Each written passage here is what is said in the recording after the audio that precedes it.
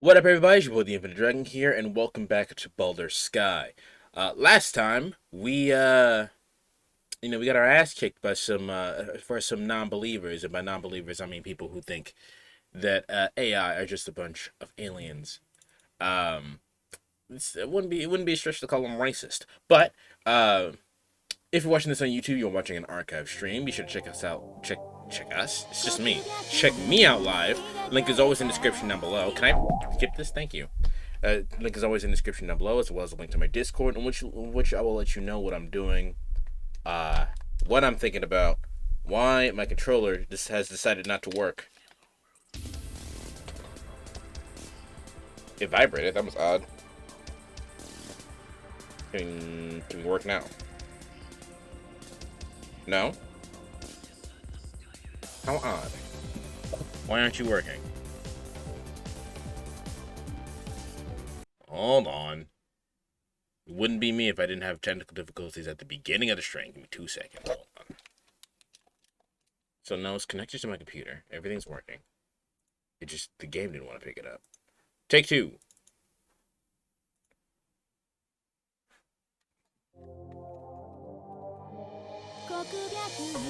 No? This game is weird. Sometimes it doesn't want to... Oh.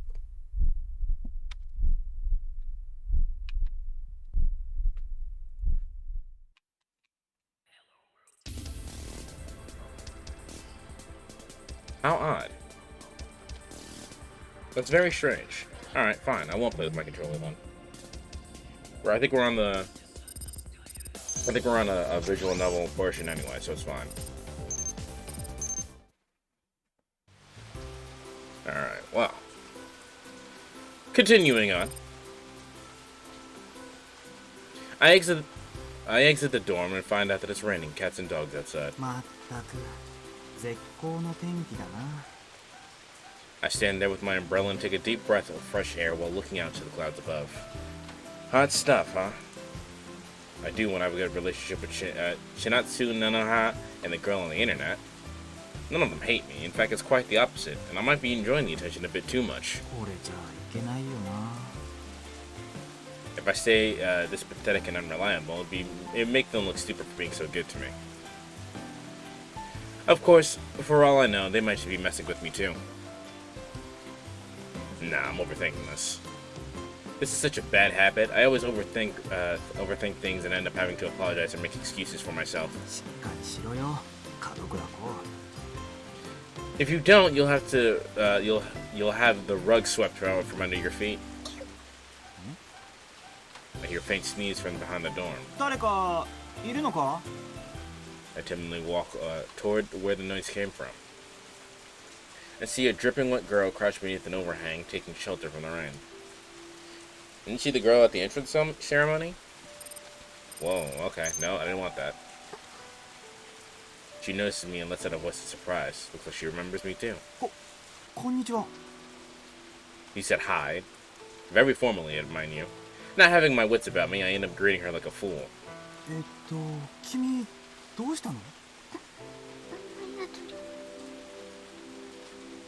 Her voice is so faint, the rain almost drowns it out. But when I do hear it, it's as clear as the sound of a bell.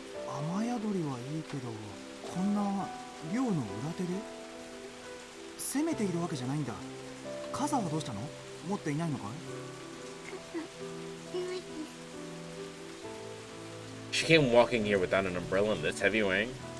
Rain? There. Why don't you just invite her into the dorm? She's hesitant to speak for some reason. Is she really the sun type? Talk about a complete opposite of Shinatsu and Nanoha.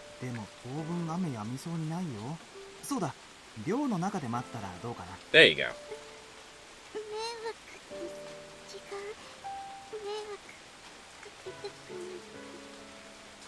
Without ever making eye contact with me, the girl gets to her feet. Which is when I finally notice she's shivering.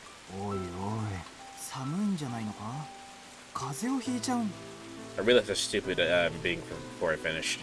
She doesn't have extremely fair skin. It's turned pale from the cold. I need to figure out why my controller isn't working, because it's hurting the position My hand is unhurt. Her lips are trembling and starting to turn purple, and she whispers in an extremely faint voice.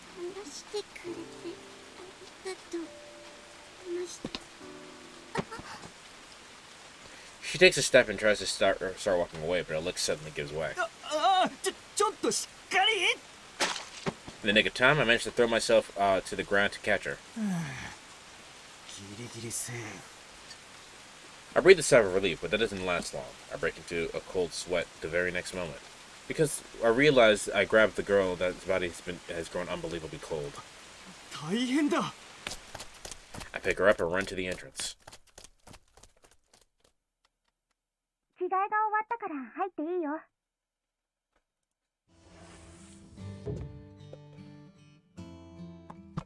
Let me see, hold on.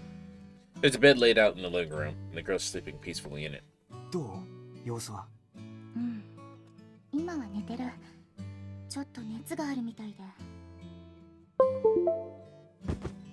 I sit down by the pillow and look at her face.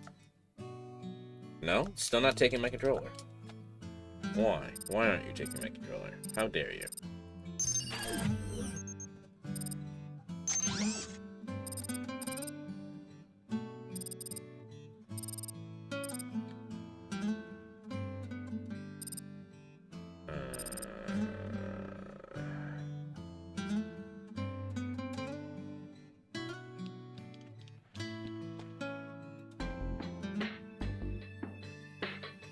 Why? This is odd.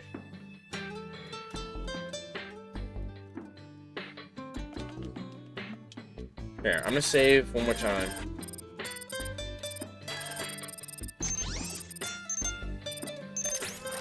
And exit. I'm gonna save and exit and see if it won't take my goddamn controller. Because it doesn't make sense that it's not. I see the bitch is plugged in. I see it.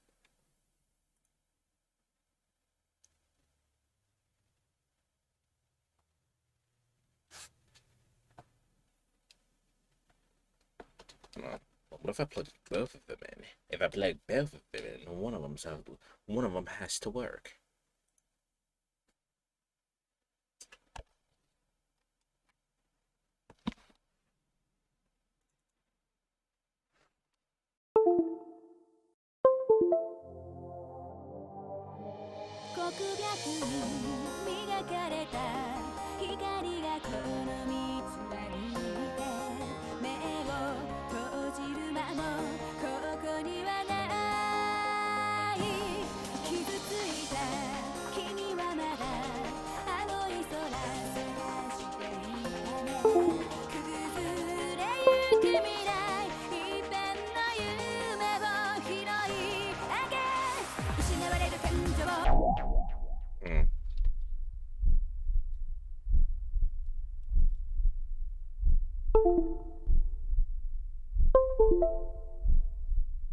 Oh, and I know my controller works. This is weird.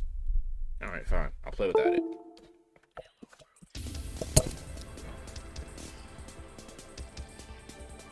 Alright. Anyway.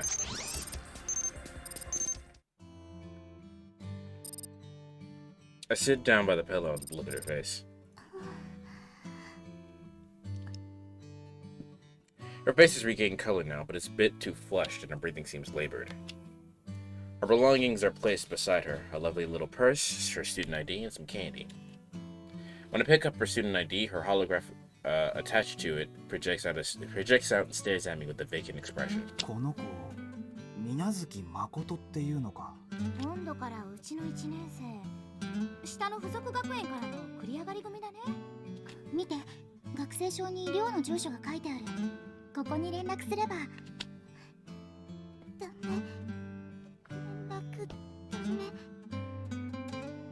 I turn around upon hearing a hoarse voice and see Makoto Minazuki forcing her eyes open and holding out a trembling hand.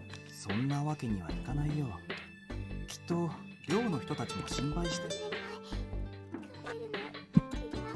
do you mean you don't want to go back? She immediately shakes her head. Her eyes, though clouded over due to the fever, are gazing at me earnestly.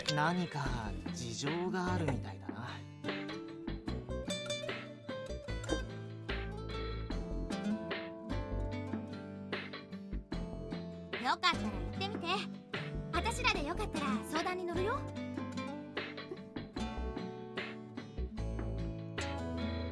He doesn't respond. But a tormented expression tells the whole story. それ見せて。 Aki grabs the ID from my hand.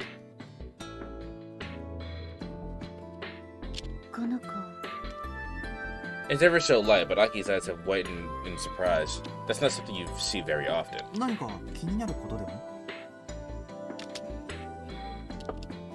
She puts the ID down on the floor and then gently covers Makoto with the blanket once more. わかった。連絡しない。What, is she anemic or something? アキ先輩？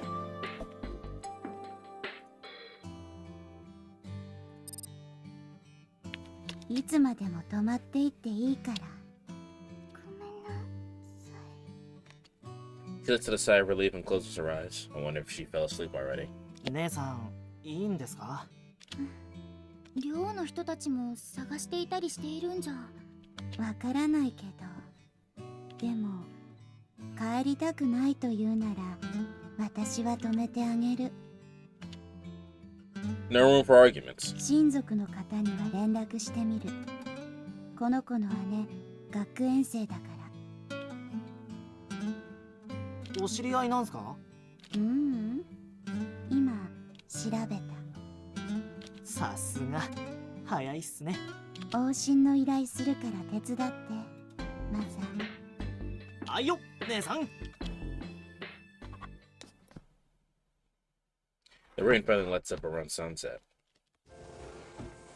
After the doctor leaves, I go to see that girl one more time. 今晩ぐっすり寝れば治るって。そうか、よかったよ。 I take a seat by her pillow.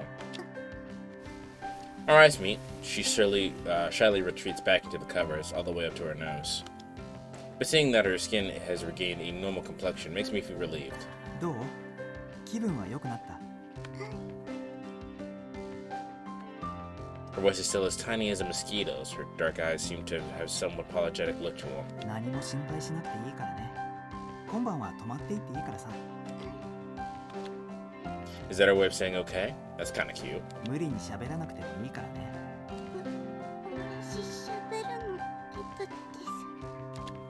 She says that with an embarrassed look, her eyes blinking hard and fast. Even though the blanket's covering most of her face, I guess she's still probably blushing. What was she doing here all by herself in all that rain? It didn't seem like she was on her way elsewhere. Was she lost? But she also said she didn't want to go back to her dorm. I'd like to ask her what the deal is, but I know I gotta tread with caution here. もうすぐご飯ができるから、おかゆなら食べられるよね。ありがとうございます。ありがとうっていいよ。私たち同級生なんだし。ありがとう。 Maybe Nana's smile eased her mind a bit because I can sense her relaxing a bit. She must have been really nervous, huh? そうそう。寮の先輩があなたのお姉さんに連絡を取ったから。お姉ちゃん、とっても心配してたみたいだよ。ありがとう。 As soon as she expresses her gratitude, she dives back under the covers, but I still notice that her voice sounds a little teary.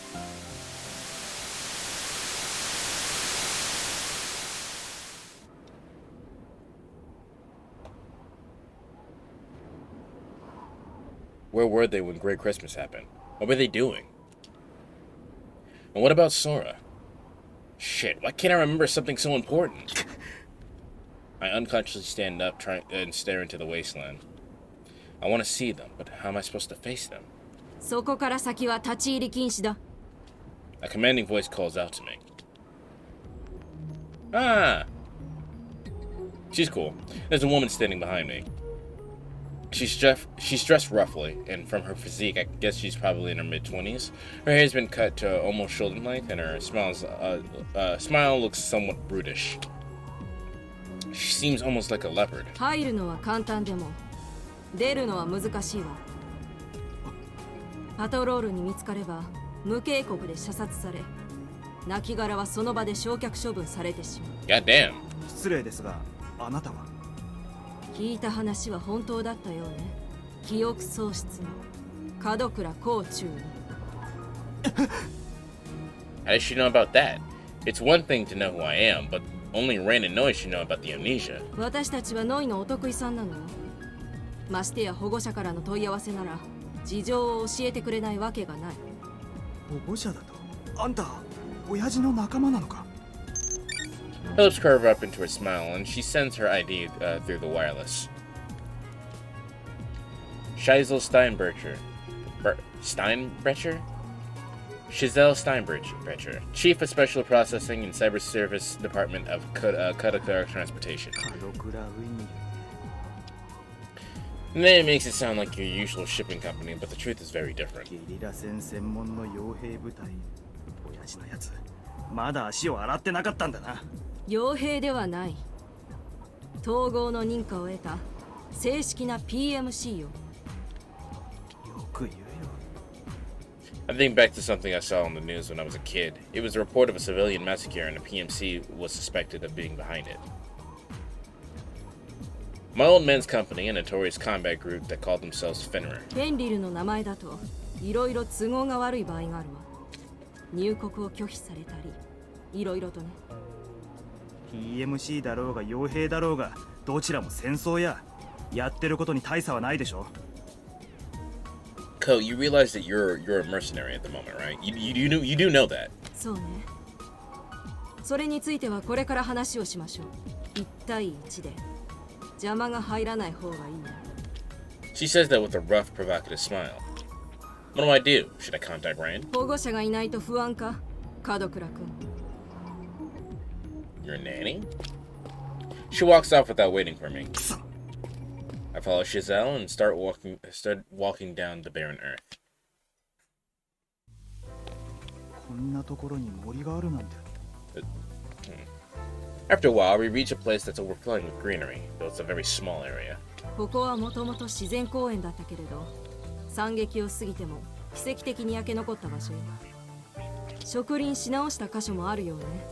その後も丹念に手入れをされ、周辺でもこの緑だけは枯れずに維持できている。灰色のクリスマスで何もかもが変わってしまった。特に食料事情に関しては。そんな話をするために来たわけではないでしょう。本題は一体何なんです？ I didn't do that. The game did that. せっかちね。She lifts it aside, looks me in the eye, and starts talking. 君を迎えに来たのよ、門倉光。 To pick me up? 君の身柄は門倉運輸が保護する。 Into custody? The sudden one-sided declaration makes me laugh. She didn't even bother to ask me. If she's taking me into custody, why would she ask you anything? それはなんともご丁寧にどうも。真面目な話をしているつもりだけど、君の父上も君の身を心配しているわ。I get the feeling that my father is not worried about me, but we'll let this rock. 俺の身を心配ね。どうやら俺は親父と仲直りした記憶も失っているみたいですね。仲直りも何も。親が子供の身を案じるのは当然のことでしょ。 I can think of a lot of men that wouldn't do that. その割には妻の最後も見取らずに何年も俺を親戚に預けっぱなしだったけどな。Mm. 君、そろそろ反抗期は卒業してもいい頃じゃないか。 It's not about teen angst. Also, he technically is in the mind of a teenager, so it wouldn't matter if he was. It wouldn't matter if that was the case. My point being is that you don't just forgive that and be like, oh yeah, no, sure, Dad, yeah, you can worry about me. No, you were gone for God knows how long. You don't get to just come back and pretend everything's okay. That stinks. It shouldn't, but I guess it's true. No, it's not. Right now, my memories and my thought process have reverted to my teenage years. It should. You have fucking amnesia. I can't help but sigh. Shizel takes a deep breath too. 私たちも近々この国で仕事を請け負うことになった。狙いは君と同じくドレクスラー機関研究所の残党の捕獲と言ったらどうする？俺がどうして連中を追っていると思うんです？他に目的は考えられないか。 What, for my past self? Anyway, Shizel starts explaining things to me. 灰色のクリスマスの引き金になったアセンブラ流出はまだ原因が特定されていない。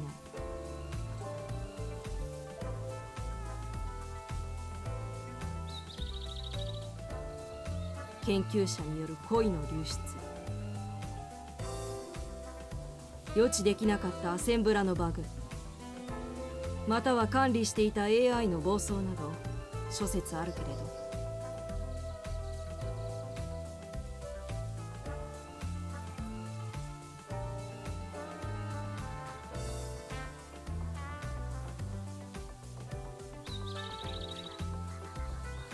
でも実験していた研究者たちは生きているんですね。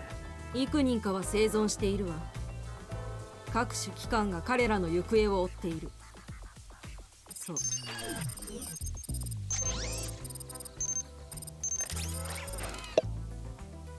Sorry, it's bothering me now. I want to know why it's not working.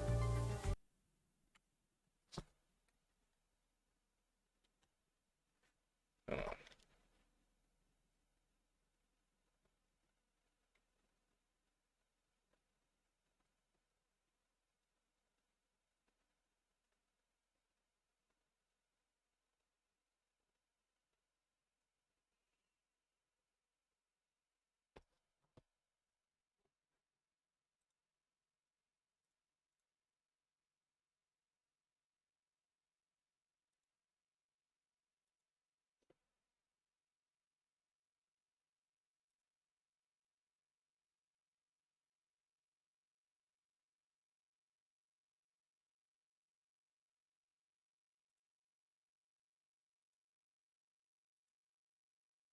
Maybe that'll fix it.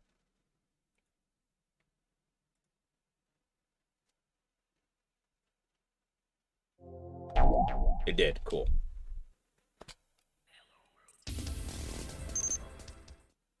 Alright. I didn't mean to start a new game.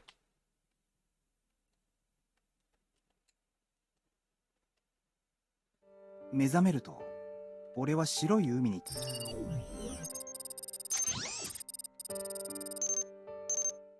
幾人かは生存しているわ。各種機関が彼らの行方を追っている。こんな大惨事を招いたのに責任も取らずに逃げ回っているのか。 So they're living and hiding somewhere in this province. Anger begins to build inside me. 連中を捕まえてどうするんです？彼らの頭脳は貴重よ。かくまってでも雇いたい連中は山といる。Giselle gives me a suggestive smile, which makes me sick to my stomach. I'm betting those tons of people are the exact reasons why Drexler's mad scientists are still at large. 親父は俺にもその汚い仕事を手伝わせたいって言うんですか？そのつもりで考えていたけれど、今の君じゃ正直務まらないわね。なぜそう言い切れるのですか？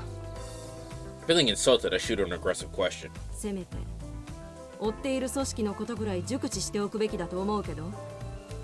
She's got me there. I really did forget everything I knew about Drexler Institute. 悪いことは言わない。鈴代氏を離れてお父上に保護してもらいなさい。Just thinking about living in his care makes my breakfast rise up to my throat. There's no way I could ever go back to him now. 俺はもう子供じゃない。親父の世話にならなくたって生きていけるさ。そう。君の取り柄はシュミクラムの操作だ。それも今の状況じゃ。シュミクラムは動かせる。何の問題もない。だったら実証するか。Okay, this is why I was trying to figure out リ what ミ my... ッターオフで戦う勇気が本当にあるならな。This is why I wanted to figure out the goddamn thing. Hold on. Minimize that. Why aren't you working? So many issues, so little time.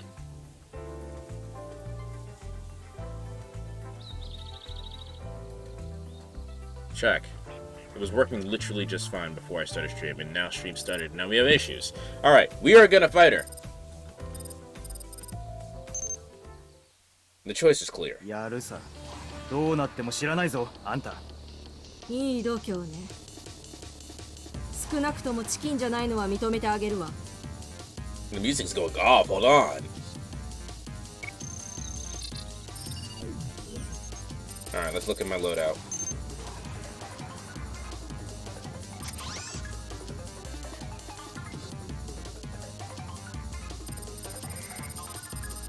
I don't have any money for anything. 裂け。はっ。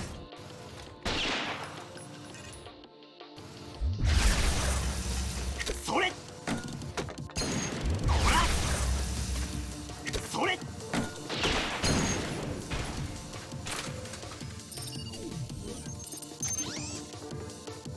I don't have equipment for anything.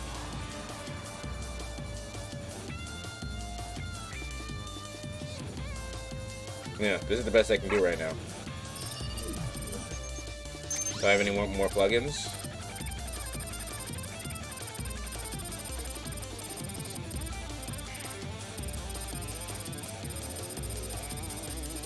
No, it doesn't seem like it. What's new here then? Tutorials? Boosters.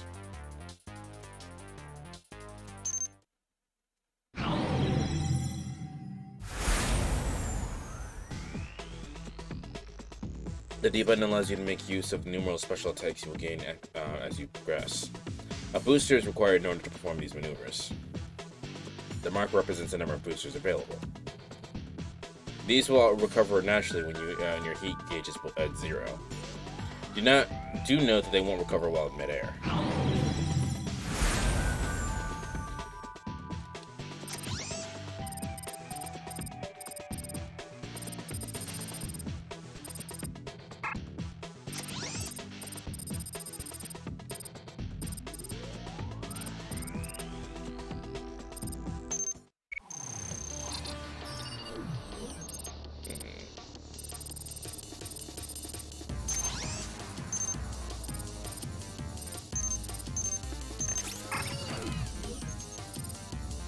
Alright, I mean, we can't really do anything, so let's just get into it.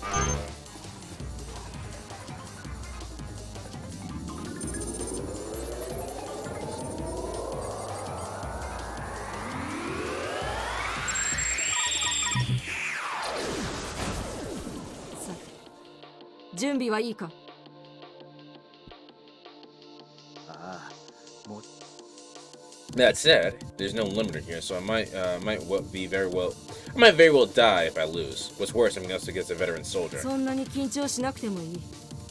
大佐の息子をフラットラインにする気はないから。What if I flatline you? What about them? Huh?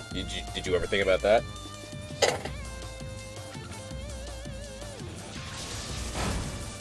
なんだよ。今さら臆病風に吹かれたのか。挑発なら相手を選んですることね。今の君と私じゃ勝負にもならないのがわからないの。こいつらを片付けたら次はあんたに勝負してもらうからな。ええ、勝てたら好きにするがいいわ。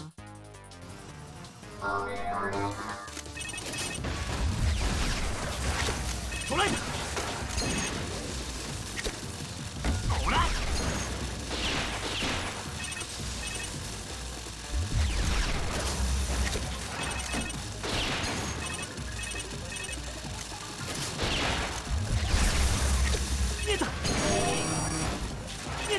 There's a lot of fucking enemies here.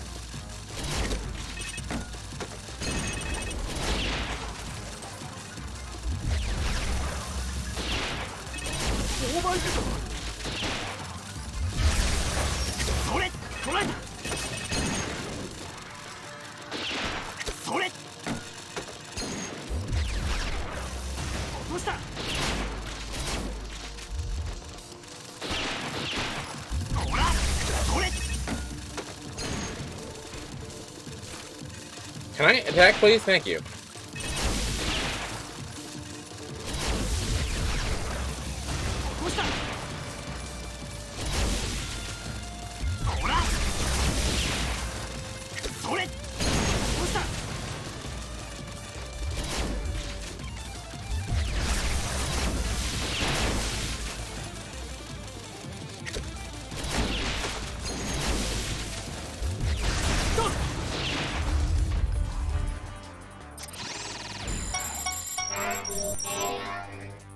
Okay, my spread bomb, my bomb's leveled up.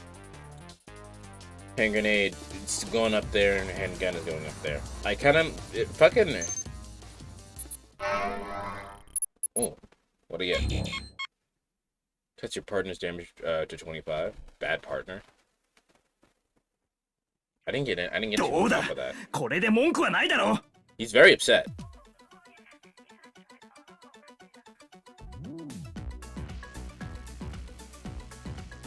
But there's no response. I can't see Giselle anywhere in the structure. おい、まさかログアウトしたんじゃないだろうな。外部からの割り込みによりアボートを実行します。アボートって。おい、ちょっと待った。Ah, he fell for it. We logged in. She had us fight the thing, and now she took us here without against our will. My mind gets pulled back from the internet before I can figure out what's going on.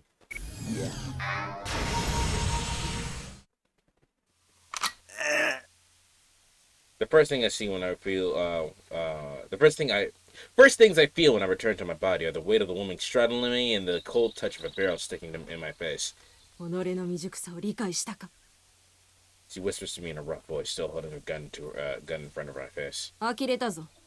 心底少年だな。注意。私が敵でここが本当の戦場なら、もうとっくに死んでいる。まったく、無防備で隙だらけだ。そんなざまでうろつくなんて、殺してくれと言っているようなものだ。Man, I just wanted to play the game. 者が偉そうに。少佐と呼べ、注意。そして、口の聞き方を思い出すんだな。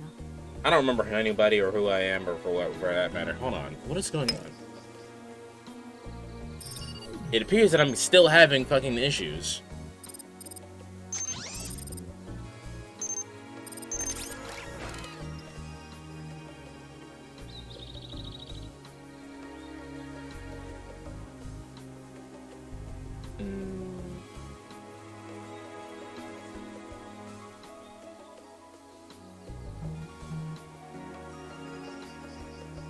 It says my connection is fine, but my OBS is telling me my connection is not fine.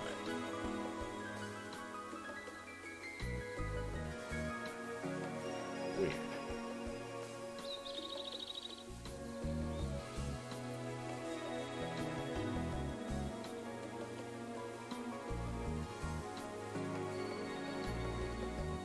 Okay, that's odd.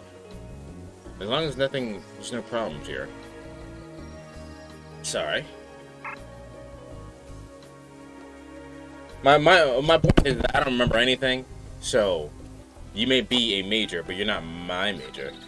It's going great. All right, Luna. Thank you for being here. And it's my connection on OBS is telling me that my shit is weird, but if you're saying it's fine, then I guess it's fine. Or I'll bear hugs. She got a cold look in her eyes, like she's gazing upon a piece of trash. She grabs my collar and pulls my upper body off the ground. 最後の選択をさせてやろう。スタンして連行されたいか、それとも自分の意志で一緒に来るか。Can I choose? I want the hard way. どうした？何を黙っ？ She stops talking in the middle of her sentence. But it just skipped back, but that's okay. Well, my OBS is now telling me everything is fine, so I think it should be fine. But if you hear any issues like the quality drops or something, let me know. 撃たないのか？レイン少尉。あなたが注意の敵ならばとっくに額を撃ち抜いています。Major Giselle drops her gun and puts her hands up with a wry smile. 分かったから勘弁してくれ。私だって大佐の息子を傷つけるつもりはない。ならば言ってください。ご心配なく。注意は私が守ります。Major Shizuo gingerly gets to her feet and walks back with her hand still up. いいだろう、霧島レイン将。彼は預けた。絶対に死なせるんじゃないぞ。You'd be in the background working on a project for work. 60 characters, by the way. I know, huh? But yeah, thank you, Luna, and hopefully your project doesn't drain you. Major Shizuo then disappears into the woods. レイン Rain pops out of the bushes and walks over towards me. 失礼します、注意。どうして一人でのこのこと。You do realize that I literally asked to be alone. She slaps me out of nowhere. She's giving me an intense glare, and her voice sounds like she's struggling to hold back her anger. 本当に心配したんですよ。注意が封鎖地区に一人で行ってしまったのかと。He might have, so, that's fair. I've made her very angry yet again. I made her worry, and I made her sad. How many times will I act like an idiot before I learn my lesson? Okay, in his defense, he's literally in the brain space of a teenager. He's not really thinking. すまない I don't want to make any empty apologies to her anymore. I want to show her with my actions. Besides, Marine isn't showing me all this concern just because I'm a superior officer. It's because she and I are in the same boat. I don't know why, but that's the feeling I get. 行きましょう。あまり遅くなると帰りの電車がなくなります。 What time is it? Is that already the last train? She whispers that in a strained voice and holds her hand out to me. I can't go back to those days anymore. I don't even have the home to go back to. My memories are still a mess, but there's one thing I can say for sure. I'm gonna get to the bottom of what caused Gory Christmas. I'm gonna make the people who took my life from me pay. That's why I became a soldier. That's my only purpose in life now. I glance up at the sky as a strangely familiar rage seeds inside of me. I must reclaim my past. You can't reclaim your past, bro. Your past literally exploded. I must reclaim my past if I want to move forward, but I'm going to do it with an eye to the future, not because I want somewhere to go back to. わかった行こうレイン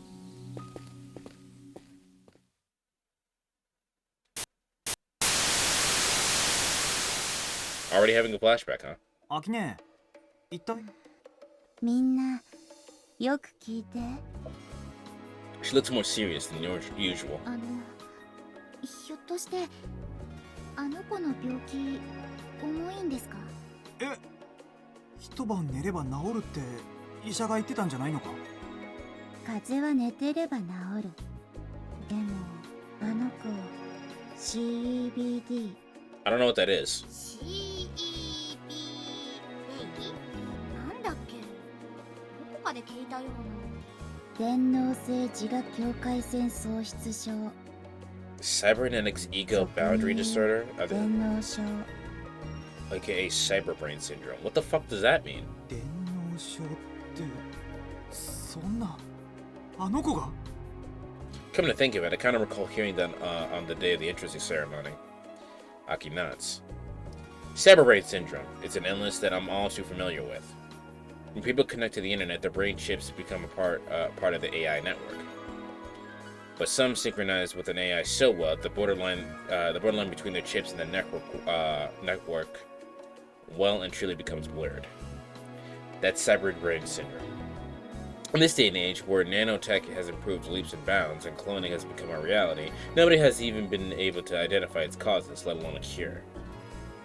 Those affected by it cannot separate themselves from the internet. If they're disconnected from it for a prolonged period of time, their mind and body become under immense stress, causing death. 確かにうちの学園にも何人かいるって聞いてたけどな。じゃあこの子もネットで幻覚見ちゃったり他の電子体のデータを読んじゃったりできるわけ。電脳症の症状は本当に様々。必ずしもそんな力があるとは限らない。 Oh, okay, so this is what that other girl had. When they said that she was scanning everybody's personal information and she wasn't trying to do it, it's just that she's connected to the internet at all times. All right, I understand. でもある意味便利じゃない？面白いかも。そんな能力があったら。You have to understand the circumstances of that Shinatsu. だけどその能力をコントロールできなくて次第に心身がすり減っていくんだ。As I speak, unhampered memories from my past resurface, and a frustration that I can't take out on anything or anyone wells up inside of me. A familiar pain runs through my chest. It's something I never wanted to remember. But the pain strongly linked to my memories as a person I never want to forget. おまけに人には薄気味悪がられる。入学式の時に見ただろう。きっと寮でも何か嫌なことがあったに違いない。こう Then how he gently grabs my arm. I realize that everyone is staring at me wide-eyed and surprised. Crap. That frustration must have come out in my voice and expression. I shake my head a few times and take a deep breath. ごめん、私不謹慎なこと言ったかも。 It's as long as you realize it was insensitive, we'll let it slide. Chinatsu's feeling terrible about what she said. いや、千夏のせいじゃない。誰のせいでもない。誰も悪いわけじゃないから。俺こそ急に頭に血が上っちまってすまなかった。 Yeah, nobody's in the wrong. It's just that the mention of cyberbrain syndrome and the sight of a bedridden girl made my scars ache. ね、あの子の様子見てきていいかな。まだしばらくは様子見でしょ。風邪ぶり返したら困るし。ああ、頼むよ千夏。ま、看病なら任せて。こう見えても保健体育は得意だからさ。 Chinatsu smiles as she runs off and makes me feel a little bit better. はい、こう、お水。 I take a cup of cold water Nanoha offers me and gulp it down.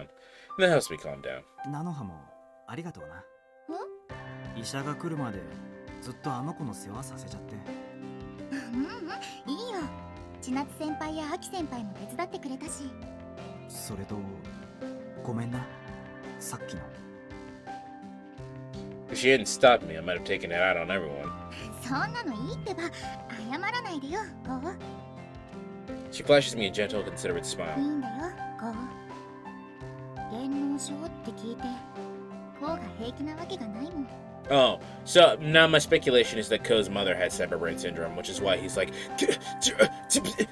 So, it makes sense. 本当にごめん。 Yeah, his mother must have had it, which is why he's probably pissed at his dad still. だから、Dakota.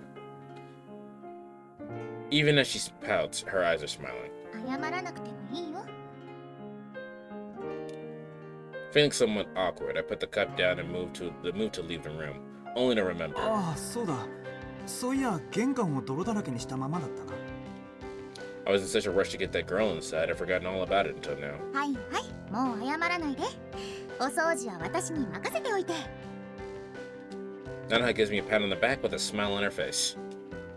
The touch of her palm is filled with warmth, just like it always used to be. I think back to that Minazuki girl as I lie in bed. Cyberbrain syndrome, huh? It's been a while since I last heard that term.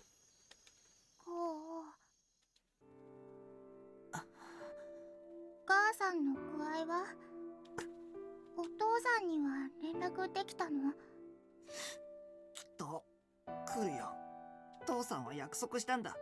僕や母さんをいつだって助けに駆けつけるって。 Your dad lied.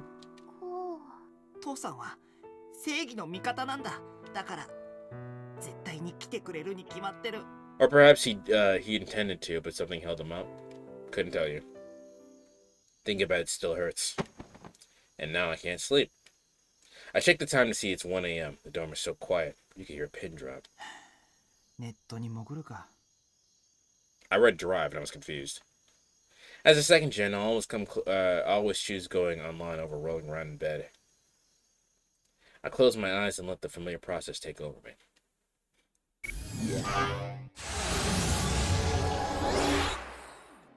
When I open them again, I'm in the ether. 適当にふらついて眠くなったら帰るか。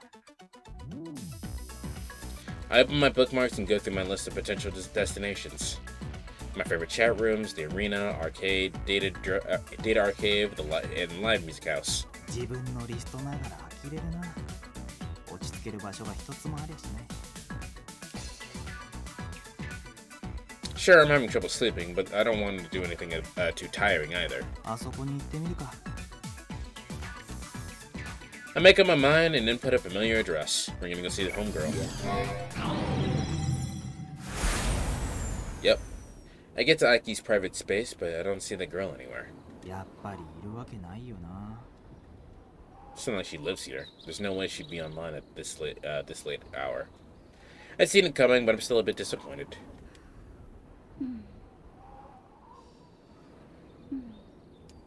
That's when I hear someone sleeping nearby. まさか。 I walk across the thicket and find Aki asleep among the bushes. 飽きね。またダイブしたまま寝てるのか。 She looks kind of happy for some reason. A bunch of cats have snuggled up to her, acting as a blanket of sorts. Of course, these aren't real cats, they're NPCs played by an AI. 風は仮想だから引かないか。 The sight brings a smile to my face. I crouched down and looked up at the cats. But that's when I see my cousin dazzling naked, body peeking through the swarm of cats. 見なかった。今のは虚像。偽りのお尻におっぱいなわけで。 I try to walk away without making a sound. That should teach me not to waltz into someone's private space anytime I please just because they gave me access to it. I hear a voice nearby, turn around to see that's where I'm coming from. And I find Makoto Minazuki standing there. 何か言った？というか、どうして君がここに？ Her real body should be sleeping in the dorm's living room. そんなにじっと裸の女の人を見て、やっぱり男の人ってそういう胸の大きい人がいいの？ Bro, that's my cousin. いや、 It ain't like that. わざとじゃないんだよ。てか、一体何を言ってるんだ君は？ Is it just me or did I hear her voice directly inside my head just now?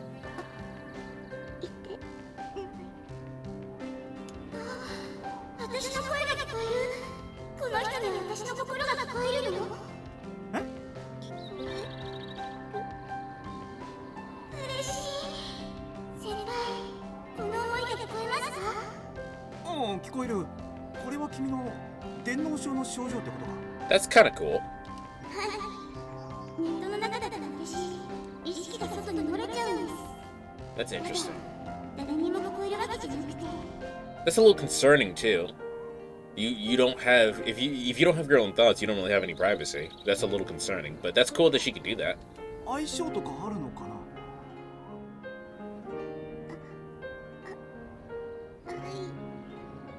そうみたいです。誰にでも聞こえるわけじゃなくて、特定の人には声が聞こえやすいみたいです。そんなこともあるんだ。電脳症って。私固有の症状らしいですけど、はあ、でも嬉しい。リアルだと思ったこともうまく言えなくて。そうか。喋るの苦手なんだね。思考はすごい勢いで回っているんですけど、口がついていかなくて。やっぱりリアルにネットの方が楽しいです。まあそれは人それぞれだと思うけどね、宮月さん。違います。そうじゃなくて。できれば名前で呼んでいただけませんか？じゃあ、誠ちゃんでいいかな。はい、嬉しいです、母先輩。先輩は私が電脳症だって分かってても嫌なので見ないですね。うん、別にうつる病気ってわけでもないし。いや、でも電脳症自体が謎の多い病気ですから、やっぱり普通の人は嫌がりますよ。そうだね。差別する人もいるけど、でも俺の周りにはそういう人はいないかな、今は。うるさい。Becky's just complaining about a conversation in her sleep. But I'm pretty much the only one actually talking. Must look weird from the outside. とりあえず、ここを離れよ We tiptoe our way to the other side of the area. う。君、なぜここに？誰かに言われたような気がしたんです。それで気がついたらここに。Somebody was calling you. ここにって、どうやってセキュリティを抜けてきたの？ Yeah, this is Aki's private space. Unauthorized avatars shouldn't be able to get in. 私にはネット上のセキュリティは無意味です。私の意識パターン AI のそれに近いらしく、セキュリティをスルーしてしまうそうです。 That's incredibly dangerous, but sure. That's one hell of a bomb to drop on me out of the blue. She can break through a wizard's security that easily. If her ability were misused, things could really get nasty quick. It's. I wonder what kind of person she would be if she wasn't bullied, right? Would she be the kind of person that goes through people's shit? She's not doing it intentionally, but I wonder. そうなんだ。 That's also part of the cyberbrain syndrome, huh? The laws of VR are defined by AI. Under the logic of the internet, as they call it, nobody's an exception. That's why people can die online, and why limiters and security systems exist. The internet can't function without strict rules defining what goes and what doesn't. But those with cyberbrain syndrome subvert these laws. Their egos go rogue and ignore an AI's rules, and even even the person's own will. That results in a mutually disruptive relationship between them and the internet. They subconsciously bend the laws of the internet, and the internet eats away at their subconscious in turn. それにしても、アキネーのセキュリティを破るなんて驚きだな。Excuse me. I swear, every time I have to read, I have terrible sinus issues. 意識してるわけじゃないんですよ。私にはセキュリティが見えないんです。もしかしてここを管理している人に怒られちゃうんですか？怒られる。嫌です。 She bows apologetically. 大丈夫。アキネーは怒ったりしないよ。ああ見えて本当に優しい人だから。 Relief spreads across her face when I say that. よかったです。アキさんでしたか？綺麗な方ですね。先輩の姉さんですか？いいよ。私もあれくらいスタイルが良ければいいのに。お姉ちゃんのスタイルいいし、なんで私はこんなに幼児体験なんでしょうね。食べるものもちゃんと食べてるのに不公平ですよね。先輩はそう思いませんか？思いますよね。私もそう思います。まことちゃん、思考が溢れてる溢れてる。 I thought I got used to hearing her thoughts, but they just sped up like crazy and I'm being overwhelmed. Imagine how she feels. I'm not sure if people are like me, where you're thinking so fast you have half thoughts that you know the end of the thought before the thought finishes, so you just kind of skip past it. いいんだけどね。ちなみにアキネーはハトコさ。昔の癖でアキネーなんて呼んでるけどね。まあね。遠縁ではあるけれど、俺は本当の姉貴みたいに思っているよ。羨ましいです。え？なんでもない。 Why jealous? Does she not get along with her siblings or something? 本当になんでもないですよ。でも思考だとつい思ったことがそのまま出ちゃうから。Yeah, that sounds really troubling. そっか。それは大変だね。あと感情が高ぶったりした時は相手構わず思考が漏れたりもしちゃうんですけど、私は基本冷静ですからめったにそんなことはありません。 Fight the child? She's not a child. She's like a year younger than we are. Calm. Who? Her? I'm not entirely sure about that, but I probably shouldn't dig any deeper. Kill it's a demon? Amy, we literally... So you weren't here for it, but she was already getting bullied because she has this ability to communicate with her mind via cyberbrain syndrome. And now you're over here trying to kill this child. Alright? Leave her alone. That's when I hear a familiar voice. I turn around and see the girl raving and running towards us. あれ？どうしてこんな時間に君が？ She yells out my name over and over and hops around me like a dog that just spotted its owner. Destroy the freak. Alright, Amy, you first. Makoto's staring at her, her eyes open wide in surprise. Now they're both just staring at each other. I guess they really can't introduce themselves. この子は俺の友達で。どうしてここに？ Makoto exclaims in surprise. That's like she didn't hear me at all. But wait, could it be... 君、この子知ってるの？ The two girls stared at each other for a while. 私勘違いです。そうか、残念。 And here I was hoping I could learn something about her. この子誰？ああ、知り合って結構経つのにまだ名前も知らないんだよ。そうですか。Hmm? Wait, I can't hear Makoto's thoughts. さっきから心の声が聞こえないけど。意識して思念の思いを伝えるのがそれなりに神経に負担がかかるらしくて、だからあまり連続してはいけないらしいです。 I thought it was something you were doing unintentionally. なるほどね。 Such a pure, innocent smile. Could she have cyber brain syndrome too? Maybe she's under long-term hospitalization. That would explain why she can be so strangely perceptive at times. At the same time, a bitter thought crosses my mind. She immediately notices how I'm feeling and gives me a worried look.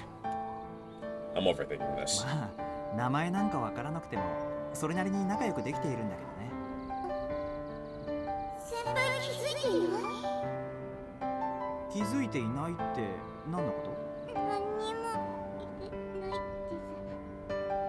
す。そうなの？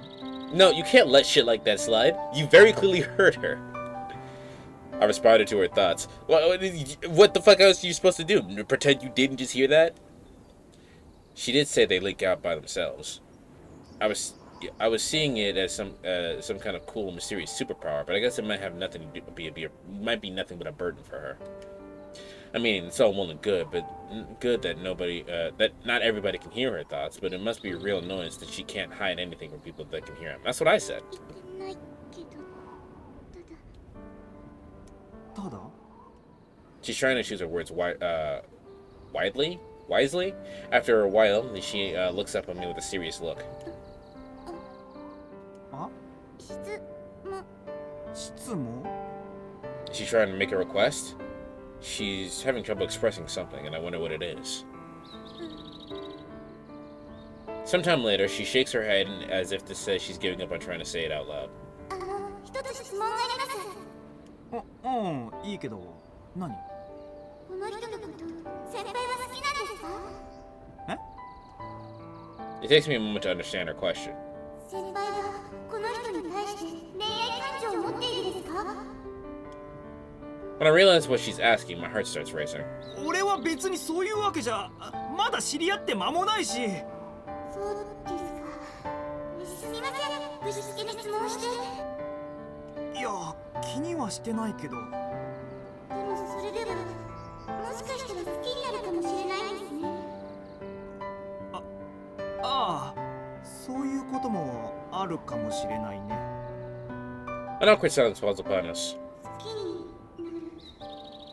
もしかしたらこの人なら、私のことも。Alright, pretend you didn't hear that one. It's her thoughts has been. Responding to that would show a lack of basic decency, though. こんちにゃ。 Oh, she said hello wrong. Suddenly, the girl grabs Makoto and starts patting her head. She looks so happy. Meanwhile, Makoto's eyes are wide open in shock. With a sigh, she closes her eyes. It's obvious that all the tension is leaving her body. こんにちは。 The two of them don't move an inch as they cling to each other. この人先輩が好き。 I hear her thoughts more clearly than ever. Makoto is totally convinced that the girl likes me. You mean... 優しくしてあげてくださいね。 With that thought, Makoto starts to leave. そうだね。ありがとうございました。助けてくれて。 She bows to me and ああ、待って。 she logs out. Makoto vanishes from the internet.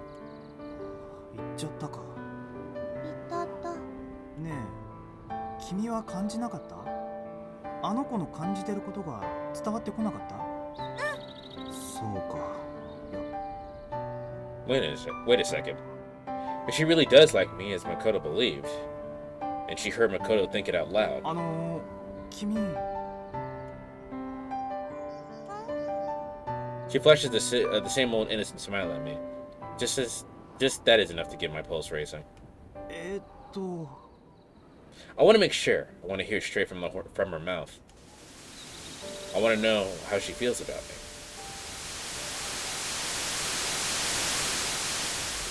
列車はあと30分で鈴代市に到着します。Rain talks to me from the seat opposite of mine.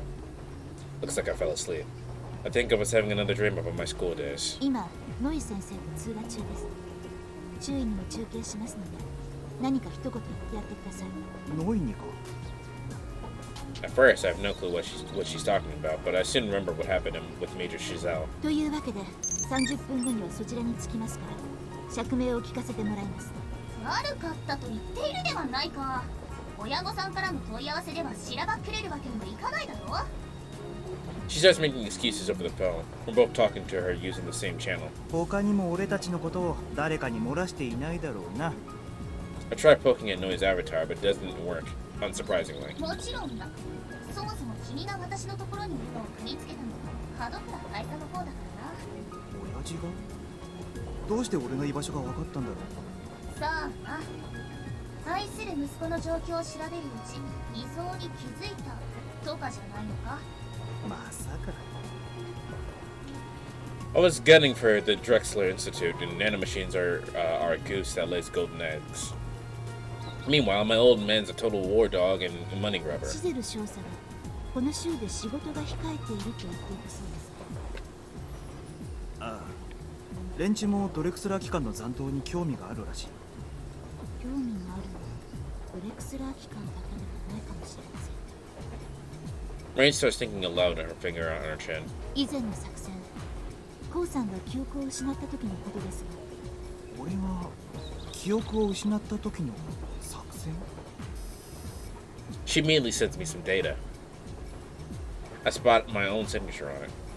It's a mission briefing that I prepared for the mercenaries I hired. あのアジトこそはドレクスラー機関残党の潜伏先ナノ密造プラントだったのです。しかし彼らを追い詰めたものの逃亡され施設についての情報をデータベースから持ち帰ろうとした注意はアジトの自爆に巻き込まれその爆破の影響を受け記憶をなくしてしまったのです。大事なことを黙っていてすみません。いいんだ。今聞いたからこそ理解できたよ。 If she told me all that back when I was just woken up, none of it would have made sense to me. And I'm more bothered by Major Chizel's actions now. She was being way too aggressive for someone trying to take her boss's son into her care. I think she was trying to sound out during our conversation if I had any information she could use. シゼル少佐が俺を拉致しようとしたのはもし俺の失われた記憶が目当てなんじゃないだろうな。だとすればフェンリルは今回の件に関して私以上に何かを掴んでいるのかもしれません。いずれにせよ今後はフェンリルに警戒した方がいいでしょう。まさしく四面楚歌って感じだな。一つ提案があるのだが注意。 Noi hesitantly butts into our conversation. 父親の保護を受けたくないのであれば母方の親戚を頼ってみてはどうね。 On my mother's side, that would be Aki and her foster mother, who is also my mother's younger sister on Seda. おばさんか。そうだ。アークインダストリー社の立花セイラ社長なら君たちに力を貸してくれるに違いない。 Arc Industries is a bleeding-edge cybertech company that Aunt Sarah built all by herself. Her face comes to mind as I think about her. The biggest oddball come genius born to an ultra-rich business family. She is the only relative that I never could defy. おいおい、おばさんからも俺の身柄について問い合わせがあったんじゃないだろうな。君の親戚筋の嗅覚は素晴らしいな。 CDF の税金泥棒に爪の垢を飲ませてやりたいものだ。やれやれだ。おばさんも昔とは変わっていなさそうだな。しかしコウさん今の話は悪くないと思います。 Rain interjects. She must know at least a little about my relationship with my aunt. レインがそう言ってくれるならそうだな。親父に頼るぐらいならおばさんの世話になった方がいいし。とにかくシティに戻ったら連絡をくれたまえ。君はまだ治療中の身なんだからな。よろしくお願いします。さあ楽しみにしておいてくれたまえ。詫びと言ってはなんだが君たちのためにうちのおすすめ商品を用意して。結構です。She was gonna sell us a dildo. As if to run away from Rain's glare, Noi ends the call and her avatar disappears. 先生にも困ったもんだよな。父さんがいちいち反応するからからかわれるんです。お願いですからもっとシャキッとしてください。Hi, hi. いや、今のは俺じゃなくてレインが。そうでしょう。 You did, actually, yes. まあともあれ行動目標は決まったな。行ってみよう、アークインダストリーに。はい。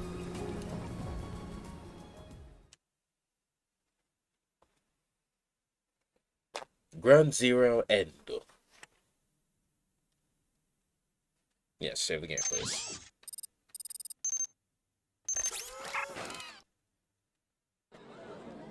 にぎやかなのはいいけれど、なんか怪しげな雰囲気だな。闇市ですよ。統制経済の下ではありがちな光景です。 Everyone, like, they always bring up the black market in fucking, like, media. Like, it's so easy to just get access to. In this case, we literally just walked into the black market. Walking through a place like this alongside such a beautiful woman really is kind of unsettling. コウさん、あまりキョロキョロしない方がいいですよ。どうして？買い物に不慣れなよそ者だと思われるかもしれま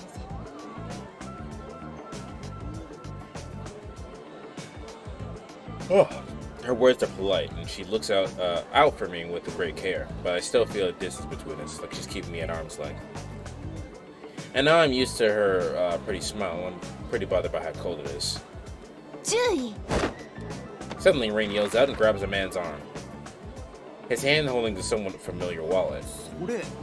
俺の財布？あだだ、勘弁してくれよ姉ちゃん。これは出来心。この兄ちゃんが好きだらけだったんで、つい。見てなさい。 The man runs off holding his arm in pain. だから申し上げたのです。この町は危険なんですよ。 With a defeated sigh, she returns my wallet. すまない。 I got her mad at me again. いえ、でも Her expression suddenly changes from a strained look to one of sympathy. 無理のないことですよね。今のコウさんにとってはとても珍しい声でしょ。うん、そうなんだよな。なんでついあちこち見回して油断しちまった。 Good thing about being, well, a good thing about me having pockets in all my clothes is that all the stuff that I wear has pockets in it, and I always put my hands in my pockets. That's my stance if you go to it. So I don't really have a way of getting my stuff stolen from me. Maybe a watch, but I don't really wear watches. 気をつけましょう。私も気をつけます。悪いね。なんかレインには世話かけっぱなしだよ。私は注意の部下ですから。当然の行為です。 She puts on a smile again. 行きましょう。私など護衛についた具男の軍曹と思ってくだされば結構です。 Chat, how's it the sound? Is the game audio too loud? By game audio, I mean like the music, because I feel like the background music is too loud for the voices. Do I sound okay? How's everything sound? 難しいことを言うな。 I follow Rain into the black market. Everywhere I look, I see stores with old clothes and ration packages, plus automatic rifles and bundles of ammo. おいおい、こんなものまで売っているのか？ When I stop and stare, the person minding the store gives me a big, uneven smile. いらっしゃい、兵隊さん。一体何が The store is stocked to the brim with ammo, grenades, and military software packages. And then there's a bunch of airtight cases piled up like cans. The cases have an ominous symbol engraved on them, a warning symbol for nanomachines inside. ナノマシンまで売っているのか？こんな露店で。 Nanomachines. I'm being treated by nanomachines at this very moment too, sure. But they're protein robots that recompose matter from the ground up according to their code. They're miracle tech that can significantly advance our civilization. But at the same time, they're also dangerous substances that can cause disasters if misused. As such, their use is strictly regulated, or so I thought. 医療用なの1000ユニット。これなら腕がちぎれてもゲラゲラ笑ってられるって代物ですよ。一体こんなものをどこから？ As I mutter in disbelief, Rain gently pats me on the shoulder. 置かれているのは医療用や工作用のなど比較的身が部外ってそれでもナノマシンの入手にはそれなりの資格や手続きが。 She shakes her head, cutting me off. Yeah, paperwork is meaningless in the market that sells guns in broad daylight. それでもさすがに殺傷目的のナノは扱っていないみたいだな。そんなもの大っぴらには売れませんよ。つまり大っぴらじゃなければ売ってくれるってことか。 The guy just smiles and points at the stall a little further off. I see a guy who seems like a mercenary take beryllium case with a GU logo on it from the stall owner. 一応ナノマシン統合軍の輸出品か。まさかマークは偽装でしょ。無論そうでさ。でもナノマシンの品質じゃ鈴代市ブランドが一番です。さあ、お客さんもどうです？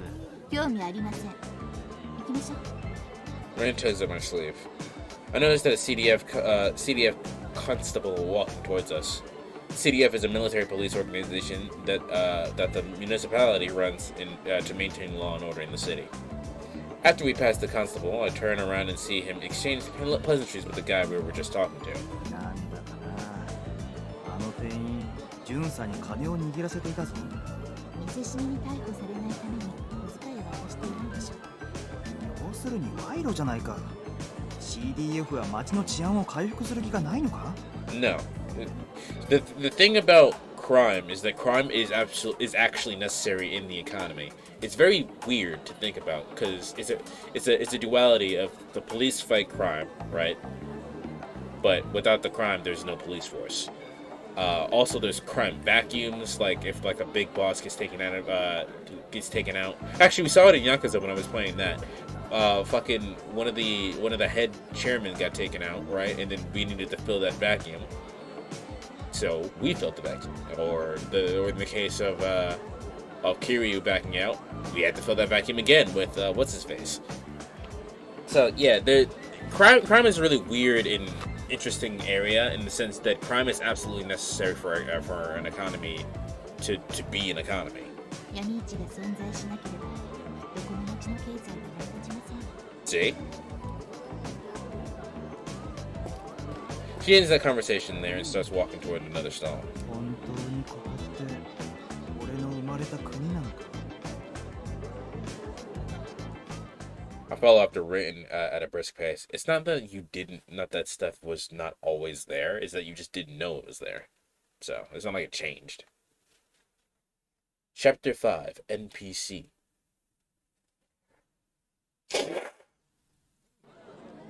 寒くありませんか、コウさん。ああ、大丈夫。 Why did we walk through the black market anyway? Like, what was the point in that? Rain has brought us to downtown Suzushido. Why can't I talk? There's a foul stench in the air, and everyone's walking the streets here have lost the glint in their eyes. I stop for a second and look up at the sky, but a veil of thick clouds keeps the sight of the sun and the blue skies from me. でもどうしてここはこんなに暗くて寒いんだろう。 There's no trace of the bright sunshine I saw in my flashbacks. 気候の悪化は様々な環境汚染が原因であることは明白ですが、ことこの鈴代に関してはあれも一因でしょうか。 She joins me and looks up in the direction of the sky, but in a different location, where a skyscraper soars far, far above. ああ、コロジーか。 A massive structure that's over 1,000 meters tall and self-contained residential area that could house the entire population of the last century city. Suzushiro Arcology Mid-Spire. It has a highly imposing and impressive appearance, and you can't even see its peak without bending your neck all the way back. 都市機能の中枢部であり本体。あそこにはシティ人口の2割と富の 70% が集約されています。 She drops me those facts while still gazing upward. なかなかに素晴らしい格差だな。 It really is. The upper 20% has 70% of the fucking city's wealth. That's crazy. 飢えたる世界では弱者はより弱くなり、強者はより強くなるものです。 So the massive mid-spire also casts a long dark shadow at its foot, huh? シティの住民の7割が正式な市民権を持たず、社会保障も受けられずにいます。 Jesus Christ, alright. Harai, still affixed to the Mintspire, and now take on an intense look. 難民の暴動が頻繁と言ってたな。地も海も空も荒れ果ててしまっていますから。コウさんが学園生だった頃よりさらに。 Even back then, our planet was sick and dying. Centuries of pollution and war had depleted its resources, and it could no longer provide for the huge population. But I'm pretty sure we were still trying to turn things around. 環境再生計画を放棄されてしまったのか？ The term that instinctively came to my mind dredges up fragments of my memories. In the past, the GU had initiated several programs to rehabilitate our environment. In fact, Seishu Academy was built on land reclaimed by one of those programs. 計画は頓挫、形骸化しました。微々たる規模で今も進められてはいますが、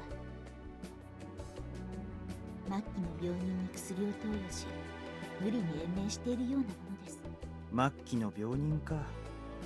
特効薬でもあればいいんだけどな。絶望が地に満ちても諦めてはなりません。A bellowing voice interrupts my thoughts. Ooh, look at Pope. A bunch of people in robes have gathered in the corner of a street, and a monitor in the center of a crowd is displaying a man delivering a speech. Ah, yes, we have cults now.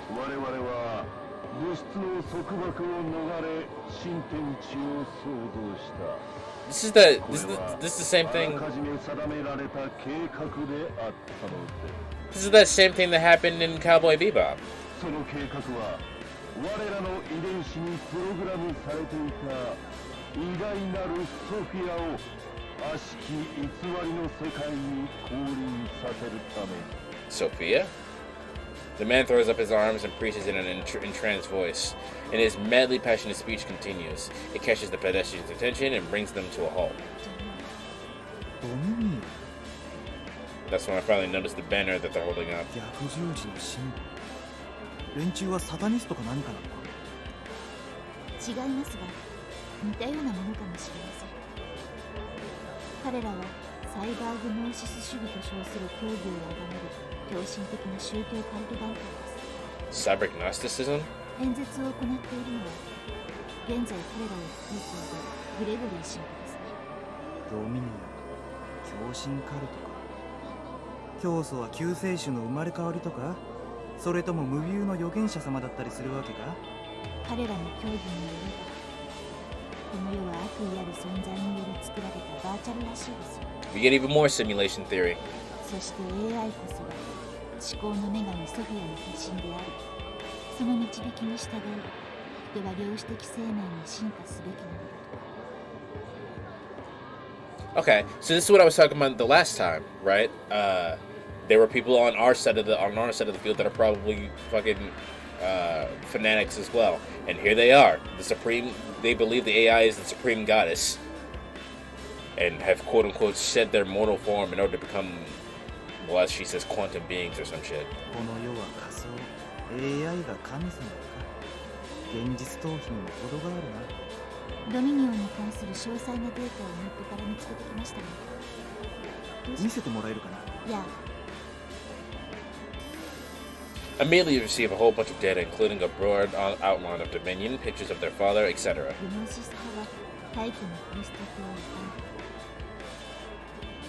Gnosticism was a prominent heretical movement of Christianity.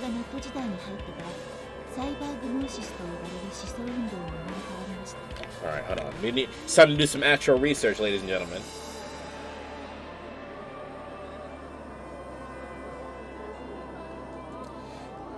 A prominent heretical movement in the 2nd century Christian church, partly in pre-Christian origin. Gnostic doctrine taught that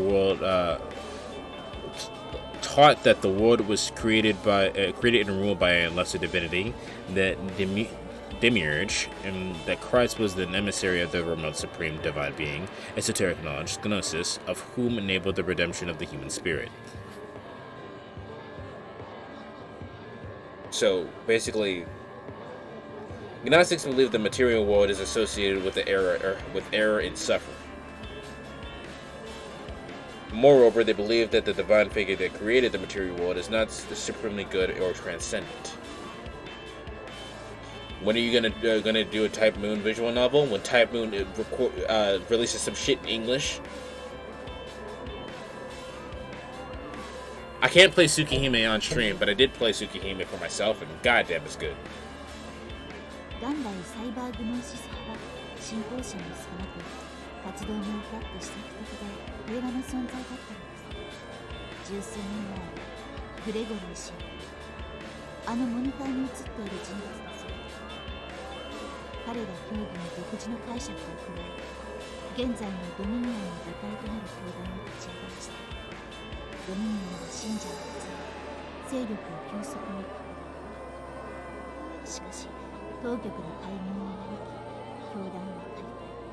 教祖であるグレゴリー神父は行方不明。おそらく謀殺されたのだろうと言われています。カルト集団崩壊のパターンってやっぱり Oops. 信者たちの集団自決事件。神父は信者に対し、ネットで儀式にのっとり自決すれば、より高次の精神体に融合できると書いて。 What the fuck, man? 最悪です。 Going by the way she spits out those words, I can tell that she really hates Dominion with every fiber of her being. Yeah, I mean, that's a cult in the sense of like a cult. The only way that gets worse as a cult is if they start like doing mass bombings or some shit. 我々はさらなる進化の過程にあるのです。汚れと偽りに満ちた存在から汚れなき陽子的生命への過程へ。 But something she said doesn't make sense to me. 行方不明になったというグレゴリー神父とやら今目の前で演説していないか。数年前、再びネットに現れ、教団を再興したのです。本人は復活したと主張していますが、死んだはずの神父様が地獄から帰還、ありがちなパフォーマンスだな。はっきりしているのは、彼らは悪質なカルト教団で世界中で問題を起こし、当局にマークされている存在だということです。問題っていうと信者を洗脳監禁とかそんなところかな。加えてここ数年は急激に規模を拡大、武装化。今では CDF も部活に手を出せない一大勢力に成長しています。信じたくない話だな。ここ鈴代市は彼らドミニオンの主要拠点です。この町で非合法に密造されるバイオナノ製品は彼らの資金源になっていると噂されています。 Why? 統合政府はドミニオンをどうして放置しているんだ。統合政府の軍から統合軍は原則として自治州政府の要請がない限り自治州での軍事活動はできませんから。なので稼いだ金を議員の誰かに返金してカルトの存在を黙認してもらってるのでしょう。Huh.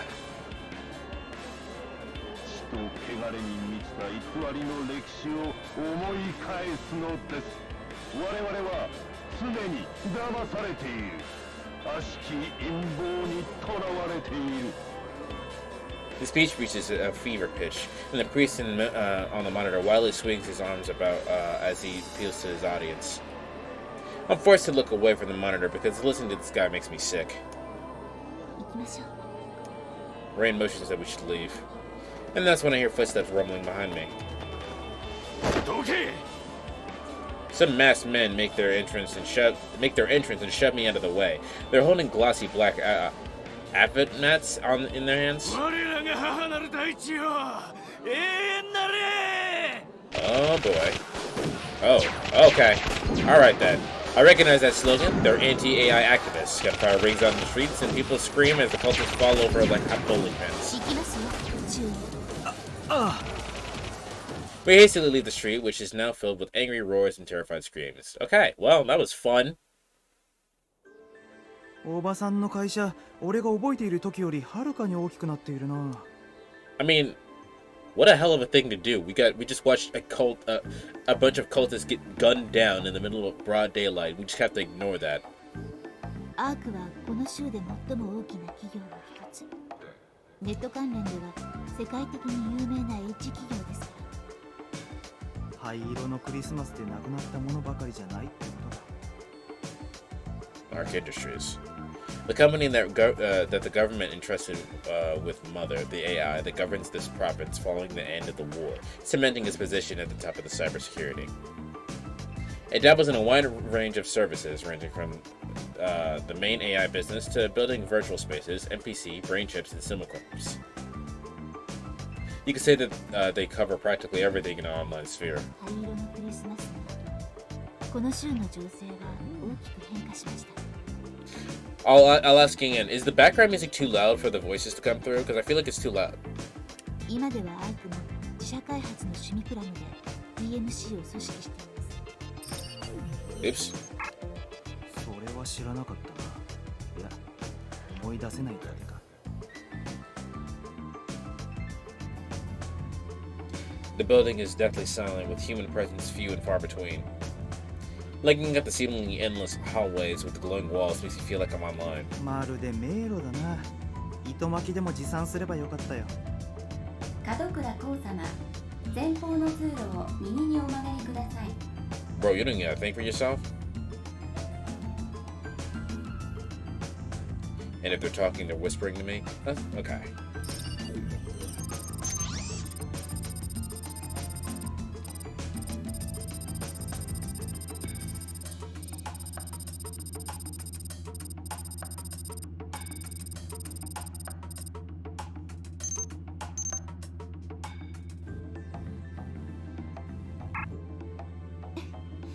ちゃんとモニターしてくれているようですね。スモークも必要だったかな。I joke around to hide that I'm tensing up inside. This always happens when I'm about to meet my aunt. A scientist and a witch. Even a genius like Aki has to admit she's no match for her. 右手のドアからお入りください。立花社長がお待ちです。Is that better, chat? Guided by the machine voice, we enter the room where my aunt awaits. Beyond the door lies an absolutely gigantic space. なんだこりゃ。Its metal walls and internal structures stretch out as far as the eye can see. It's also it's an all too massive man-made space, almost like a space colony of sorts. ここはネットです。扉をくぐった後、強制的に没入させられたようですね。リアルボディはそのまま保護されるわけですか。That's a little concerning. That they have technology to just force you into the internet. Even Rain got a cold sweat pouring down from her forehead at all of this. Yeah, that's fucking strange. 電脳化された人間以外は立ち入り禁止か。まったく完璧な保安対策だな。You can still die on the internet. That's not really a security measure. 注意してください。どうやらここはリミッターの影響範囲外のようです。 It's not affected by a limiter? Even weirder. We cautiously walk down a passage. I can see a giant iris bulb at the end of it. Going by the structures around it, it probably has a diameter of a few hundred virtual meters. さすがバーチャル屈指の大企業ですね。自社で SQAI を保持しているだけあります。Like murder mysteries entering a rainy day. I hope you enjoy your book. 昔から AI 絡みが I'm enjoying my book right now. This is mad interesting. どんな事業に手をつけているんだ。仮想関連のあらゆる業種に手をつけていますよ。中でも NPC の製造運用と独自基準の仮想空間運営で知られています。独自基準の仮想空間運営？アークの仮想空間都市と今にわかりますよね。We reach the end of the passage while we're chatting. There's a big double-sided door lying ominously in wait. 失礼します。I clear my throat and open the door. Why do you look like that, Auntie? With the sparkling crystal palace stands Seira Tachibana, looking the same as she always did. お久しぶりね、コウさん。 She greets me with an aloof voice. Her eyes are pointed in my general direction, but it feels like she's looking past me and gazing into the distance. ご無沙汰しています、おばさん。Overwhelmed by her presence, I inadvertently give her a deep bow. 記憶障害らしいわね。ええ、まあ。事情は把握しているわ。安心しなさい。もしもの時は私たちがかくまってあげる。ありがとうございます。ありがとうございます。 She was on the ball as always, though that doesn't come as any surprise at all. After all, she was a witch of the cyberworld. She's connected directly to the AI and has access to vast amounts of data at all times. She's a similar aura to Aki, but without her laziness or warmth. She's much more cold and almost like an NPC. エイジさんの誘いを断ったようだけど、これから一体どうするつもりなのかしら。とりあえずは記憶を取り戻しながら状況を判断しようかと。なるほどね。ここに来たついでに我が社のアーバルシティに寄っていきなさい。アーバルシティ、独自基準の仮想空間を運営されているとか聞きましたけど。治安の保たれたフルフィードバックエリア。我が社の誇る最新鋭のバーチャルスペースよ。So you made a utopia. That sounds like it didn't work out at all. I guess we'll see for ourselves, though. I don't like that this woman is perfectly symmetrical. The only thing that isn't symmetrical is the way her hair parts at the top there. Other than that, this woman is perfectly symmetrical, and I don't like that. Oh, and her shadows, but you know. With those words, she closes her eyes She closes her eyes to signal the end of our little meeting. じゃあ失礼します。Rain and I took our leave from the room. 待って、霧島レインさん。はい、何でしょうか。あなたにはコウさんが随分お世話になったよね。ありがとう。おばとして礼を言わせてもらうわ。Does homegirl sleep? Look at the bags under her eyes. いえ。My aunt slightly stares at Rain's face, suddenly Rain gasps and looks up. 困ったことがあっていつでも相談してちょうだい。はい、ありがとうございます。I don't know why, but Rain has a somewhat sad look right now. That was odd. おばさんと何かあったのかい？はい、ちゃんとで少しお話ししました。Chanted? ちゃんと？もしかしてちゃんとの存在もお忘れですか？ちゃんとって？聞こえますか？ Her lips are moving. I didn't hear that with my ears just now. 今はネット経由でスクランブルされたメッセージを直接送っています。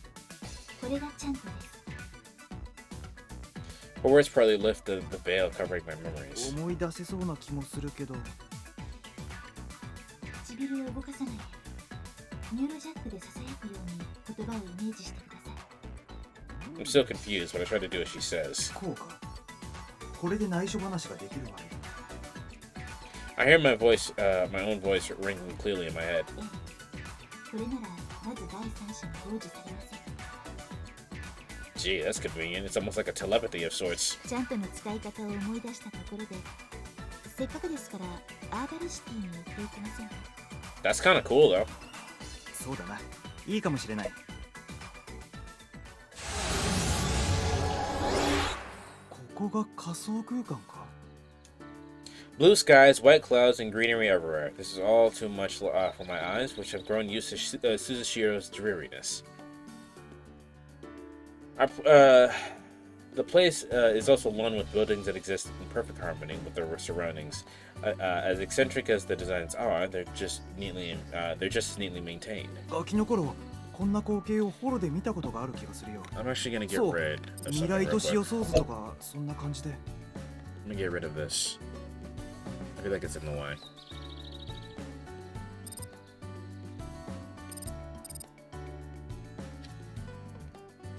叶えられなかった人類の夢を仮想で再現したって感じですね。For her part, Rain's also staring at the glittering city with her eyes wide open. Looking at this all too beautiful sight makes me fully understand everything we've lost. ようこそアーバルシティへ。 A familiar voice reaches my ears. And I turn to see a familiar girl standing in the grass smiling at us. 君は。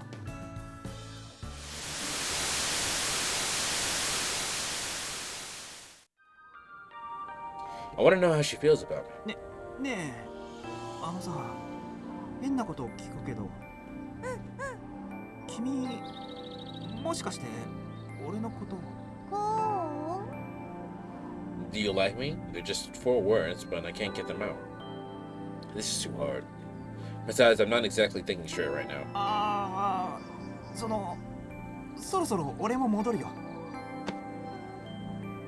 She grabs me with her tiny hand. Her grip is surprisingly strong. もう夜遅いし、明日も朝からいろいろ用事があるし。 I can't believe what I'm saying. I'm basically making excuses to run away. She suddenly drags me back with all her might, making me fall on my ass. She then tumbles onto me herself. She embraces me from behind and puts her head on my shoulder. We're close enough for me to see the reflection of my face in her eyes, and for her breath to gently swing my bangs. Her warmth spreads across my back, and I can feel something soft pressing against my shoulder blades. うわ、ちょっと。 My heart feels like it's about to explode. 恥ずかしい。そりゃまあ。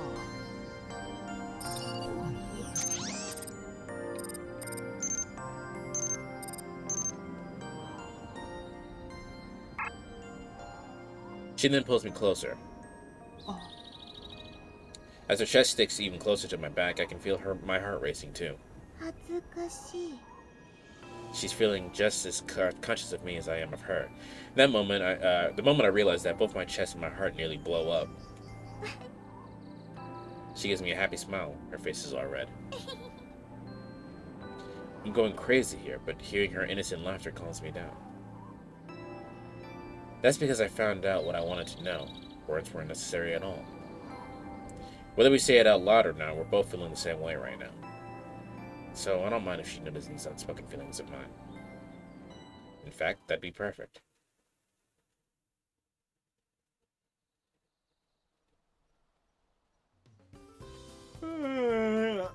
おはよ When I had headed to the living room to get some breakfast, I found the others were already seated at the table. う。ようこ、寝不足か？う。いや、たっぷり寝たはずなんだけど。 In the end, I fell asleep with the girl online. Not like anything happened, but thinking back on it makes me feel a little warm and fuzzy inside. まだ目が覚めていないのかな。 I look up and see Chinatsu peering into my face. Her bright eyes and luscious lips are right in front of my face. Her cool breath is tinged with the scent of toothpaste. 何いきなり顔を赤くしてんのよ。知るか。どうしてなのかこっちが聞きたいよ。ああ。 4月先輩、ついに歯ブラシまで置いちゃって。ちゃんと家に帰らないと家族の人が心配しますよ。大丈夫、毎日連絡入れてるから。なのはちゃんこそ入学式が終わってやっと通い妻状態から解放だね。通い妻ってあのですね。 Nanoha lets it aside, but soon moves on to serving food for me. I take the bowl overloaded with rice, and that's when I realize Makoto isn't around. あれ、誠ちゃんは？誠ちゃん？ずいぶん親しくなったのね。ああ、ちょっとネットで話したんだ。で、あの子は？今朝早くお姉さんが迎えに来た。そうか。もう少し早く起きればよかったな。俺も見送ってあげたかったのに。なあ、まったくその通りだ。3問損したな。こう。Must get a playful smirk on his face. 何が損なんだ？そのお姉さん、お前にも礼を言いたがってたぜ。おまけにこれが可愛くってさ。ふーんって、お前もう少し食いつけよ。お前と一緒にするな。To be honest, I'm a little bit curious. でも、なんかどこかで見たような気がするんだよな、その子。お前は可愛い子を見るといつもそうだろ。いや、そういうのじゃなくてだな。でも、なんかやっぱり寮でいろいろあったみたいだね、あの子。そうなのか。ま、いじめられたらいつでも相談に来いとは言っておいたけどね。I think back to what happened last night. I bet her problem stemmed from the condition of hers. ところでこう、ダイブしたまま寝てたでしょ。それってダメ人間への第一歩だよ。That's one step to becoming a deadbeat? いいんですよ、アキ先輩は。アキ先輩はなんだってプロなんですから。プロのダメ人間。A professional deadbeat. ですから、そうじゃなくて。She turns to me pleading, but I've got nothing to do with this, right? Wait, like he's looking at me too. What now? It was surprising enough to see her so serious last night, but 2 days in a row? こうちょっと来て。 I haven't eaten yet, though. Saying no more, she stands up and leaves the living room. I'm a bit confused, but I follow her anyway.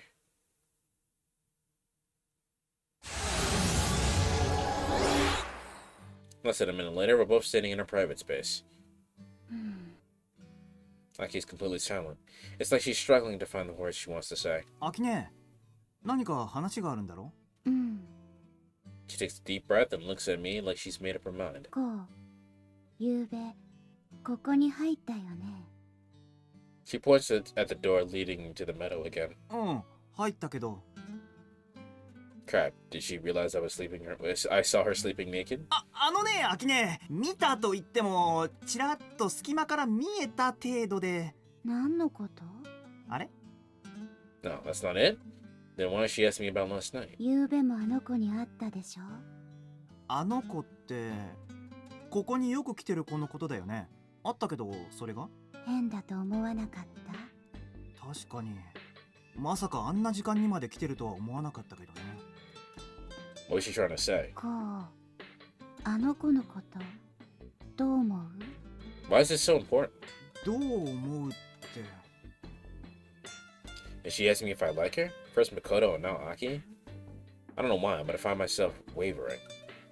But while this is an awkward question to answer, I know I can speak my mind with her. それははっきりとはわからないけど。 I made up my mind to try spelling out these vague feelings of mine. けど気がつくと会いに来ちゃってるんだ。言葉も通じないのにちゃんと意志が通じ合ってるのが嬉しくて。可愛らしくて元気だし声も綺麗で、でもそれより何よりあんなに気持ちが通じる女の子って初めてで。 The more I talk about this, the faster my heart beats. Her face flashes through my mind and makes my chest tighten up. ひょっとしたら好きなのかもしれない。ただこんなの初めてだから本当にそうなのかよくわからないけど。 I went and said it, blushing so hard I can't look Aki in the eye. She didn't say a word, so I have my eyes glued to the ground for a while. ごめん。 And she finally speaks. She sounds really sad. I look up and see a pained look on her face. どうしたんだよ。 She's not real, is she? 最悪。私最低。最低って。アキネ、一体何がどうしちゃったの？こうに死んで詫びたい気分。 Okay, what did you do? I've never seen her get so down on herself before. She looks downcast and her lips are shaking. Tears might be welling up in her eyes, too. What did you do? なあ、アキネ。 I grab her hands and try to calm her down. 理由があるなら話してみてよ。 I start getting kind of anxious myself, but I hold it in. こういい話じゃないのかもしれないけど、でもちゃんと逃げずに真面目に聞くよ、俺。She gives a faint nod and finally looks up at me. こうあの子の名前知らないよね？教えてくれるの？うん。私とこうだけの内緒で。 Okay. She takes a deep breath and XNA12 X4R SWO1 スラッシュ AN79。 yeah, she's not a real girl. After blurting that out all at once, she starts whirling at me to gauge my reaction. ずいぶんと変わった名前だね。That stupid response is all I can manage. Because I figured out that it's a serial number. 試作型プロジェクト A12 形式名 X4R S の001番スラッシュの後はシグネス社開発者秋西野の79番。はあ Saying all that wears her out, and she lets out a big sigh. 試作型。アキネのシグネスチャー。そう。あの子はノンプレイヤーキャラクター。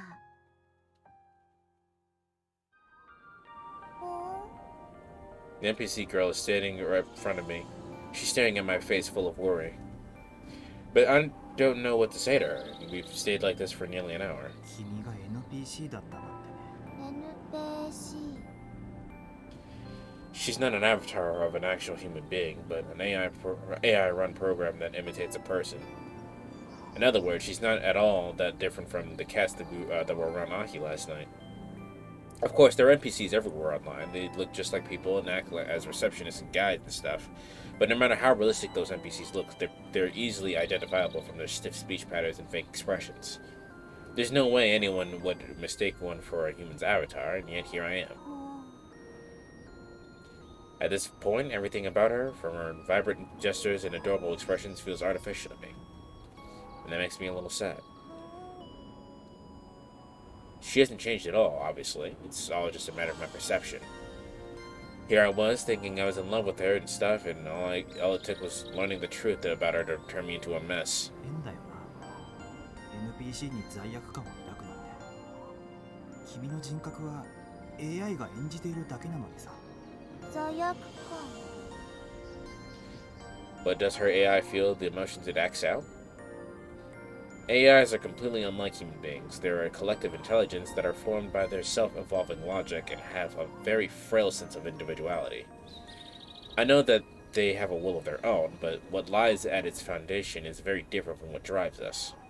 Can their peculiar egos truly understand human emotions? And even if they do, can they empathize with them? ごめん。こう。 Aki, who's been watching from afar, starts apologizing again. 何度も謝らなくていいよ。アキ姉に怒っているわけじゃないからさ。けど。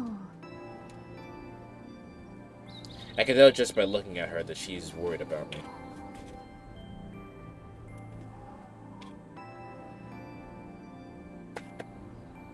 Hold on. This requires snacks.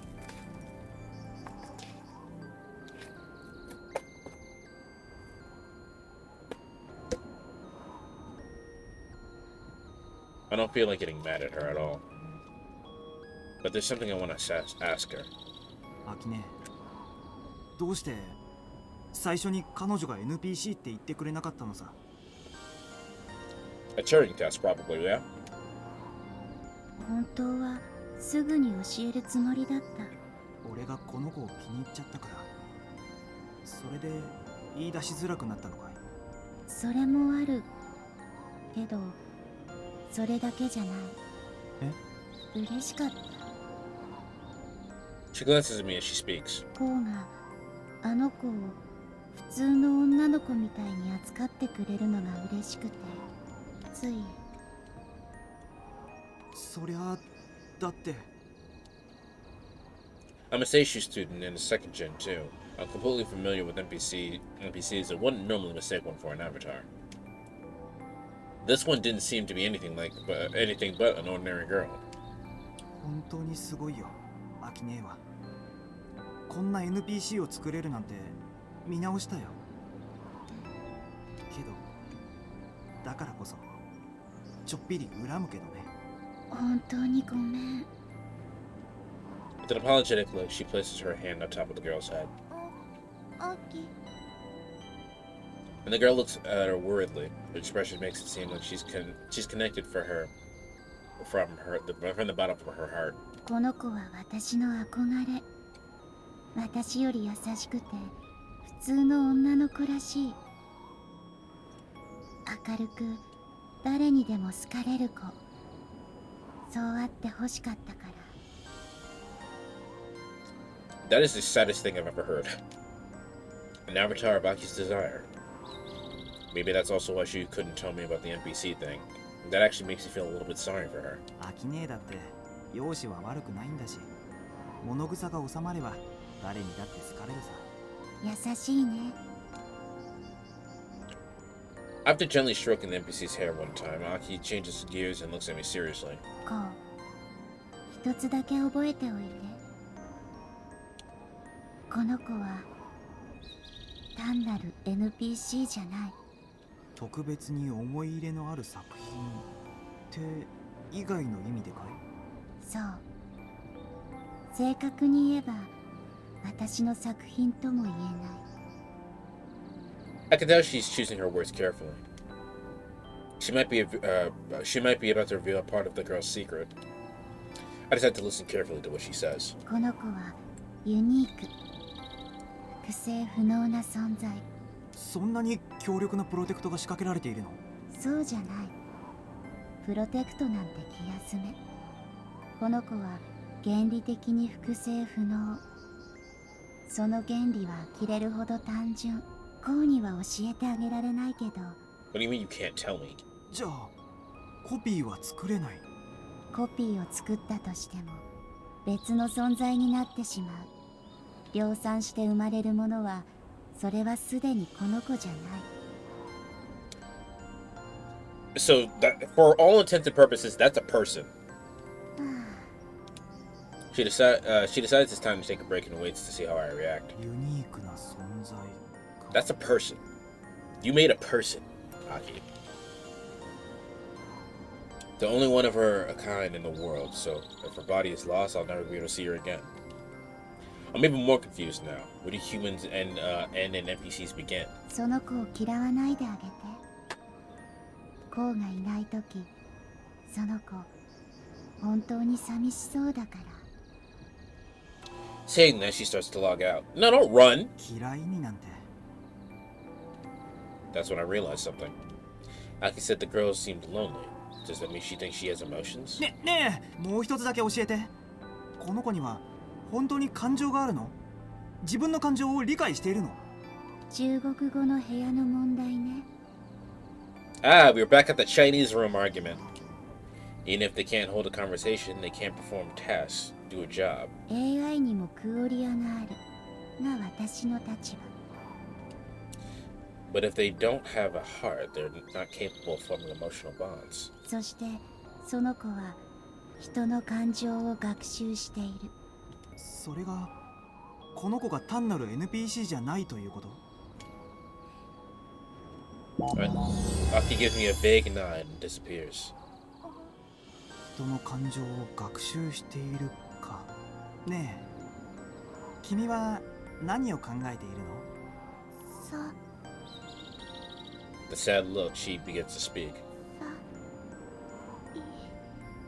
さい She flaps her mouth, her hand clenched by her chest, like she's desperately trying to drag something out of there. 寂しい。 Aw. And utters one word clearly. 寂しいって。寂しい寂しい。 She grabs my arm and tries to tell me how she's feeling. Only then do I notice the tears welling up in her eyes. 寂しいってどうして？俺はここにいるのに。 She leaps into my arms instead of answering my question. Oh. Her slender body is soft, warm, and smells nice. And I can feel her heart beating through her chest. Her cute face closes in on mine, with her eyes full of tears as she appeals to my conscience. 寂しい。 The moment she whispers that to me, my heart starts pumping again. And hers, in turn, starts beating faster. そうだよな。寂しいよな。こんな。 Oops. I finally get it. She's just as sad as me. Once I found that she was an NPC, my attitude towards her changed. That must have made her feel sad and lonely. ごめんな。 A sharp pain runs through my chest, and I give her a big hug. わ Even as she lets out a gasp, a smile returns to her face. We can feel each other's breath. That's how close we are. And suddenly, her cheeks turn red. Oh, I just hugged a girl. My face burns up too. We both step away at the same time. We both laughed together like before. Everything that was weighing down on me is swept away and replaced by a warm, gentle emotion. I don't know what this feeling is called. I don't think it's love exactly. こう嬉しい。ああ、そうだな。嬉しいよな。 Losing track of time, we look into each other with the biggest smiles on our faces. I spent a long time after that telling her everything about myself. 俺の親父は傭兵でね。それもその世界じゃそれなりに知られた歴戦の勇士らしくてね。 And how I admired my father and was betrayed by him, and how sad I was when my mother died. で、俺は正義の味方になるって誓ったんだ。子供心にそれが単なる夢だとは分かってたんだけど。About how my best friend, Nanaha, eased that pain, and how Aki became my sister. あの頃のアキネって人形みたいに綺麗だったんだ。物草なのはその頃も同じだったけどね。物草。昔はアキネを見るとドキドキしてたんだよな。いわゆる幼い日の淡い初恋ってやつかもしれないけど。Before I know it, I'm telling her the things I never talked to anyone about, and she's just listening attentively. 多分今日のことも君のことも俺は生涯忘れないと思うよ。She gives me a big nod. An NPC doesn't have an expected lifespan. As long as she's not destroyed and her AI is functional, she'll stay alive forever. She might live on and remember me long after I'm gone. That thought gives me peace of mind. You know, that never occurred to me. I guess AI, in a sense, that like if they had sentience and sapience, I guess technically they are immortal. And then there's the problem with immortality. The problem with immortality is that you have to watch everybody around you fucking die, and that's sad, isn't it? She sighs and leans against my shoulder, and breathing turns methodical. Did she doze off? Guess I'll join her then. What the fuck is that? When I open my eyes, I see her weird-ass face glaring at me from up high above. I jump, startled, and take a closer look. There's a sun god in the sky with a stone knife sticking out of his mouth. 今度はテスカトリポカかよ。I look beside me and find the NPC girl still there, sleeping peacefully. Oh yeah, we both fell asleep together. それにしてもよく寝るやつだな。起きて学習したりしなくていいのか？おーい、起きろ。その。I tried to talk to her and realized something. I haven't given her a nickname yet.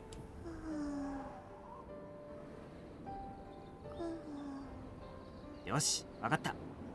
俺が今から君の名前をつける。I don't want to call her using your serial number. Hell no. Even an NPC deserves a proper name. I give her a unique name that only I'll know. クー。決めた。今から君はクーだ。よく寝る君にぴったりの名前じゃないか。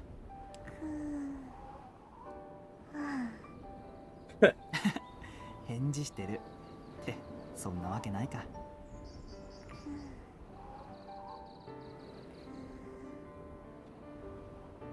自分の感情を理解できる NPC か。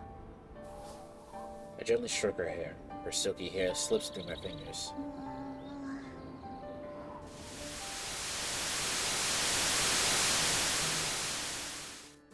Oh yeah, isn't she the NPC girl I met in Aki space? I think she was based on Sora or something. どうしてこんなところに。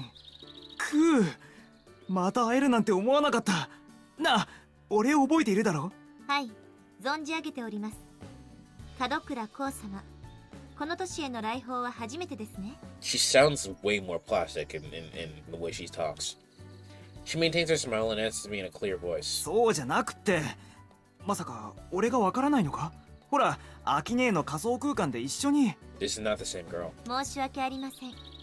ご質問の内容がわかりません。This is not the 言 same 葉を補 girl. っていただけると助かります。そんな。Seeing how shocked I am, Ring grabs my hand. こうさん、その子は NPC ですよ。それは分かっているんだ。ただ、この子は特別な存在で。I can't finish my sentence. I follow Ring's gaze and spot a bunch of other NPCs who look just like this when they're walking down the promenade, chatting with other visitors. もしかして。I look up the NPC's ID. It's not the same as the one I remember. この子はユニーク、複製不能な存在。コピーを作ったとしても別の存在になってしまう。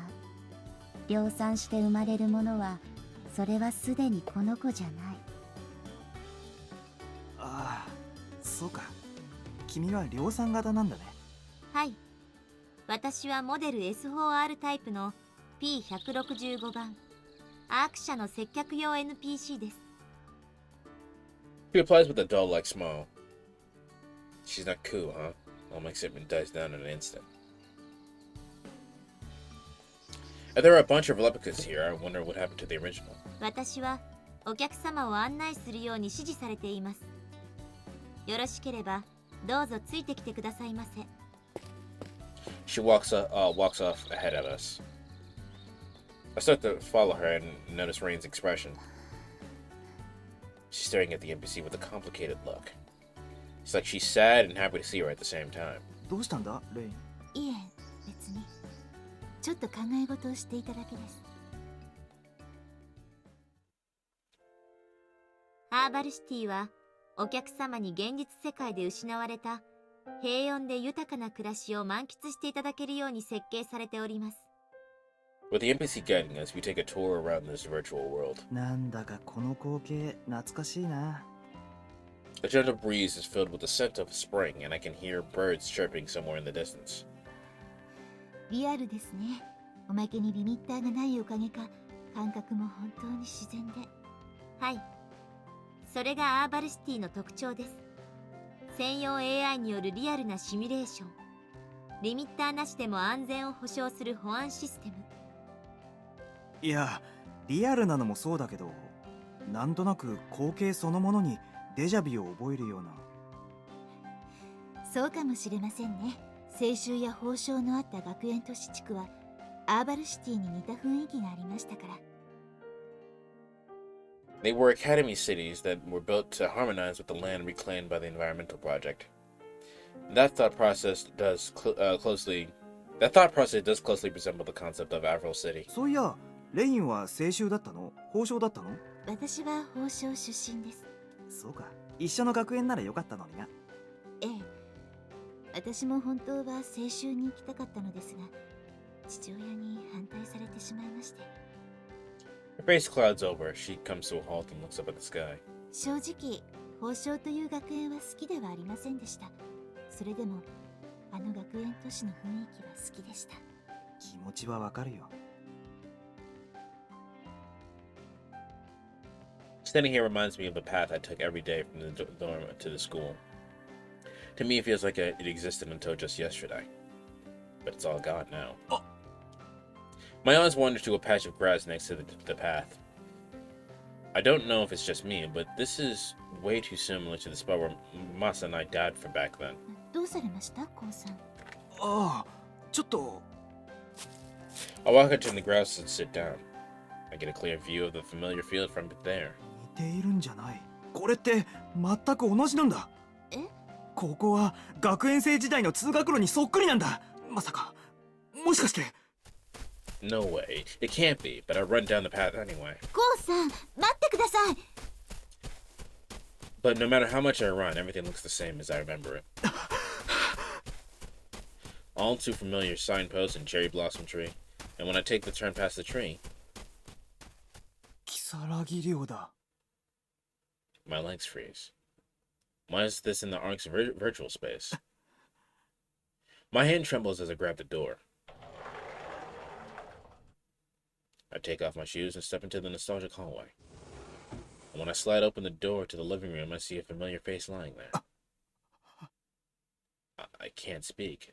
My brains come to a grinding halt. I'm scared she'll disappear if I do anything. Noticing my presence, she opens her eyes. She gets up with her eyes wide open in surprise. I don't know what to say. Likewise, she stares back at me for a loss of words too. おかえり。 She finally mustered up the strength to say that. The very next moment, we both jump into each other's arms. ただいま、アキネ。 That's all I can manage to say. I can feel her warmth in my arms, and her scent makes my chest tighten up. She's embracing me so tightly it almost hurts. Her body's trembling, and she stuck her face right into my chest. バカ。アキネ。心配してたのに。本当に。ごめん。 It makes my conscience hurt, and I gently pat her on the head. Her hair is silly unkempt, but smells the same as ever. I'm so glad she's alive. That realization breaks the dam. こう、おかえり。こ Now it's her turn to pat me on the head. She finally lets go after a while. おかえり。こうが来てくれるとは思わなかった。ああ、ただいま、アキネ。Now I don't know where to go from here. It feels like she hasn't met me for a while either. 会ったばかりでいきなり変なことを聞くけど、俺、アキネに会うのっていつ以来なの？うん。あの事件以来、初めてだけど。She unsurprisingly gives me a puzzled look. By that day, she must mean Merry Christmas. どうしてそんなこと聞いたの？実は俺、戦場で記憶を失ったらしくて、学園時代の途中から今までのことを思い出せなくて。そんな。でもそんなに心配しないで。治療でちゃんと治るらしいし、アキネのことは覚えているし。うん。Looks like even she doesn't know how to respond to that. でもよかった。She breathed a sigh of relief. もう二度と会えないかと思っていた。こうは私に会うのを避けてたから。俺が？うん。何度メールしても返事なし。通話は常時着信拒否。そりゃごめん。だけどなんでそんなことをしたんだろう。Yeah. それ私が聞きたい。Well, we can't even remember the reason? That's fucked up. でも俺もアキネに会えないかと覚悟してたよ。事件の廃墟を見ちゃったから。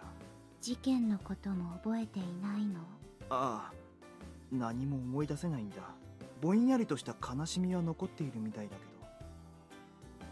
ど。そう。ねえ、みんなはどうなったのか知ってる？ナノハとマサは元気。たまに会いに来てくれる。That's good. そうか。あの二人は無事なんだ。I'm relieved, but that relief soon turns to anxiety. Why she'd only mention those two? 千夏は一体どうしたの？生きてるらしいけど、こうと同じで音信不通。そうなんだ。Chinatsu was で the も one that I 生き liked. てくれててよかった。Apparently. 誠ちゃんと空は？こう？どうしたの？アキネ。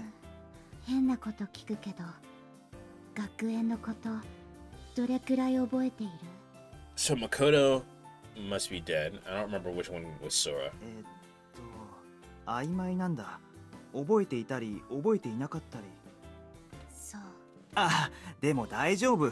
ちょっとずつだけど記憶も戻ってきてるし。その She goes quiet for some reason. Why does she look so sad? Just what happened to Sora and Makoto? Uneasiness starts to build within me again. I hear Rain's voice coming from the entrance. 誰？俺の同僚だよ。上がってもらっていいかな？構わないけど。Once Aki gives me the okay, I go grab Rain from the front door. そうなんですか。ここはコウさんの住んでいた寮なんですか？ It looks like it at the very least. Following instructions, I give Rain the gist of what happened, and now... Introduction, excuse me. And now she's looking around the living room, awestruck. 無論再現されたものだけど、アキネ、よくここまでリアルに再現できたね。私は再現の手助けをしただけ。Excuse me, sorry. She blushes, scratches her head a bit, and then takes a deep breath. AI マザーは学園の全員と常時接続されていた。だからマザーの中には学園生と職員から見た如月寮のデータが残っていたの。Fair enough. その残ったデータを再構成して如月寮を再現してみたわけ。She gets tired after saying all that at once and takes a breather. Some things never change. じゃあ、マザーはまだ稼働しているの？ That's a good question. アークの AI イブはマザーと姉妹関係。Eve is something of a sibling to Mother. マザーの崩壊後、イブがそのメモリーを継承したの。そうか。そうか。マザーも亡くなっちゃったんだね。うん。 There's a hint of sadness on her face as she nods. I know she feels. I know how she feels. Mother literally was the parental figure of all sorts of Seishu students. She had no personality and resembled us even less than NPCs, but we loved her and respected her all the same. I'm made all too aware of the fact now that she's gone. しかし、やっぱりそれでもアキネはすごいよ。今はアークで。うん。 Oops. 空間デザイナーに抜擢。今やここらのエリアの責任者。そりゃすごいや。そういえばあの NPC 量産したんだね。モデルはクーなんだろ。うん。おばさまが気に入っちゃって。Wouldn't she be your mom? オリジナルのクーはまだ稼働してるんだ。うん。そうなんだ。Was she lost along with Mother? The more I learn, the more I realize just how much I've lost. そうだ。ごめん。お茶も出さないで。今入れてくるから。ああ、だったら俺が入れてくる。台所は昔のままなんだろ。コウさんは座っていてください。お茶なら私が入れてきますから。Rain, you are the person who should be at the very most should be sitting your ass down somewhere. でもお客さんにお茶を入れさせちゃう。そう。そしてコウもお客さん。大丈夫ですよ。久々にお姉様に会われたのですから。ここは私に任せてください。Rain shoots us a gentle smile and leaves the room. お姉様。何をニヤニヤしてるのさ。でも、こう、いい子を捕まえたね。あのね、レインは単なる同僚で。At least as far as I know. うん。それでもいい子。She nods with a big smile, but her face soon clouds over. 心配してた。コウが傭兵になって、あちこち転戦してるって聞いて。でも、コウは変わってなかった。目の色も変わっていない。That might be a little bit of the amnesia. You don't know. そりゃ記憶をなくしているからね。この前まで学園生だった気がしているし。Even as I say that, I realize deep down that time has passed and things have changed. I shouldn't feel any nostalgia for things I experienced just recently, but looking at her face makes me feel just that. うん。ソウルの問題。記憶がなくても雰囲気が変わってないってこと？そう。あの子もきっとそう感じてる。だからあの子きっといい子。I don't really understand what she's saying, but I do guess what she's trying to say. Memory. Wow, she's hot! Hi there.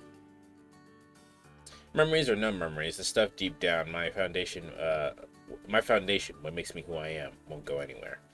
And yes, I agree. She is quite attractive. Unfortunately, this is our cousin, so she is not a waifu choice. And maybe that's what you call a person's soul. And maybe that's why I trust Rain so much, and why she stays by my side. At least that's what I want to believe. 絆って言うのかな。そういうの。うん。レインにはいろいろ助けてもらってるよ。My own voice scared me. It was also kind of loud. I'll have to look at fixing that. Everything that's happened in the past few days comes to mind. She's making me ever so grateful for her presence. にしてもあの子どこかで会ったことがあるよ。Since you guys are active now, how's everything sound? Because earlier it sounded like the background music was too loud for the voices. Is that fixed now? Do I sound okay? How's everything sound?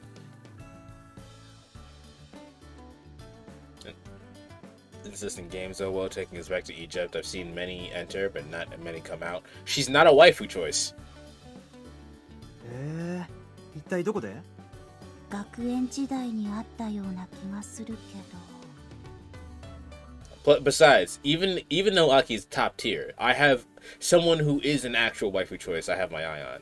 宝生の学園生だったらしいから、近所ですれ違ったことくらいはあるんじゃない？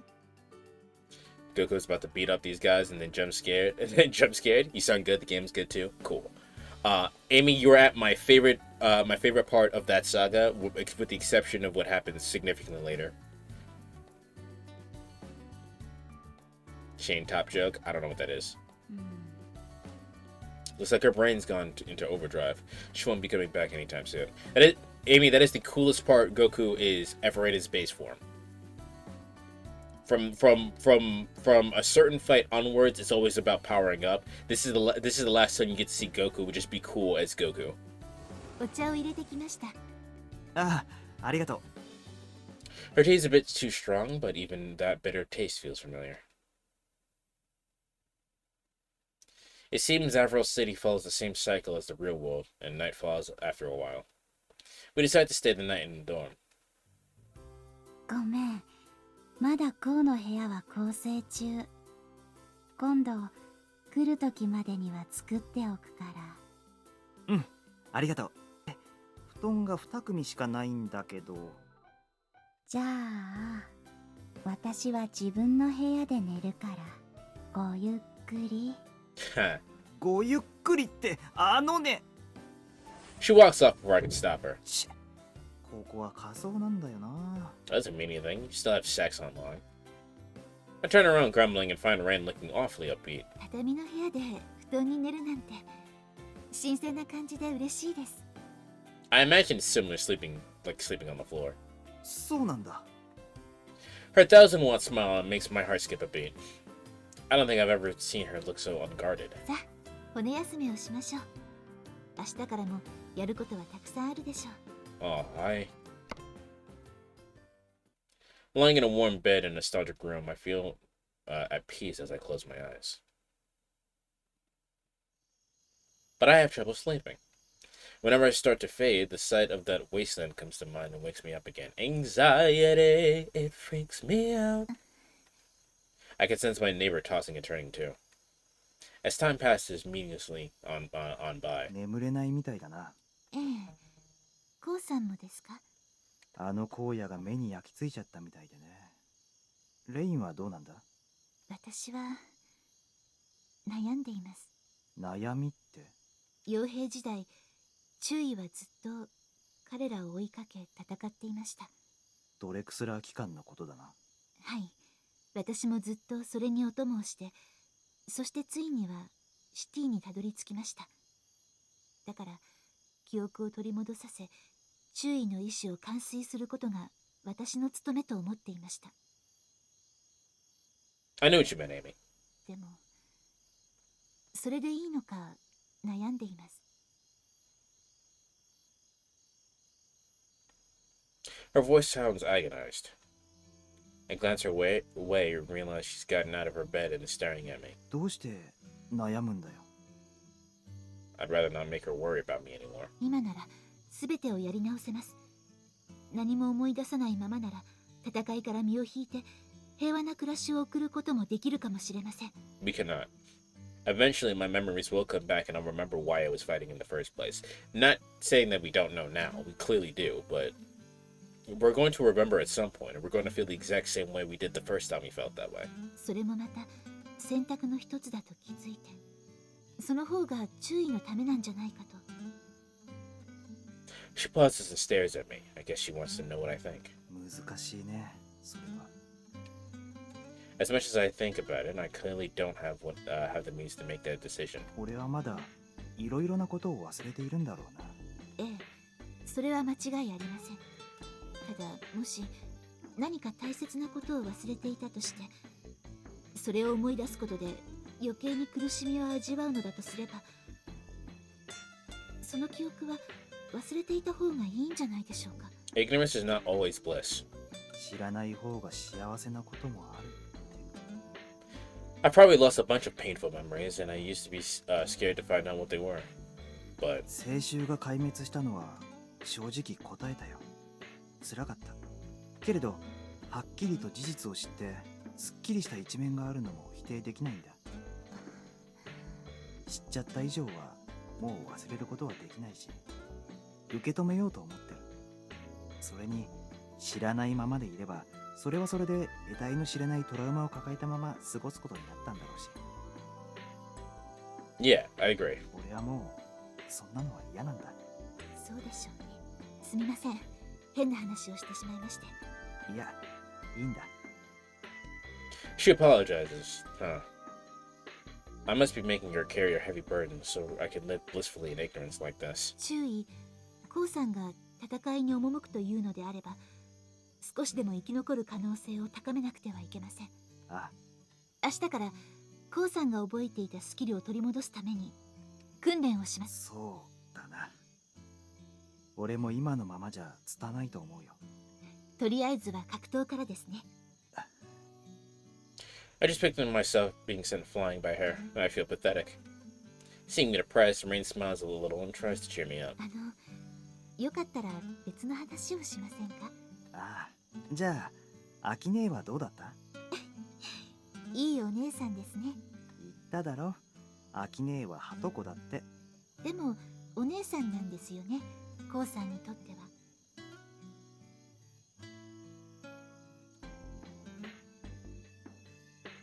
Good luck, Kobe. ああ。I'm glad I got to see her again for starters. And though it didn't cover everyone, I got confirmation that my friends were alive. And that fills my heart with relief. I don't think I've felt this much at ease since I woke up at the battlefield. そろそろ眠りましょうか。ああ。おやすみ、レイ。This time, nothing stops my descent into slumber. We're back in the past. ごめんね。いっぱい荷物を持たせちゃって。I like her overalls. 気にするな。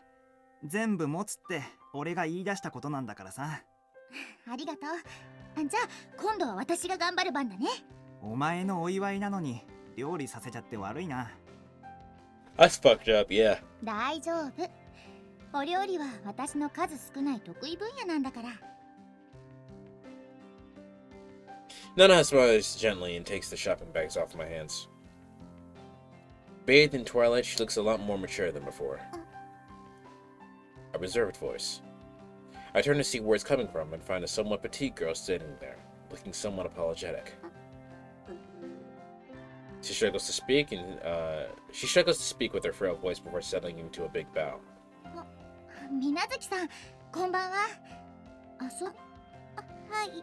Sorry, I cut her off. She said good evening and you come to hang out. She bows once again. We all talked about it and decided to invite her to this party. I'm really glad she accepted. いらっしゃい、誠ちゃん。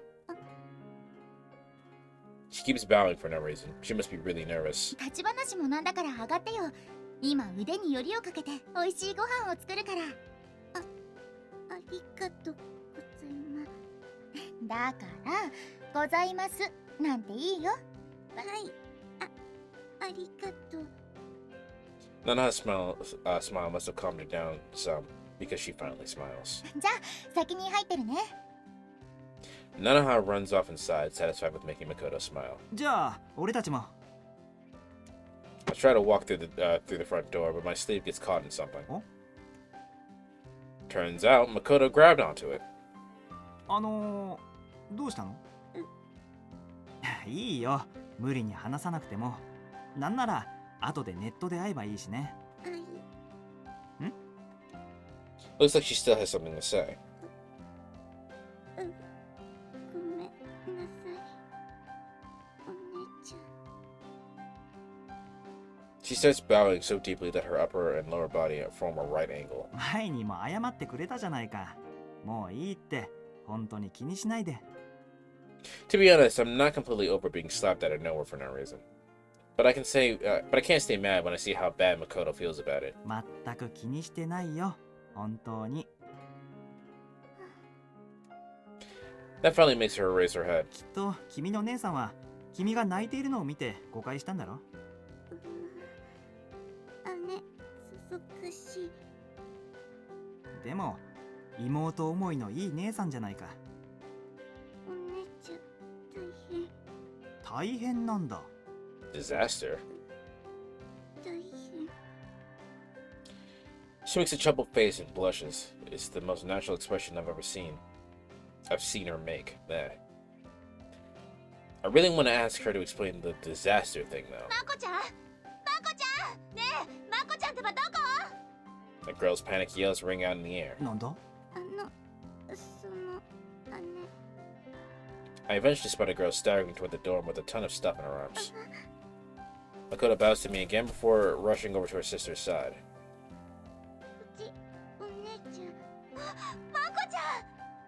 Makoto's sister dumps her stuff and runs towards her. The sight of her long hair and slender silhouette with the sun setting behind her gets etched into my eyes.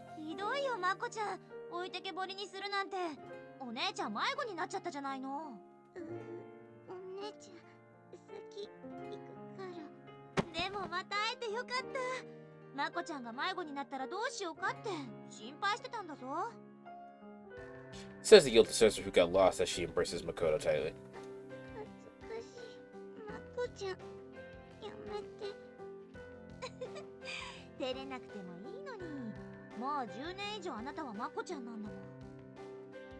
The two of them start picking up the stuff strewn together, start about on the ground.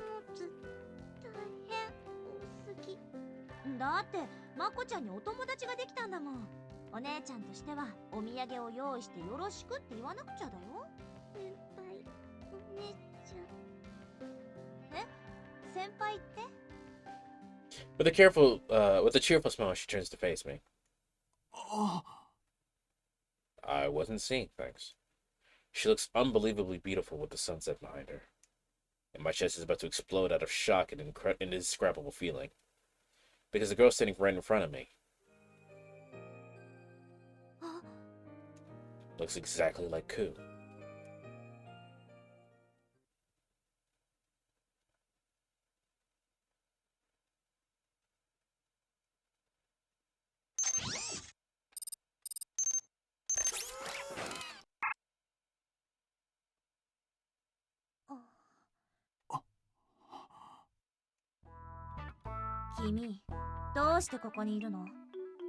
She suddenly asked me with a scowl.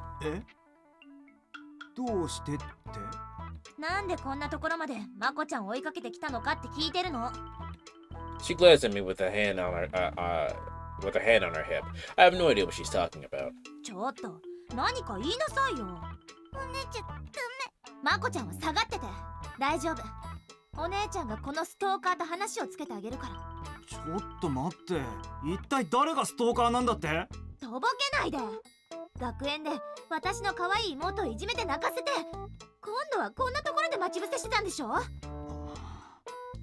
Cole, you gotta set this straight, like, immediately, bro. Oh, so that's it. It looks like she still has the wrong idea about me.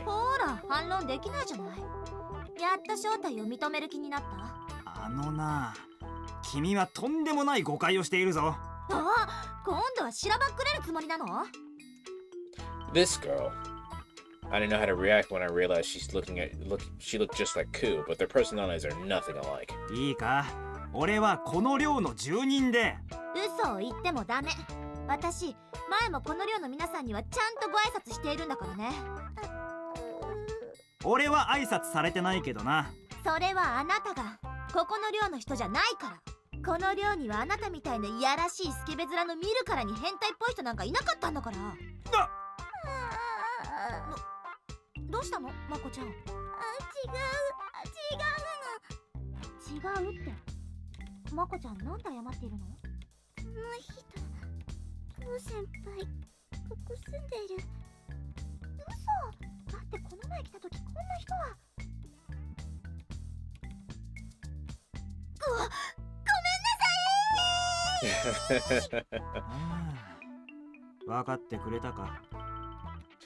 Nanaha and Masa came outside when they heard her yelling and finally proved my innocence. そういえば前に彼女が来た時はこうは寝てて挨拶できなかったんだよな。まあ誤解しても仕方がないよな。俺はいやらしいスケベ面で見るからに変態っぽいからな。Ah, we're holding a grudge, huh? ごめんなさい、本当に。Did she get down on the ground? She bows to me like she wants the ground to open up beneath her. もういいよ。誤解が解けたらそれでいいさ。そうそう。こうは終わったことをいつまでもうじうじ根に持ったりしないもんね。まこちゃん、なんで門倉さんが助けてくれたって教えてくれないの？言おうとした。まあ今日はめでたい日なんだし、ほらお姉さんももう頭を上げたな。ごめんなさい。私本当におっちょこちょいで。Hey, I mean, it's not the worst trade, all right? I mean, if you had showed up literally like 12 seconds earlier before I showed up, you would have been in the right. 本当にもういいってば。さ、続きは中で話そうよ。I put on a smile and pat her on the shoulder. ありがとう。門倉さん。She replies with an apologetic smile. But man, putting personality aside, they really do look alike. Not just that, you could tell them apart if if you went by appearances alone. I ended up stealing frequent glances at her, and as I watched, she heads toward the front door. Ooh. And walks into it face first. おいおい、大丈夫？まこちゃん、この扉壊れてるよ。お姉ちゃん、扉手動式。The girl takes Mako's hand and gets back to her feet. Tears welling up in her eyes, and the tip of her nose has turned bright red. The moment I saw that, I was overcome by a laughing fit. ダメだよ、こう割れたりなんかしちゃ。ごめん、ついつい。She pouts at me and reaches for the door. 何の騒ぎ？ The door suddenly opens, and Aki sticks her head out with a puzzled look. The girl's outstretched hands grab nothing but air, making her lose balance and fall to the ground. When she does, her skirt flips up, revealing striped panties, butt, and thighs. Makoto tries to rush to her sister's aid, but she runs into me instead. I lose my balance as well. The stripes draw closer to my eyes in slow motion, and my face lands on a pair of cloth-covered mounds. Well, this can't help anything.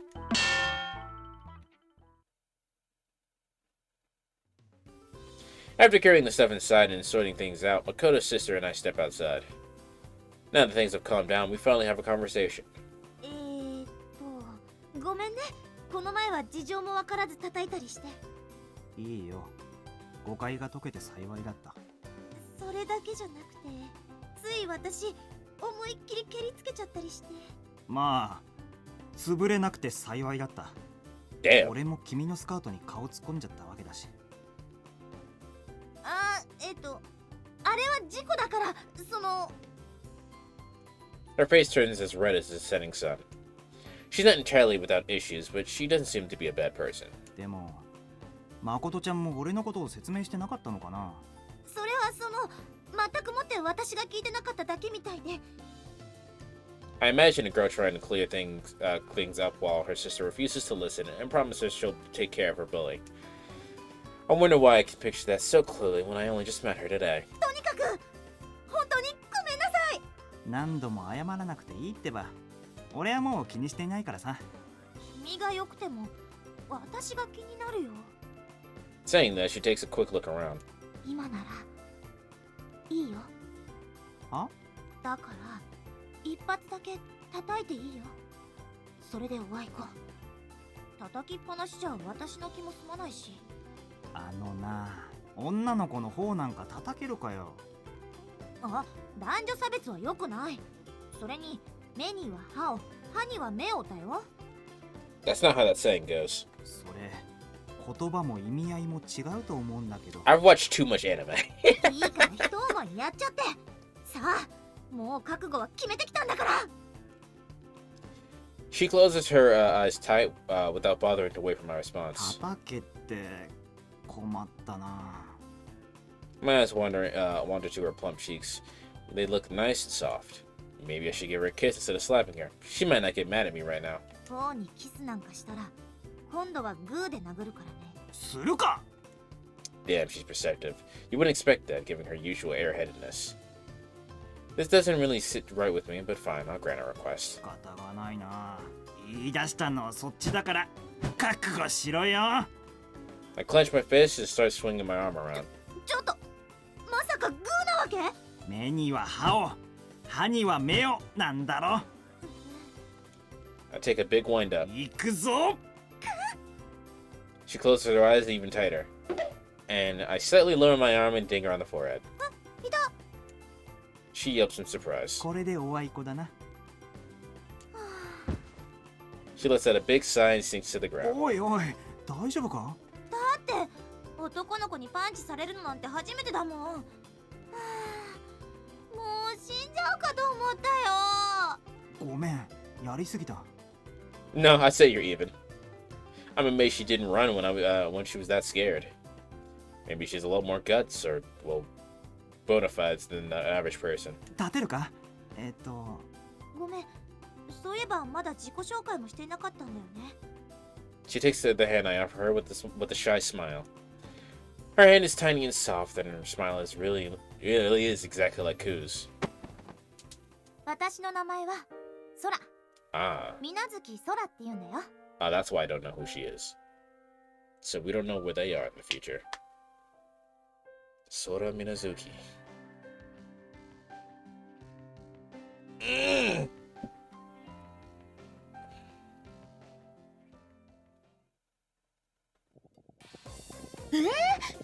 せっかくのお肉を千切りにしちゃうんですか？うん、この方がお肉に味が染み込むしちょっと細く切りすぎちゃったかもだけどこんなに細かく切るなんて器用ですね先輩。ここは一つ中華にメニューを切り替えて。 I've heard this background track somewhere before.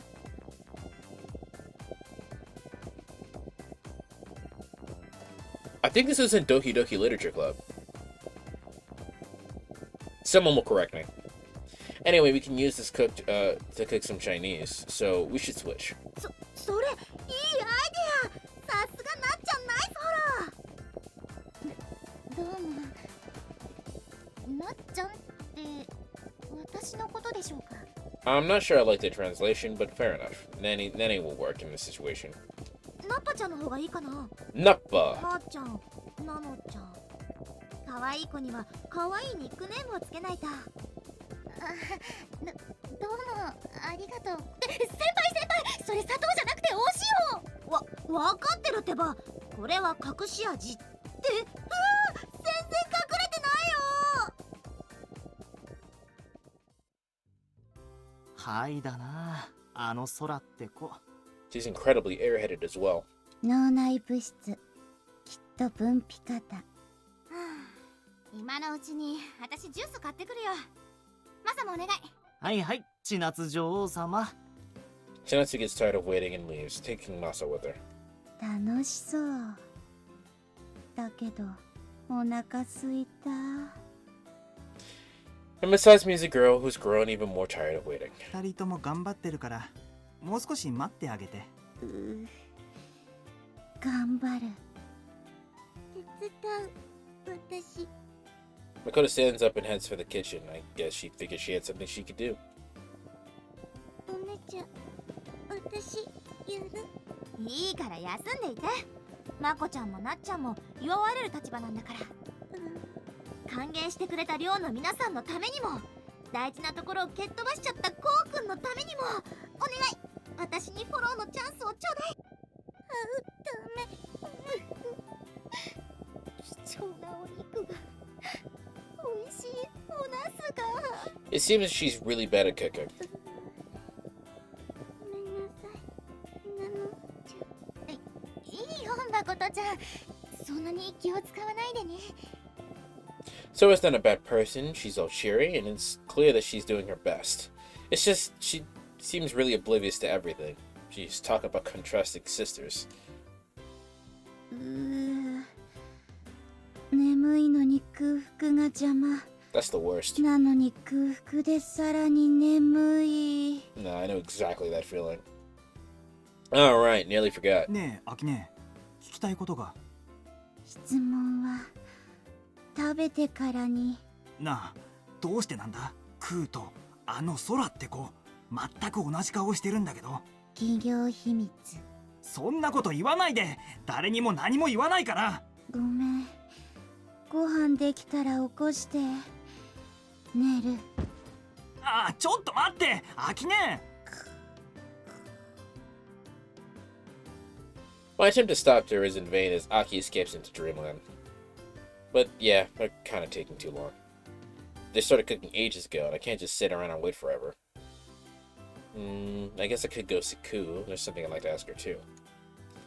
Though it's highly unlikely that she'll have an answer for me. I close my eyes and dive into the internet. おーい、いるかい？いるいるいる。 She waves around towards me like she was waiting for me. I started thinking about how she almost scared the shit out of me. Jumps into my arms and hugs me tight. おい。ハグハグ。ハグって、そんなことどこで覚えてきたの？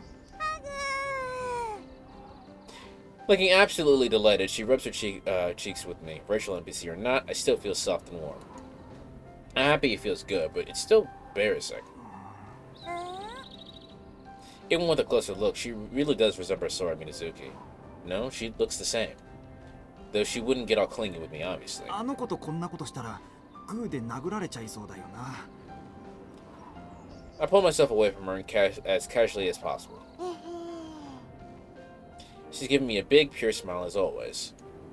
When I met Sora, it felt like a girl from my dreams had materialized in reality, but this is really weird. ねえ、君は水月空って女の子を知ってるかい？ソラ、ミラヌキソラ。 I can't tell if that's a yes or a no, but I can't imagine the two having nothing to do with each other. Aka refused to tell me, but it'd be normal to assume Ku's a copy of Sora. Sure, Sora's no celebrity, so it's kind of weird to think that NPC based on her, to make an NPC based on her. But why keep that from me? Is there some other reason she can't tell me? Huh? An innocent smile. Well, I guess I really can't expect an answer from her. After talking to her for a while, I say goodbye and leave. Logging out feels somewhat similar to waking up from a dream.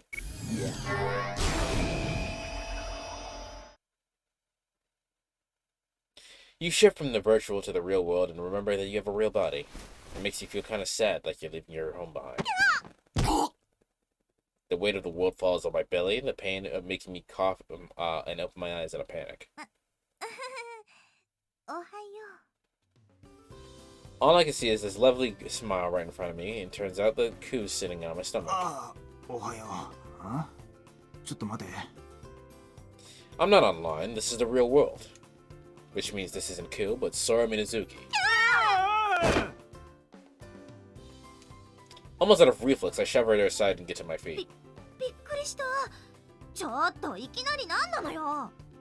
お前こそ何よ。 Once I yelled out, I noticed a dull throbbing pain in my abdomen. I see a blanket lying on the floor. I looked to the side where Aki was sleeping and see her covered in a blanket too. ひょっとして俺に毛布をかけようとして転んだのか？ごめんと。 So that was the scream I heard just as I logged out. The pain became too much to take, and I fall into the floor on my ご backside. めんね。大丈夫？転んだ時つい膝が入っちゃって。股間を蹴られるのに比べればどうってことないさ。とりあえず行為だけは受け取っておくよ。意外と優しいところがあるんだな。意外とって何よ。第一、私はあなたのいびきがうるさいから毛布で覆い隠そうとしただけで。俺は没入してたんだ。いびきなんかかかないってば。ちょっと、人が一生懸命お料理してたのに没入してるなんて失礼なんじゃない？その料理ができるのを待ちくたびれて。で、料理はどうなったんだ？ My question gets answered immediately when I hear Nanoha and Makoto's voices coming from the kitchen. おい誠ちゃん、ひょっとしてお料理とか勉強してたの？あい。もしや台所から追い出されたのか？違うわよ。可愛い後輩と妹に花を持たせてあげただけ。だったら最初からそうしてればよかったのに。なんか言った？いいえ、滅相もありません。もう男なら言いたいことははっきり言ってみなさいよ。 She glares and tries to intimidate me by bringing her face closer to mine. She really does look just like Koo. The lips are the same glossy pink too. If I kissed the two of them, would it feel the same? あなた今エッチなこと考えてなかった？ I wouldn't say lewd. なんでこの状況でそんなこと考えなきゃいけないんだよ。 For such an airhead, she really is perceptive. ならいいけど、出会いから最悪だったからどうしても疑心暗鬼になっちゃうのよね。あのな、お前。うるさい。表で話をつけないか。いいわよ、受けて立ってあげる。で、話って何？そっちこそ言いたいことがあるんだろ。なんだったっけ？なんだか何を言いたかったのか忘れちゃった。 She gives me a puzzled look. I take it all back. She really is just an airhead. なんだよ。狙いはマコちゃんなの？は？なんでそうなるんだ？いいから正直に言いなさいよ。あなたの人柄次第でやっぱりダメ。シュミクラム戦が趣味の男の子なんてマコちゃんには刺激が強すぎるもん。 She's not taking her eyes off my face. どうしてそのことを知っているんだ？今エージェントが教えてくれたの。言ってみれば AI のお告げかしら。セカンドの特権だな。あなたと同じで私も24時間 AI とつながっている。 I mean, the world does go up in smoke, but this world sounds kind of badass. As soon as she spoke the words, her expression made it seem like she held a great pride in being friends with her AI. コウさん。 I open my eyes and the sound of her voice. I'm lying on the grass and I can feel the blood in my nostrils. I pick myself up with a yawn and see the town around me. 大丈夫ですか、コウさん。レーン。 This is Arvil City. Ren and I had woken up early to do some hand-to-hand combat lessons. 失礼しました。つい手元が狂ってしまいまして。 She apologizes and hands me some tissues. Her blow had caught me square in the center of my face and my nose hurts. 気にするな。これが実践ならもう目覚められなかったわけだし。I try to act all boss-like, but I think I'm failing miserably here. I mean, I'm sitting here wiping off my nosebleed. とりあえず格闘訓練はここまでにしておきましょうか。 She bends over and stuffs the tissues up my nose. The touch of her cold, slender fingers is gentle. There's no way her hands are cold if they were fighting. But we're so close, I can smell the sweat on her body. コウさん、顔を動かさないでください。ああ、しかしレインは強いな。まるで叶わない気がするよ、俺。コウさんは決して弱くありませんよ。ただ戦う術を忘れてしまっているだけで。ただ一つ気をつけないといけないことがあります。なんだ？I may remember that eventually too, but it sounds like something I should know right now. そうですね。ではお教えしますので、シュミクラム戦の準備をしてください。ありがとう。そう来なくっちゃ。で、肉体戦闘にシュミクラムが関係してくるのか？今は脳髄までネットが延長されている時代ですから。 What is she talking about? Does she mean I can train my body by practice how to pilot? I've heard of the opposite, but this is a new one. Well, whatever. It's not like I don't want to train for Symicron battles either. とりあえず場所を変えましょう。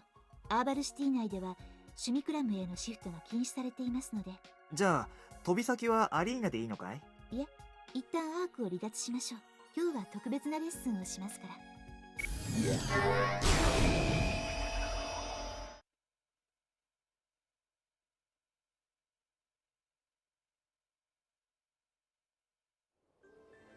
I'm gonna take a break, a quick break. Note to self: up activates the thing.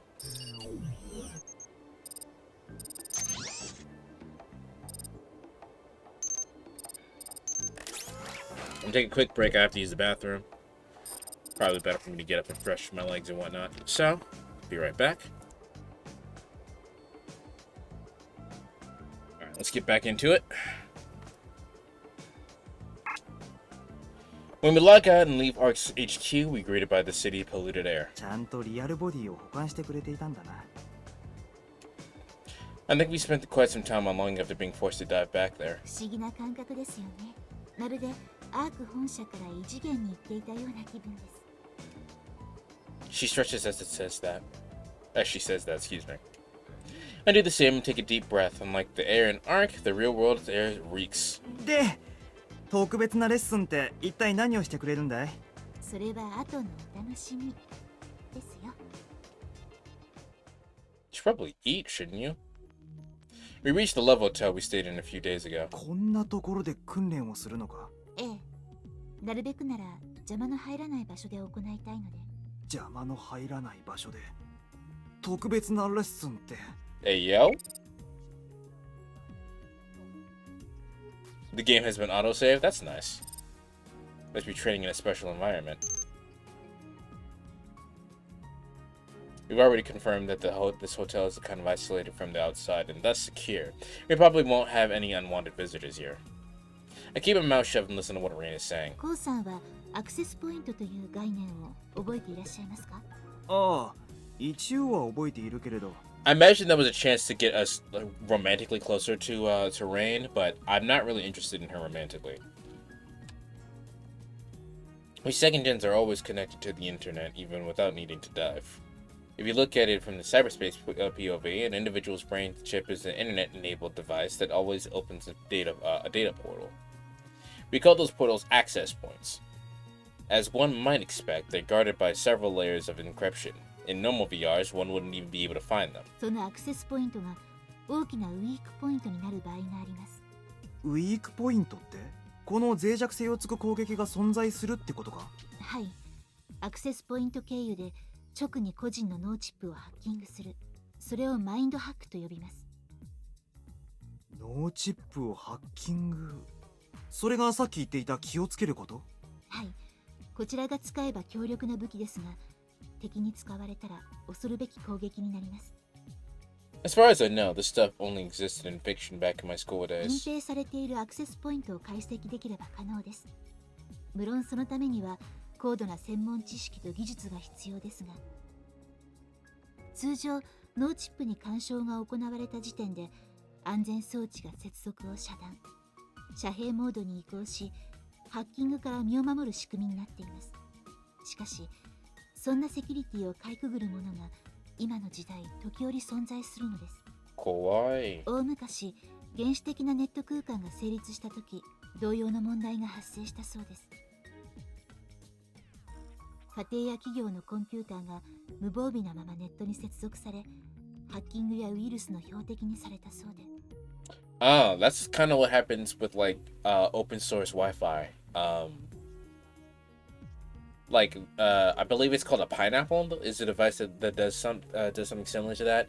It's like it'll take the original Wi-Fi, say like McDonald's Wi-Fi, and it'll replicate it. So that way, when you're searching for Wi-Fi connected sources, it'll also say like McDonald's Wi-Fi, right? But if you connect to the Pineapple, the person in control of the Pineapple can see everything that you're doing. I assume it's something similar to that. それが今やネットに接続された脳みそがハックの標的になっているわけか。ゾッとする話だな。幸いこの脆弱性をつけるものは多くありません。本人の能力や秘密扱いのツールが必要な上、仕掛けるには脳チップの相性が問題のようで。しかし出会ってしまった時はどうすればいいんだ？脳をハックされたんじゃ守る手段なんか取れないし。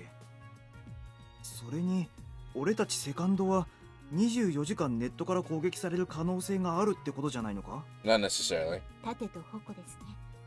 セキュリティを突破しようとする者がいれば、それだけセキュリティも強固になります。ですからそんなに心配することはないんですよ。I mean, that's like you're just as liable to get hacked as anyone else is. Like you have to think about like people. Information stealing is all about opportunity, but you also have to think about who the fuck will want your information, right? So, I wouldn't say just go out and do willy-nilly and be completely unsafe, but that doesn't necessarily mean you have to live in constant fear of it. 強固なセキュリティ？ええ、それが今日のレッスンです。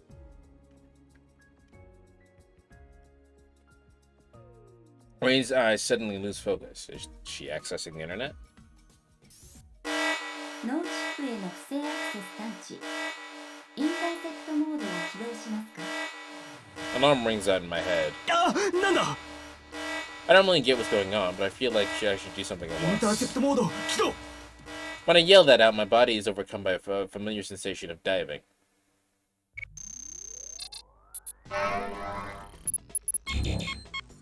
Crush Repair recovers health upon defeating an enemy proportional to their strength. Damage count displays. Okay. Heat and damage correlation had new tutorials available.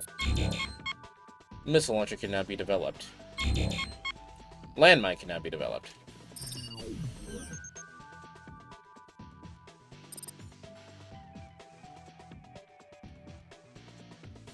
Is that my AI over here on the side? I can't really do anything else. I don't have enough points to do anything with.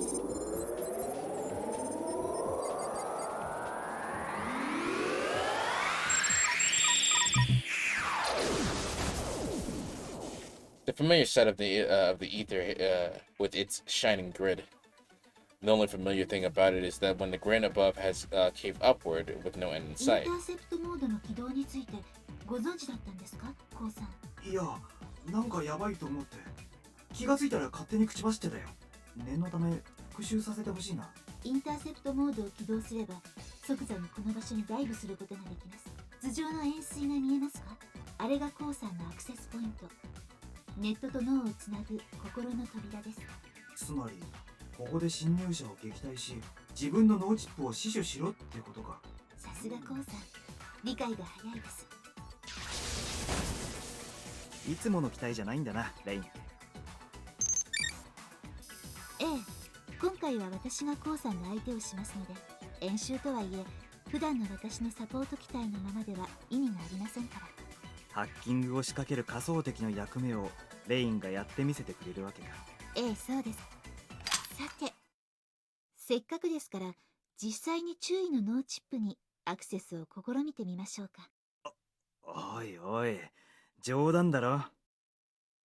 Told me this just as practice, but I still get nervous. 私なら戦闘を継続しながらでもものの数分で注意の脳チップのアイスを解除することができますよ。おいおい。ならそうなる前にきっちり蹴りをつけてやるさ。では行きますよ。オープンコンバット。Oh.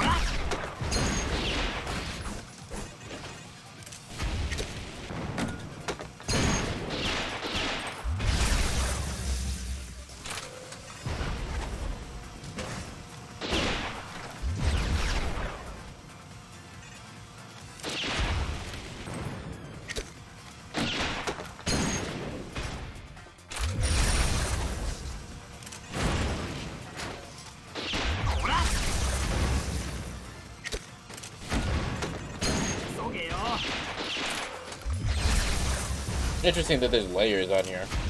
Whoa, whoa, whoa, relax.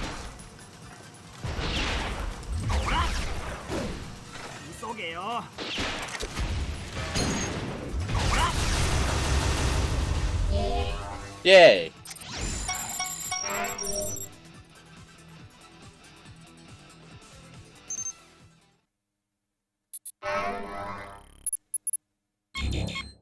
Track name. I don't know what that plugin does. 参りました。注意。Rain surrenders with a groan, finally bringing me back to my senses. This is training, and I just beat her. 大丈夫か、レイン。どうやら手加減の必要はなかったようですね。Rain gives me a smile even though she just lost. そうかな。もしレインが自前の機体で戦っていたら勝てなかったような気もするし。I brought in a wry smile as well. Rain's support unit with all its disruption equipment would have toyed with me and bought her enough time. ご謙遜を。やはりコウさんと真正面から戦うのは得策ではないようですね。She smiles as she says that, looking perfectly content. She must really trust and have high expectation of my skills. それでは戻りましょうか、コウさん。ああ。ってちょっと待った。何でしょうか。レイン、俺のノーチップにアクセスするとかいうのはやめてくれたんだな。ええ、もちろん。そうか、よかった。そもそもあれは嘘です。最初からそんなことはしていませんよ。あ。A little practice session ends and we log off.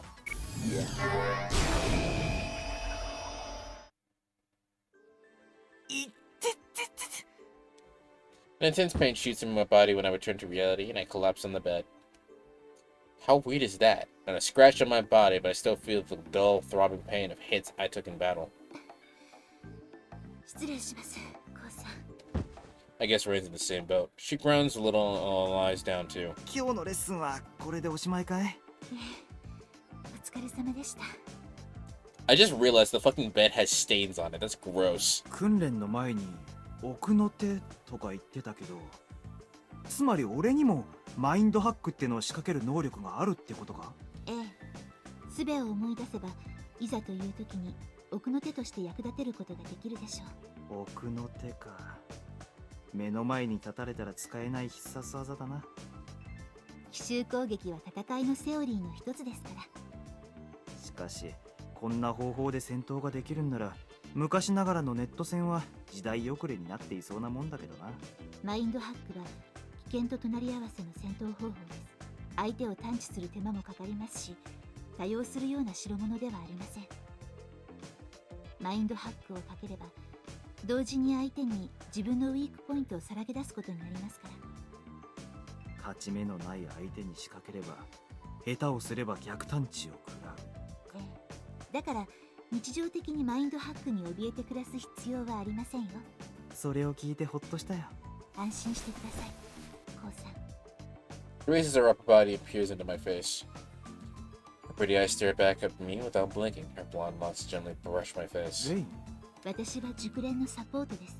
私がそばにいる限り、コウさんにマインドハックさせるチャンスなど与えません。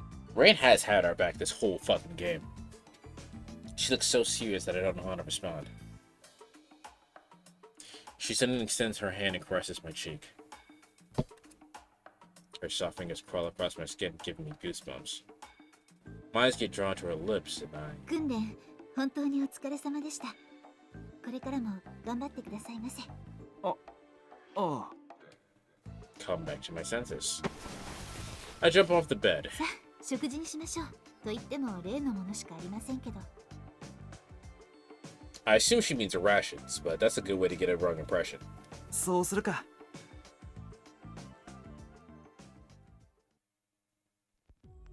After we finish our meal, Rain gets into business mode. それで注意、ご報告があります。なんだ？この前の情報屋のデータの解析が終わりました。聞こう。She mentioned that this hotel has safety measures to prevent tapping. So this is why we leave Arc HQ. We would have been birds in Arc Industries' cage. It would have been strange if everywhere we spoke was monitored. It wouldn't be strange, rather. But here, whatever Rain says won't be a problem. 例の機関が使っていたアジト、あそこの保護に関与していた可能性のある人物についてのデータです。これは議員名簿？まさか市議会の誰かがドレクスラー機関に関わっていると？今までもそうでした。権力は禁断のテクノロジーと結びつきやすい。申し訳ありません。注意はそのあたりの記憶はまだ定かではないのでした。Yeah, I'm a little confused. いや、覚えておくよ。それでドイツがそれなんだ。鈴代市議会の議員をリストアップしてみました。データをそちらへお送りします。市議会議員63名の中でそれなりの力を持つ議員が12名。まずは彼らから調べようと思っています。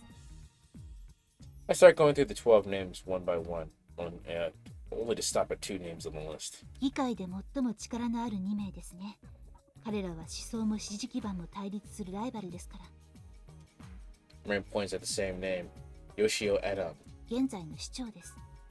AI 派の筆頭と言われ、ナノやバイオ関連の企業と太いパイプを持っています。She then moves on to the next name, Takeshi Yonoichi. 反 AI 派のタカ派で、ミッドスパイアの保守層の支持が厚く、市に駐留する統合軍とのパイプを有しています。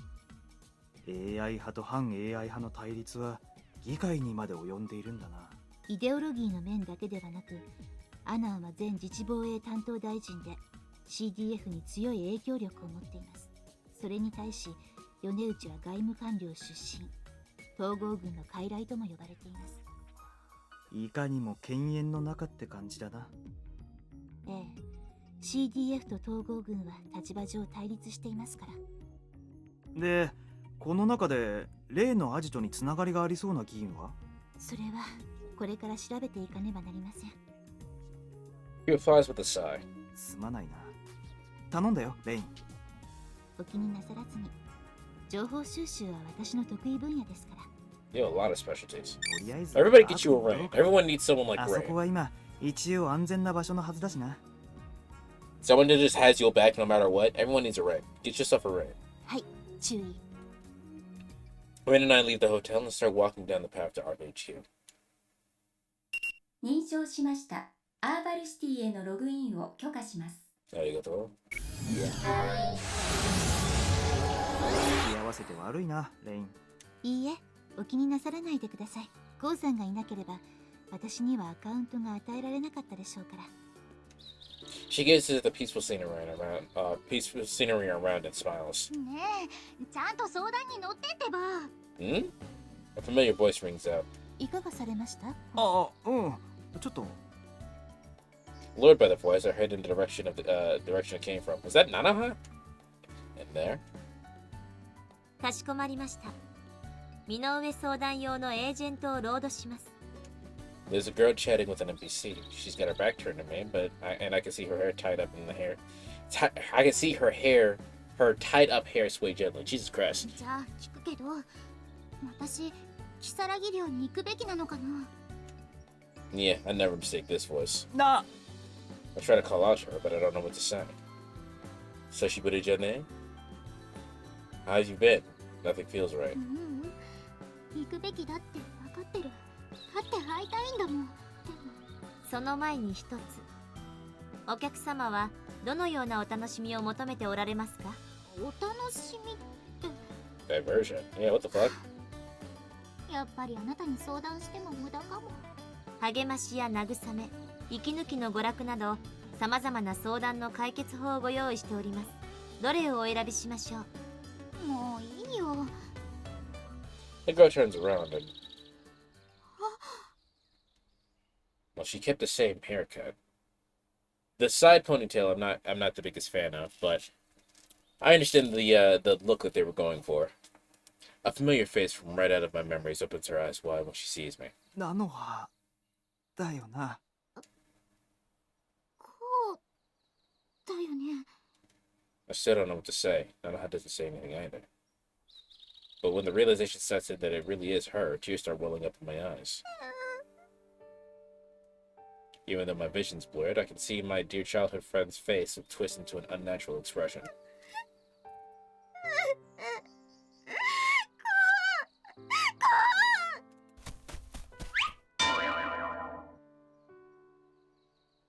She tries running to me, but immediately trips and falls.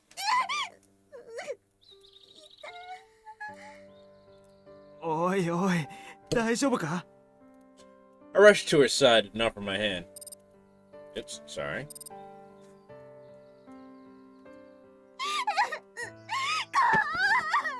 Aww. She clings to me, crying. Even online, her body is warm, and so warm that it makes me choke up. なのは。I pull her closer without thinking and start stroking her hair.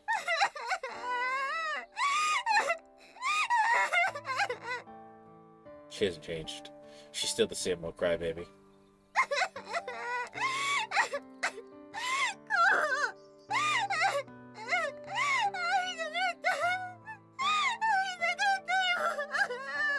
ああ、俺も会いたかった。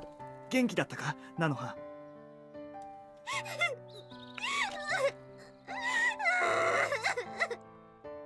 変わってないな、お前は。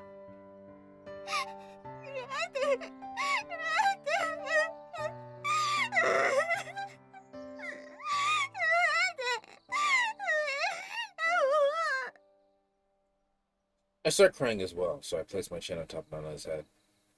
Her hair smells just like it used to, like the scent of sunshine. What does that smell like? 本当に久しぶりだね。こう。ああ。But despite all the nostalgia, the days I spent with her don't feel all that long ago to me. なあ、学園を離れた後、俺はナノハとは一度も会っていないのか？そうだけど。Of course, she gives me a bewildered response. I try to explain. 本当に記憶をなくしちゃっているんだね。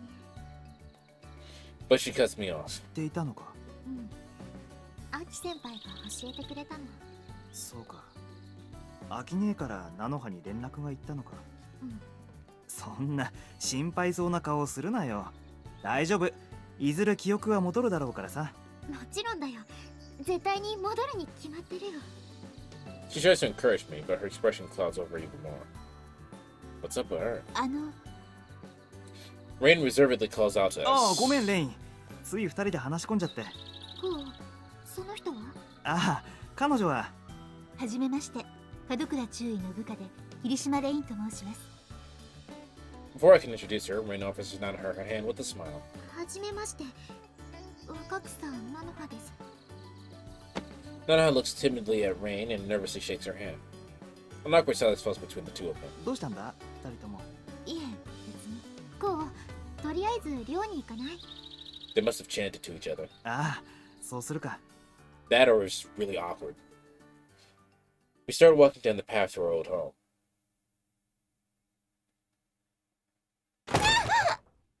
Rain walks face first into the front door. 大丈夫か？なんだかすごい音がしたんだけど。ご心配なく。それよりこの扉故障しているのでは？ここの扉は手動式ってレインは昨日も来ただろ？ I was just about to ask. 来た時は扉が開いていましたし。That must have really hurt. She's staggering and her eyes are filled with tears. This is so unlike her usual cool demeanor that makes me burst out laughing. 何がそんなにおかしいのですか？ I would kind of wish I could have saw that animated. いや、なんとなくごめん。笑うつもりは。人の失敗を笑うなど注意らしくありません。She pouts and turns away, but I can see the tip of her nose is bright red. I should laugh at her too much. I soften my voice and glance at Nanoha. And I find her looking at Rain wide-eyed in どうし surprise. た、ナノハ？ごめん、ちょっと驚いちゃって。 She turns her face away from me and びっくりしたな。What's going on? It doesn't seem like she's stifling her laughter. That's when the door gets opened from the inside. 誰？あ、アキネ、ただいま。I blurt out without thinking. おかえり、こう。 Okairi. She casually welcomes me back too. 今の物音は？レインが引き戸に顔をぶつけちゃって。申し訳ありません。ついうっかりしていまして。そう。怪我がなくてよかったけど。Saying that, she turns her eyes to Nanaha. こんにちは、アキ先輩。 She's smiling, but her eyes are really strangely moist. おかえり、菜の葉。さあ、みんな上がって。Nike holds Nanaha by her shoulders and invites us inside. ちょうどいいところに来たね。こう。ちょうどいいって？見せたいものがあるの。で。 She leads us down the hallway. and comes to a halt in front of one of the doors. 開けてみてこう。うん。 I see a desk that's been scribbled on by generations upon generations of residents and old paper books left behind by alumni. すごい。何から何まで記憶通りだ。 Overcome by nostalgia, I grab a book from the shelf. あれ When I open it, I see it's filled with blank pages. ごめん、その本の中身マザーのデータじゃ特定できなくて。そういえば学園生の見たデータから再構成したんだったね。 It's not like I ever read the books on the shelves either. I put the book away and take a look around. I notice a photo frame on the desk. あれこんなもの部屋にあったっけ？ When I pick it up, it displays a hologram. It's a girl. これは空のホログラフか。 This takes me back, but also confuses me. When was this taken? It shows Sora with a bright smile. コウさん？心配しなくていい。また頭痛が起きただけだから。 I fake a smile and look toward the three. Aki's staring at me with her eyes wide open. Nana's biting down her lip, her eyes filled with tears. When we make eye contact, a tear streams down her face.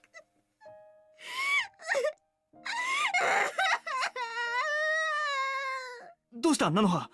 一体どうして泣いているんだ？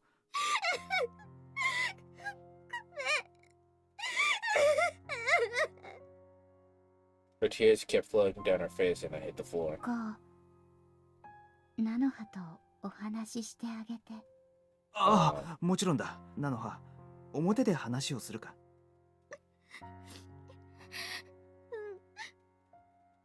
When I offer her my hand, she grips it so tight it hurts. じゃあ、アキネ、レイン、俺たちちょっと外に行ってるから。ごゆっくり。レインは私とお話ししてくれる？ええ、もちろんです。ごめんね、今日の私泣きっぱなしで。気にするな。仕方がないよ。 She can't do anything about it, I'm sure. I've lost my memories, and even then, I could barely handle being in the reproduced dorm. Must be so much worse for her. とにかく、ナノハに再会できて、本当に嬉しいよ。 I gently stroke her hair. 私ももう二度とこうに会えないって。 She looks at me all teary-eyed, which makes my heart skip a beat. Her facial features don't appear to have changed much, but she does have a more mature aura about her now. なあ、聞くけどさ、俺ってやっぱりナノハに対しても何も連絡を取らなかったのか？わからない。多分こうが連絡を取ろうとしても難しかったと思うから。難しかったって？私いろいろあって住所を転々としてたから、アドレスもしょっちゅう変えてて、だから電話もできなくて。We're gonna leave that at face value. She fumbles for words like she's about to say something that's hard to talk about. こうは自分自身が今まで何をしてたか。まあね。まあね。その服、軍服みたいだけど、もしかしてずっと軍人さんだったの？ I try to respond in the affirmative, but it's hard for me to tell that I became a soldier when I apparently sworn it'd be the last thing I'd do. And I definitely can't tell her that I'm a mercenary now and in real trouble as we speak. ごめん。言いづらかったら言わなくていいよ。いや、俺こそごめんな。いいよ。それは多分お互い様だから。I guess she'd rather not tell me what's going on in her life right now either. We may not seem all that different at a glance, but everything has changed for us. 変だよね。私たちで言えないことがあるなんて。そうだな。本当に変だよな。なんか寂しいね。ああ、本当に寂しいよな。ごめんね、こう久しぶりに会ったのに暗い顔ばかりしていて。それを言うなら俺の方こそなあ、せっかくだから明るい話題でも探してみないか？そうだね。だったらShe places a finger on her chin and tries to pick a topic. I bet it'll be something from our past. We spent tons and tons of time together after all. ねえ、あのレインさんってコウの彼女さんなの？そうきたか。アキ姉にも言ったけど、レインは別に恋人とかじゃなくて単なる部下で。そっかな。なんとなく単なる部下と上司には見えないんだけど。気のせいだよ。第一、菜の葉はろくにレインと話もしてないだろ。でもアキ先輩に聞いたよ。まるで海外しい新妻みたいに一緒に寝るのを喜んでたって。たく、アキ姉までなん。I smile despite grumbling. Nanaha does the same, and the tension in the air gets replaced with a gentle, peaceful mood. ああ、でもなんか懐かしい。こういうのデジャビュっていうのかな。Deja vu! I just been in this place before! 忘れちゃった。私の入学式の後、やっぱりこんな話をしてたんだよ。Nanaha smiles fondly, which reminds me of one evening scene behind the door. そうだった。確かにそんなこともあったよな。Yeah, Nanaha was sitting here pouting back then. なんだか本当に懐かしいな。 With the blue sky behind her, she thinks back with a smile. 今にして思えば、きっと私、千夏先輩たちに嫉妬してたんだね。私、コウと暮らすことにいろいろ夢を見ちゃってたから。だけど、今なら本気で言えるよ。コウが誰かと結ばれて、幸せになれるのを祈ってる。ああ、ありがとう、菜の葉。I thank her, but what she said makes me sad. Because it feels like she signaled the end of a relationship we've always shared. But... ああ、私も誰か幸せになれる人を見つけなくちゃ。だよね。頑張れ。菜の葉ならきっと見つかるよ。ありがとう、コウ。I want to know what happened at the end of days we spent together in the dorm. But I want to move forward and not be haunted by the past. I feel the desire to grow stronger than ever within me. コウさん。 Rain shows up at the front door. Looks like she ran out. どうしたんだ、レイン。アキネートの話は終わったのか？それが。私が取り継いでもらったのだ。門倉注意。ノイ先生。現在、私宛ての電話をコウさんに中継しています。まったく、君はまだ治療中の身の上なんだぞ。どうしてちゃんと私のところに来ないんだ？ That's a good point. あっと、すみませんでした。連絡もせず勝手にあちらこちらへと。自分でも少しだらしないと思わないか？ While she's scolding me, she provocatively shows off her and her thighs to me. What the fuck? ああ、そうですね。だらしないと思います。I still don't really get this woman. とにかく、今日は診察に来ること。わかったな、注意。いや。With that, Noi hangs up. コウ、電話って？主治医の先生からお叱りのコールで。Hey, Sabius. そうなんだ。じゃあ、今日はもう帰っちゃうんだね。またここに遊びに来るよ。菜の葉もまた来るんだろ？うん。じゃあ、明日もここに来てくれる？ああ、約束するよ。明日はもっといろんなことを話そうな。Nanaha sees us off with a smile as we leave Kisaragi dorm.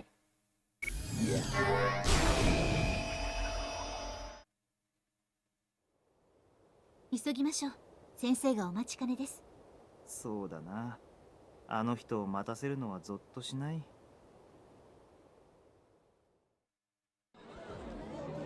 We leave ARC HQ in a hurry and walk down the street in the slum district. The afternoon air is stale and the area may as well be devoid of all color. Visiting this place immediately after leaving the bright and colorful Arval city makes it really clear how seedy this area is. レイン、アキネート何の話をしていたんだ？コウさんの過去から現状についてあれこれと尋ねられました。ほうか。ご心配なく、アキさんを不安にさせるようなことは何も話しませんでした。Everyone get you a ring. ありがとう。いつもすまないな。Seriously, homegirl is down for this man. I'm not sure if she likes him romantically or not, but like, goddamn, you need someone to have your back like Rain has Ko's back. どういたしまして。私もコウさんの大切な人たちに余計な心配をさせたくありませんから。Also, if you have someone like this, make sure you're that someone for that person as well, cause goddamn. ただ、あの方の情報検索力は私以上です。本気になれば、いろいろと知られてしまうのは間違いありません。意外と知ってて知らないふりをしてくれているのかも。I wouldn't put that past Saki. A pain runs through my chest. Suddenly, we hear a lively melody coming from one of the streets nearby. It sticks out like a sore thumb in this dour surroundings. なんか聞き覚えのある曲だな。統合の古い文化です。今では特定の政治団体が好んで集会で使うようですが。Disgusting. じゃあ、もし政治集会が開かれているようですね。参加者の中には宗内議員が含まれています。Kazuya Inoichi, one of the two names that were on top of Rain's list. 様子を見てみますか？ああ、もちろん。We run down the street with the song echoing all around us. There's a crowd they're doing the old school Japanese campaign where they ride around in a bus yelling their fucking speech to everybody. Actually, I'm not sure how old school that is. That did happen in Persona, and that takes place in like 2016. There's a crowd hanging around one of the corner of the street. Before them says a man waving his arms around as he delivers a speech. That also happens in Yakuza 7, which takes place in like 2018 or some shit, so maybe it's not old school.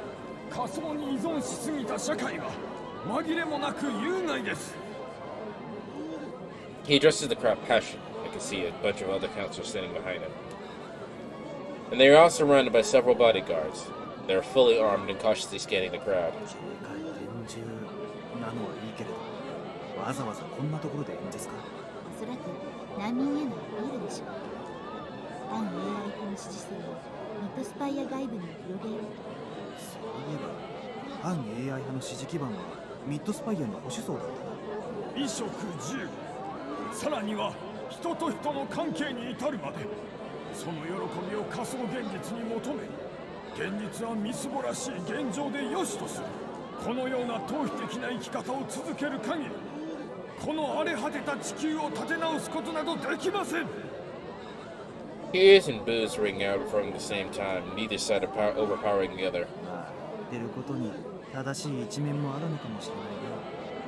The rich and wealthy in Midspire must be living free of the AI shackles, happily taking in their reproduced natural surroundings. However, しかし、こんな貧民街で仮想を捨てて現実に生きろなんて訴えるのも。灰色のクリスマスで発生した大量の難民がここ鈴代市にも数多く流れ込んできています。そして難民はナノアレルギーの傾向が強いです。 as they should. おそらくそこをついて共感を得ようとしているのでしょう。まさしく現代版のラダイト主義者だな。残念なことに、我がシティ議会は現実軽視主義者エイリアニストに牛耳られてしまっているのが現状なのです。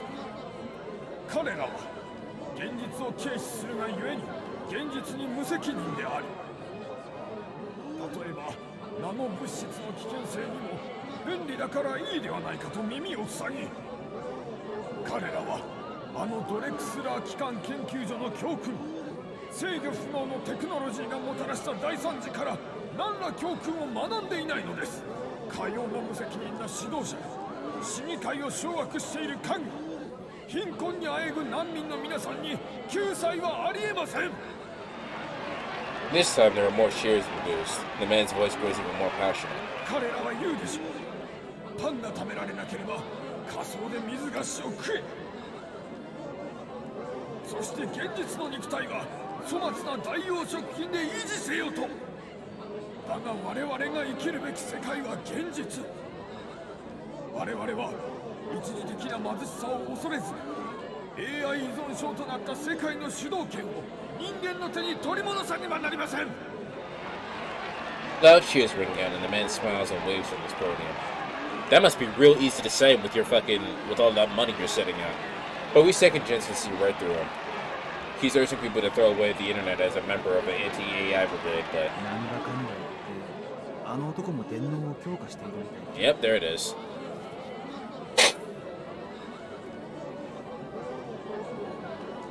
I don't trust politicians, none of them.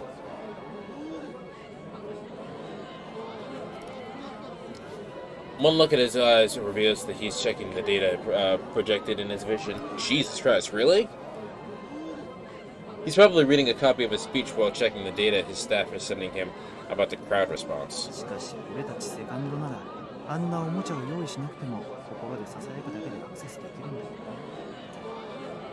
Also, Yanoichi holding a portable controller in his hand.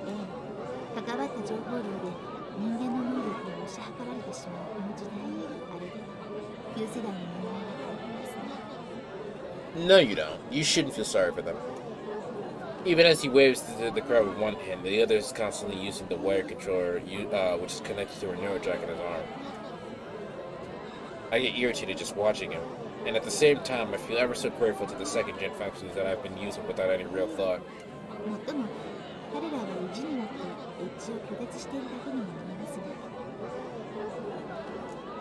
Rain's lips curve slightly upward.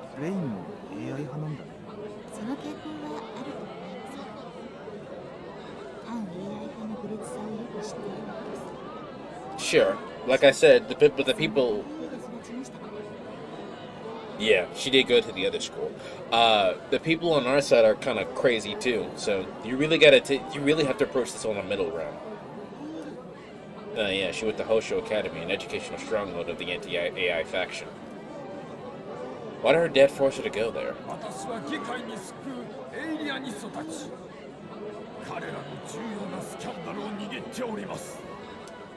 He suddenly drops a bombshell and the crowd goes deathly quiet. He's exposing a scandal here, of all places? As the shocked crowd watches on, he flashes a proud smile.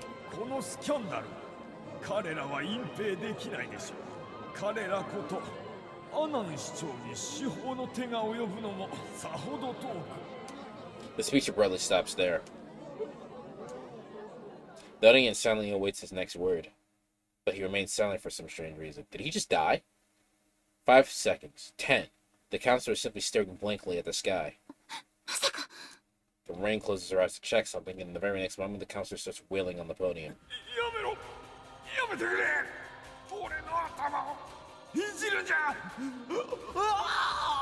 Is he faking it? He starts scratching his head like he's gone insane. He staggers a few steps forward, squirming the entire time.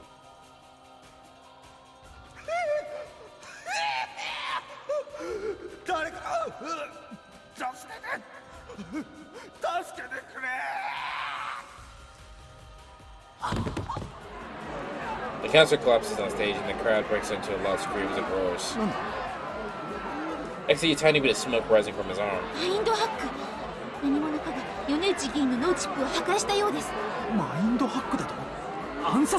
What a crazy way to assassinate someone. As though to prove Rain right, the counselors on stage start collapsing one after another. Unable to do anything, the bodyguards around them can only run around like headless chickens and stare as their subjects die. No, that could very easily be a hider attack. A voice screams out. They must still be around here somewhere. Oh boy, we gotta get the fuck out of here now.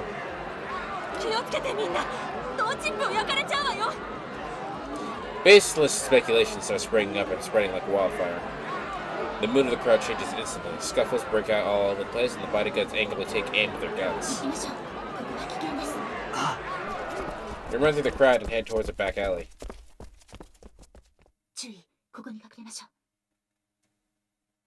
Rain suddenly grabs me by the arm and drags me into a tiny space. The two of us go silent with our bodies glued to one another. Warning shots are fired in the distance, and the roar of the crowd grows even louder. A riot is broken out. Oh. From up close, I see Rain's face covered in cold sweat. Anyway, we can't just sit here and wait for things to die down. We need to analyze the situation and figure out our next move. Rei, 今の件をどう思う?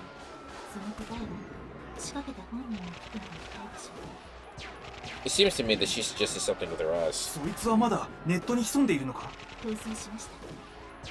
エリア侵入の痕跡から逆探知をかけました。腹落ちてまだレースできたんです。 CDF が仕事をしてくれてるなら一帯にはまだアンカーがかかってるはずだ。捕まえるなら今ってことだ。 This assassination might not necessarily have been anything to do with our case, but if a counselor Yonoichi was killed by the same people who took out Eddie, what if, rather, it's worth checking out. 戦いますか？ああ、やってみる。わかりました。気をつけてください。注意。 She puts both hands on my cheeks and looks me directly in the eye. リアルボディは私が守ります。無理をせず必ず戻ってきてください。ああ、任せろ。レインこそボートに巻き込まれるんじゃないぞ。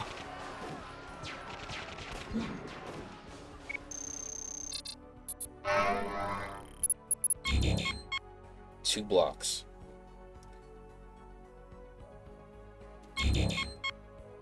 Melee canceling firearm castle. Bazooka cannot be developed.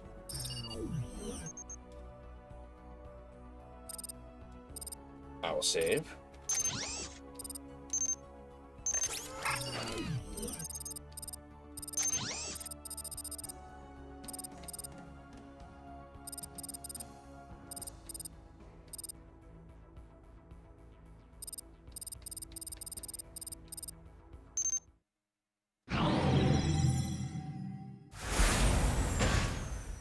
Should you connect an attack with that requires physical contact, you can force it to end immediately by unleashing another attack the moment it connects. This is called an attack cancel. Doing so, you can unleash a number of punishing blows one after another. Think of it as another way to combo. Should the attack not connect, however, you won't be able to perform the cancel, leaving you open to a counter. Be sure your hits connect when attempting this. Canceling attacks involving firearms differs from those that require physical contact. They can be cancelled into another attack from the moment you fire.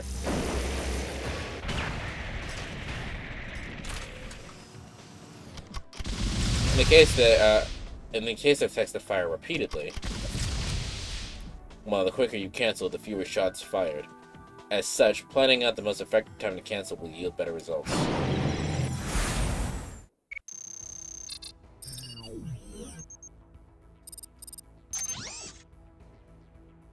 Ah, I do have chibi mascots. I can chase Tanoi.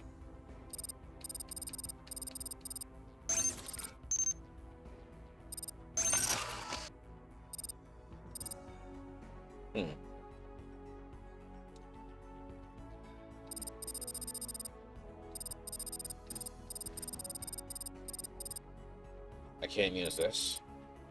Can't use this either. Not that one either.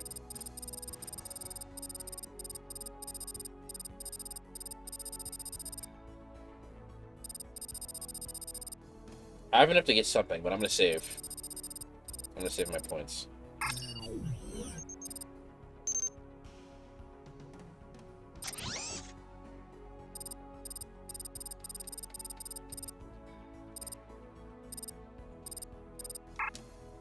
Hey!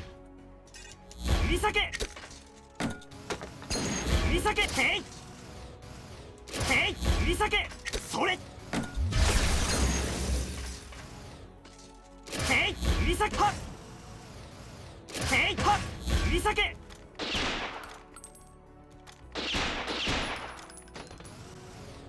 Hey! Misake! Ha! それ! Hey! Misake! してくれ!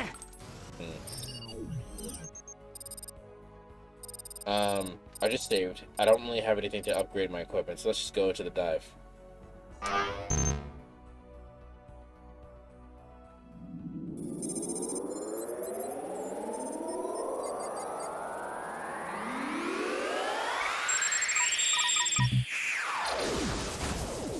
Rain, 誘導を頼む。先方の方からこちらに向かってきています。どうやらトレースに感づかれたようです。そりゃ話が早いや。来ました。ああ、確認した。これから排除する。でき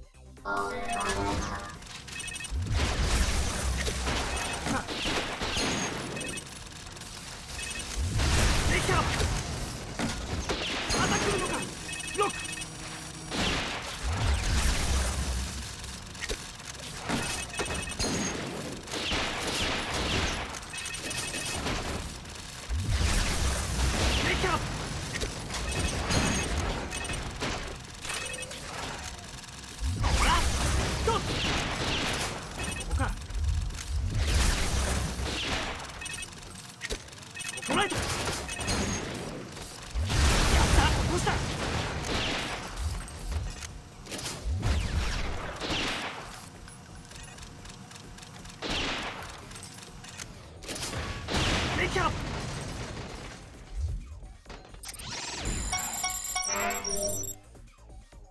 Inca is going crazy. Alright.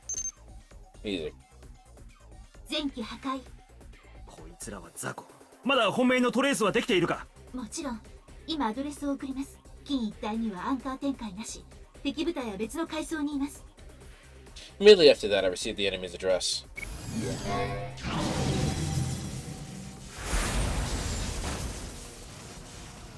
よし、追いついたぞ。注意してください。敵が再びムーブしようとしています。言っているそばから。こいつらに構っている暇はない。すぐに転送先を教えてくれ。逃げた連中を追いかける。ダメです。交戦中の敵の中に新たなアンカーを展開した機体がいます。なら前期破壊すればいいんだろ。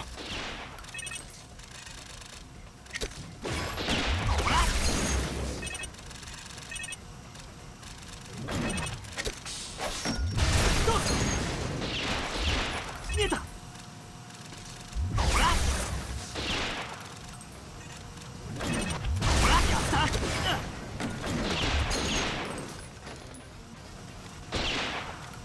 ダメか。できゃ。Bitch.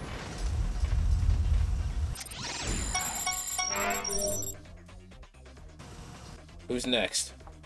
アンカー解除。よし、早速飛ぶぞ。アドレスを頼む。や。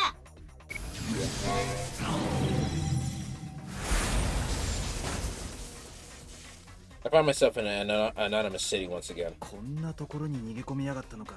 コウさん、気をつけてください。一機だけタイプ不明のカスタム機がいます。言ってるそばから逃げやがったか。あの機体の主が暗殺の実行犯に違いありません。だったらこいつらを排除してあいつを捕獲する。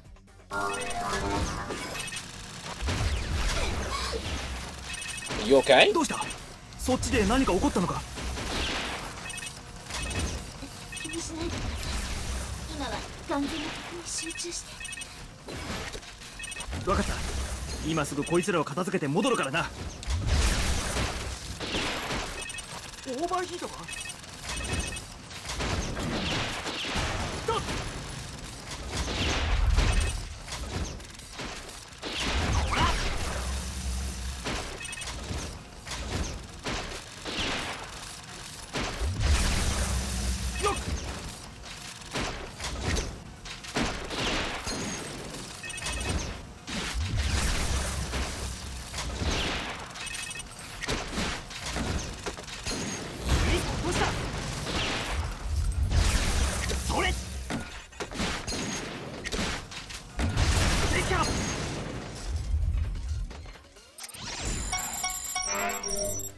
？I used the beam sword once and it kinda got leveled up.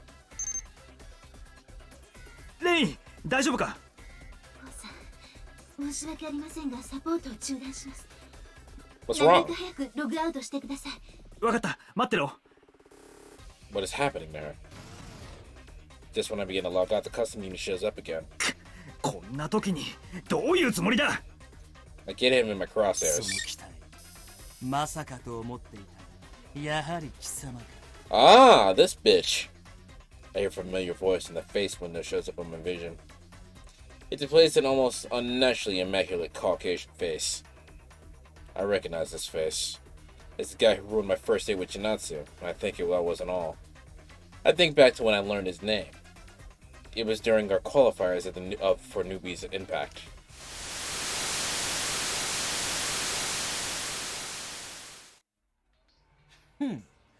久しぶりだな。青春のクズが出ているとは聞いていたが、貴様らだったとは。 Someone talking high and mighty about being all fucking, oh, the fucking AI world is going to destroy everything, and here you are fighting in a fucking AI formed mech. お前はあの時のチンピラ学生。おいおい、お前ら反 AI 派なんだろ？なんでこんな大会に出場してるんだよ。我々遺伝的エリートはいかなる状況でも劣等人種に対し優越であることを証明せねばならん。Whatever, そ man. れでよって貴様らの得意分野であるこの低俗かつ悪趣味なゲームで勝利し、貴様らのなけなしの誇りを踏みにじってやる。というわけだ。わかったか。 You're a disgusting, despicable human being, you know that? He would then resort to cheap tricks to split our team up.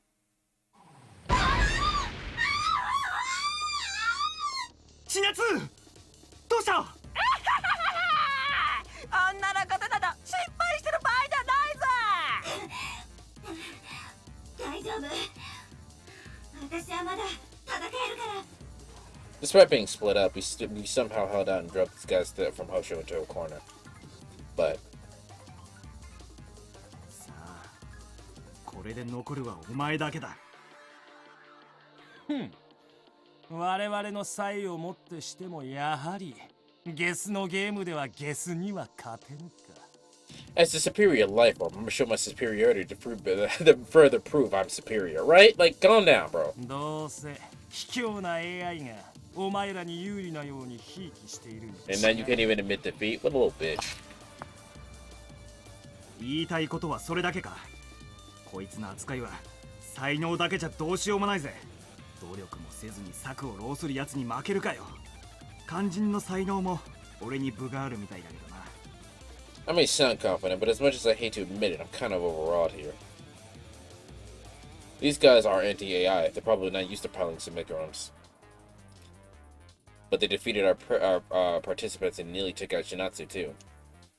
This is what designer children are capable of. Just because you were quote-unquote genetically modified to be better doesn't mean shit, bro. だが哀れだな。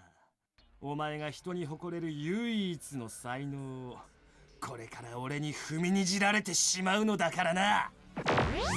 He brought out viruses after our one-on-one duel. ウイルスだと？てめえ。クズに天誅を下すためなら手段や手法などどうでもいいのだ。 Well, little bitch. 警告です。その行為は本大会のレギュレーションに違反しております。エイリアニストの大会での優勝などこちらから願い下げだ。 The audience boos, but nobody tries to stop him. It may be against the rules, but it's not like anyone's gonna die from it. And the audience, and for the audience, any surprises like this are always welcome. So we get pounded on, unable to resist. And just when I'm about to give in, the guy's viruses surrounding us explode. I look up where Shinatsu's staring. That's... 先生受け取れ、コウ君。 His directly throws something at me, something shiny at me. Which sticks to the ground right in front of me. It's a sword. こう気をつけて。奴が起き上がってきたよ。 Someone play some Wu-Tang. Pick up the sword. I turn around and see the guy from Hosho getting back on his feet, take aim with his creepy weapon. 遊びは終わりだ。2匹まとめて血祭りにしてくれる。お前の相手は俺一人で十分だ。 I place my hand on the sword. The moment I grab its hilt, a program streams into me. The correct way to cut up a semicolon gets uploaded into my brain. I know Kung Fu. 一気に切り裂きたまえ。破壊衝動に駆られた輩は陶酔のあまり隙が生じる。オーバーヒートを見極め、その隙をつくのだ。 Lady, you have access to the internet. You could have googled any Wu-Tang song to make that joke work. With one eye on my Spencers, I point my crosshairs on my opponent. さあ、行け。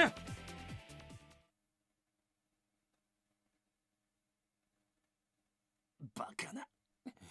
旧人類に俺が負けるなどありえない。 That's racist. ありえるんだよ。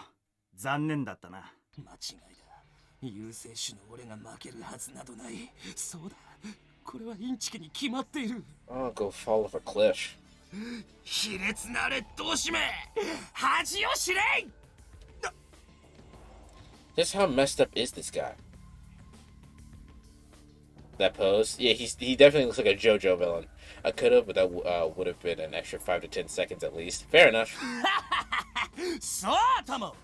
これはインチキ、八百長、出来レース。もう少しで AI の罠にはまるところだった。 You really believe your own hype that much? 素直に認めろよ。自分の実力のなさを。きっとリミッターが貴様らに有利なように働き、我々の動きを阻害しているのだな。 Fall off a cliff. なんとも卑怯なことよ。なわけないだろう。いい加減にしてくれ。報奨ではどんな教育をしているのか。I am the hype. Man, I almost want to see the kind of education you receive at Hosho now. ああ、いずれ見るがいい。貴様らエイリアニストに目に物見せてくれるわ。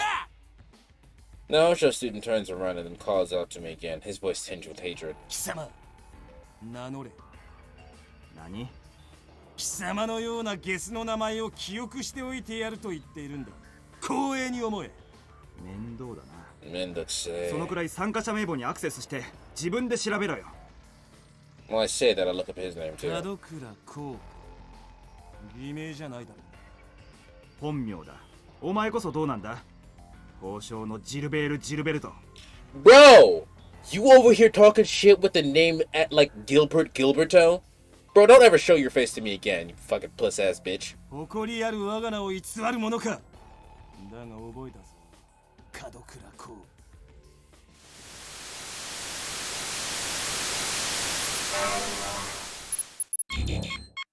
Voice crash. Plug-in voice crash obtained. Plugin has been enabled. Voice crash gauge. Personal unit main gauge is optional. Voice crash gauge obtained. Plugin has been enabled. Plug-in enemy unit main gauge is a force option crash gauge obtained. Plugin has been enabled. Allied unit sub gauges. Okay. Enemy unit sub gauges. Resonance blade obtained. New tutorials are available. 報奨のジルベルト。 That man's name is お前 Gilbert 生 Gilberto. きていたのか。 You over here talking shit with a name like Gilbert Gilberto. I can't take any kind of respect I have for this man has went down the drain, and I didn't have much to begin with. The reappearance of an asshole from my past leaves me unstupefied. それはこっちのセリフだ。貴様こそなぜ生きている。どうやらお互い灰色のクリスマスで息絶えていたと思い込んでいたようだな。何を言っている。この抜け作が施設の爆破からどうやって逃れたかと聞いているのだ。 You haven't heard? I'm that nigga. What does he mean, the factory explosion? When is he talking about the explosion that made me lose my memories? おい、どうした。頭を打って安物の脳内チップが故障でもしたのか。どうやらそうだ。爆発の衝撃で頭のネジが緩んだ。 What's with the fucking sound is on that line? It was really quiet. まあいい。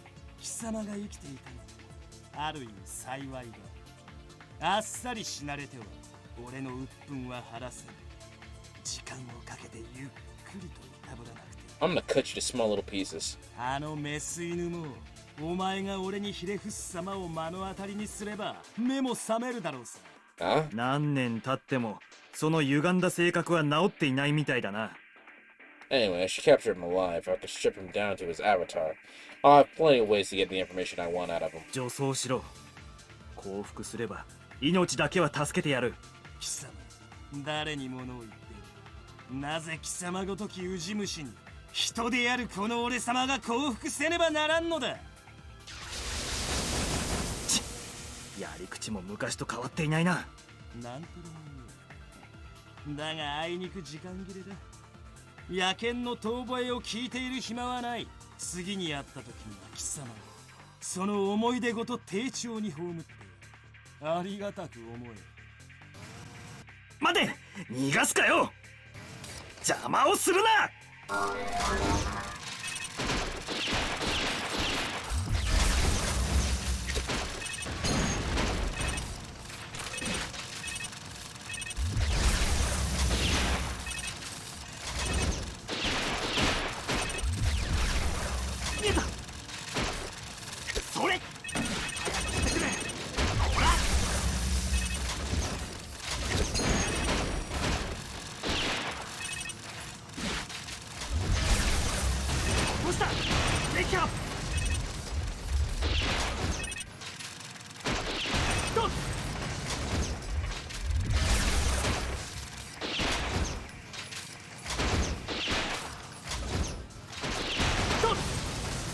Oh, more? Let's go. Whoa, whoa, whoa, relax.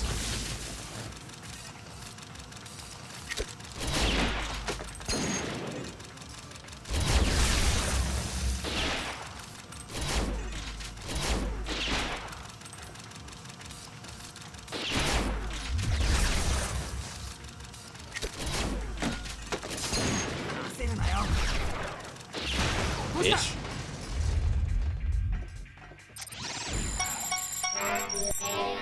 My handgun leveled up.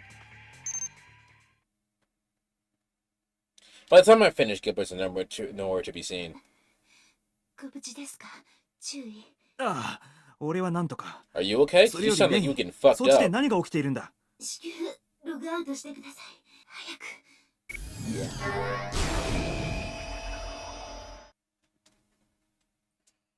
The first thing I feel when I'm returning to reality is a cold sensation of concrete below my body. Did you get shot? When I open my eyes, I get an eye full of legs and boots. The red droplet falls to the ground beside them. お帰りなさいませ。注意。 I look up at the direction of the pained voice and see brain bleeding from her forehead. She's got a gun in her hands. She's pointing it in the entrance of the alley. Riders have gathered there, and they're giving us hostile glares. これは。 見たの通り囲まれてしまいました。 We're surrounded. That's bad. She replies in a stiff voice. The riders aren't coming any closer. Maybe they're afraid of getting shot. But they're throwing rocks at us. このエイリアニストめ。 She lets out a groan. Is she protecting from the rocks the entire time I spent diving? こいつら。 Anger and panic take over my mind, and I draw my gun without thinking. 撃ってはいけません。撃てば一気に襲ってくるかもしれません。しかし、このままじゃ。焦らないでください。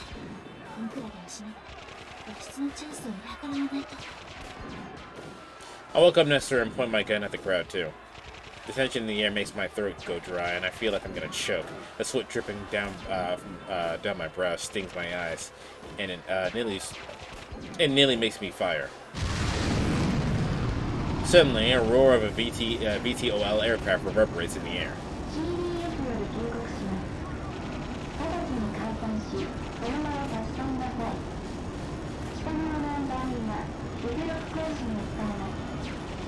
The riders all look up at the sky at once.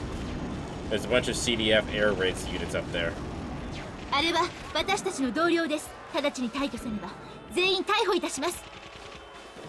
Rain yells out with a dignified voice. One by one, the riders run away from the entrance of the alley.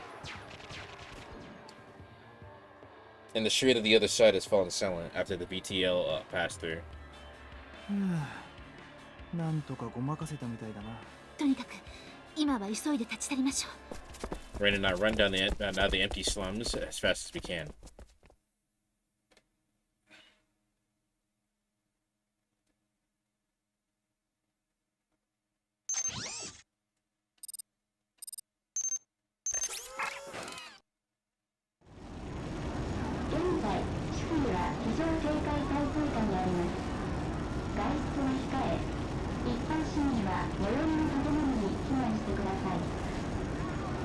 VTOLs are flying above us like hornets, blurring warnings like that one.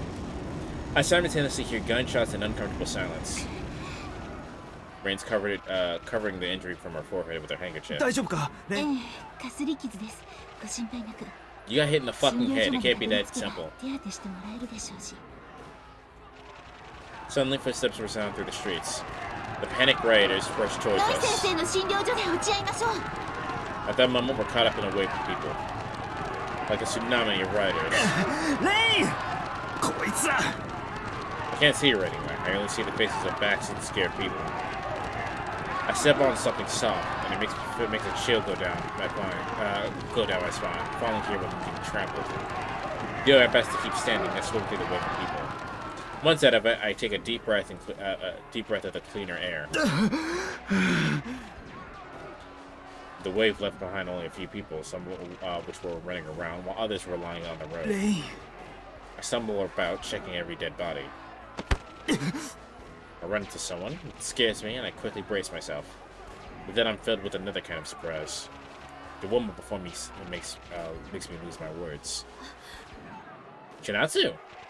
She also opens eyes wide. She's wearing a long coat. Her face is fair, and there's a long ponytail trailing behind her. Chinatsu. Her name escapes my mouth. She stares at me, dumbfounded, as her mouth shivers. 千夏なんだろ。俺だよ、俺。門倉こうだよ。My heart is filled with joy. I actually met her again. I walk up to her to put my hand on her shoulder. She's part of this raid, isn't she?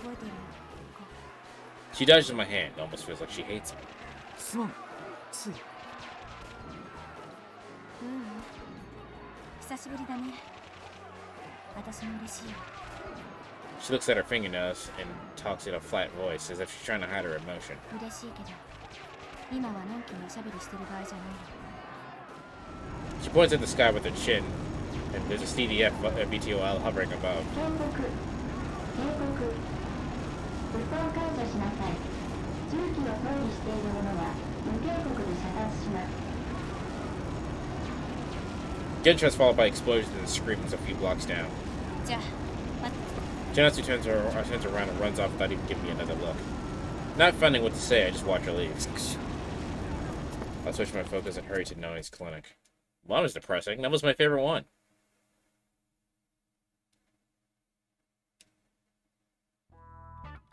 さあ、何を恥ずかしがっている？傷の手当てをしてやるから早く服を脱ぎたまえ。いえ、ですから体には怪我がないと。素人判断はやめた方がいい。いいかね？わか From outside the room, I see Nai grinning as she tries to undo the buttons on Rain's clothes. I sigh and knock on the door. あ、こうさん。見たまえ、彼が来てしまったではないか。俺が来る前に何をするつもりだったんですか？子供は知らなくていいことだよ、少年。Bruh. ご無事でしたか、こうさん。なあ、レインこそ無事でよかった。It looks like Nai checked out her wound. If I strain my eyes, I can barely see the skin-colored derm on her forehead. Seeing her face fills me with relief. The fatigue from all the running and the riot attacks me all at once, making me collapse into the chair. 災難だったな。これに懲りて政治集会など近寄らぬことをお勧めするよ。Nona takes out some germs from the first aid kit and starts applying them to my wounds. 暴動が頻発しているというのは本当なんですね。シティは常に緊張状態。ちょっとしたショックですぐに臨界点を超えてしまう。She reaches up to try to apply a derm to my forehead, but she's too short to reach it. 末期状態なんだな、この町は。I sigh and lower my head, letting her reach my forehead to apply the derm. It's cold, but it quickly starts dampening the pain. Man, so much has happened here. You know, Ichi's speech, assassination, the unpleasant reunion with Gilbert, the riot, and finally the meeting with Chinatsu. Unwittingly, I take a look at Naomi's face. どうした？私の顔に見とれているのか？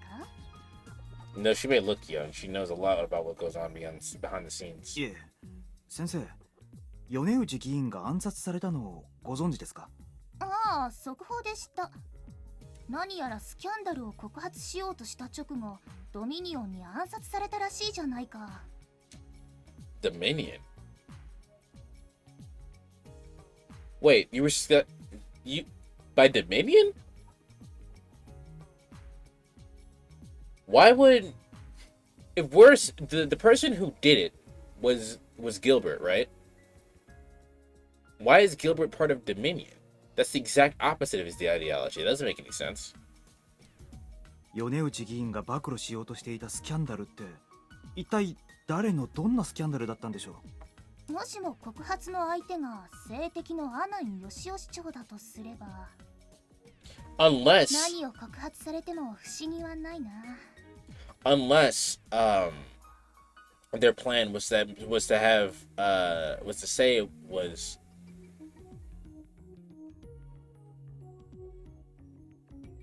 say it was Dominion and make it look like Dominion silenced them and make them look even worse. That would make sense. She grins bitterly. 阿南市長は以前からエッジ企業との癒着や贈賄についていろいろ噂されていましたから。Rain chimes in with an explanation. つまり灰色政治家ってわけか。絵に描いたような灰色だよ。もっとも彼の無節操な企業優遇のおかげでシティの経済発展がもたらされたのも否定できない。だからこそ過去何度も告発を受けながらも有罪にならず市長の席に座り続けていられるのです。なるほどね。So, was today's assassination just another case of corrupt politician trying to hide something? If that's the case, this probably has little to do with my situation, but something about it doesn't feel right. まあそれでもアナンが今の状況に焦りを感じているのは確かだろうな。焦りと言いますと、ゴートのシティ駐留が始まったのだよ。ゴートですか？ゴート、統合軍対 AI 対策班のことですよ。暴走する AI に対抗するために統合が編成したネット部隊。昨年よりそのゴートの分隊がシティに駐留することになったのだ。統合軍が駐留？その目的は？名目上はシティのネット内外でのブラックマーケットの取り締まり。だがその本意は誰も知らん。シティは違法なナノバイオ物質の供給源の一つとしてたびたび統合。肝心なのは Oops, ゴ my ー finger トは slipped. 現市長のアナン一派とは対立していて、そのこともあり米内一派を公に支援していることだ。つまり米内議員は追い風に乗ってスキャンダルを公表し、一気にアナン一派を失墜させようとしていた。そしてアナンはアナンで政敵の米内が統合軍の後押しで力を得るのを恐れていたと。そうだ。おかげで市議会も AI 派と反 AI 派の派閥に分かれて構想中だ。しかしありきたりなスキャンダルを米内議員があそこまで勢い込んで、しかもあんな形で告発したりするものでしょうか。仮にアナン市長の告発をしても、彼ならば贈賄程度の事件ならば部下に責任をなすりつけて生き延びることができそうですし。暗殺をする必要はないか。確かに汚職が発覚するより暗殺計画が露呈する方がはるかに致命的だろうしな。Does he have a secret bad enough to drive them to do something that's so extreme? さて、固い話はそれぐらいにして、そろそろ診察を始めようか。Oh, I almost forgot about that. じゃあ先生、よろしくお願いします。よし、いい返事だ。では早速全裸になってそこに入ったまえ。Oi, I'm a dom. 何を恥ずかしがっている？いいかね、私は医者なんだぞ。処置って記憶素行処置じゃなかったんですか？今日は君の体を精密検査する。ナノマシンの影響が余計なところに出ていないかチェックしておきたいしな。しかし、なんで全裸I'll suddenly get up from the chair. 勘違いをするな。これは純粋な医療目的であってな。Usoy. いいからさっさと脱がんか。脱げ、うつ伏せ寝で気をつけ。尻高く上げ。 No thanks. いえ、結構ですから。 As I try to run, Noi tackles me and clings to my body like a koala. ちょっと先生、離れて。往生際の悪いやつだ。レイン、手伝ってくれ。私が手伝うのですか？当然だ。君も部下なら彼の裸など見慣れているだろ。そんなわけありません。 Rain turns beet red and looks away. That's so innocent that I can't help but stare. The next moment, I feel a jet injector in my neck. Followed by the sound of a jet, all power is drained from my body. 余計な手間をかけさせおって。先生、せめてレインを退出させてくれませんか？仕方がないな、君は。わかった。レイン、ちょっと部屋から出ていてくれ。はい。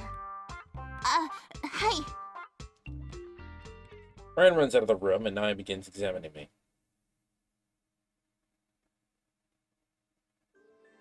By the time the examination ends, it's evening. よし、全身とも異常なし。君は見事な健康体だ。そりゃ、どうも。We're actually naked. Tortured by a sense of emptiness, I put on my clothes. That felt less like an examination and more like a weird sexual activity. まったく君は子供か？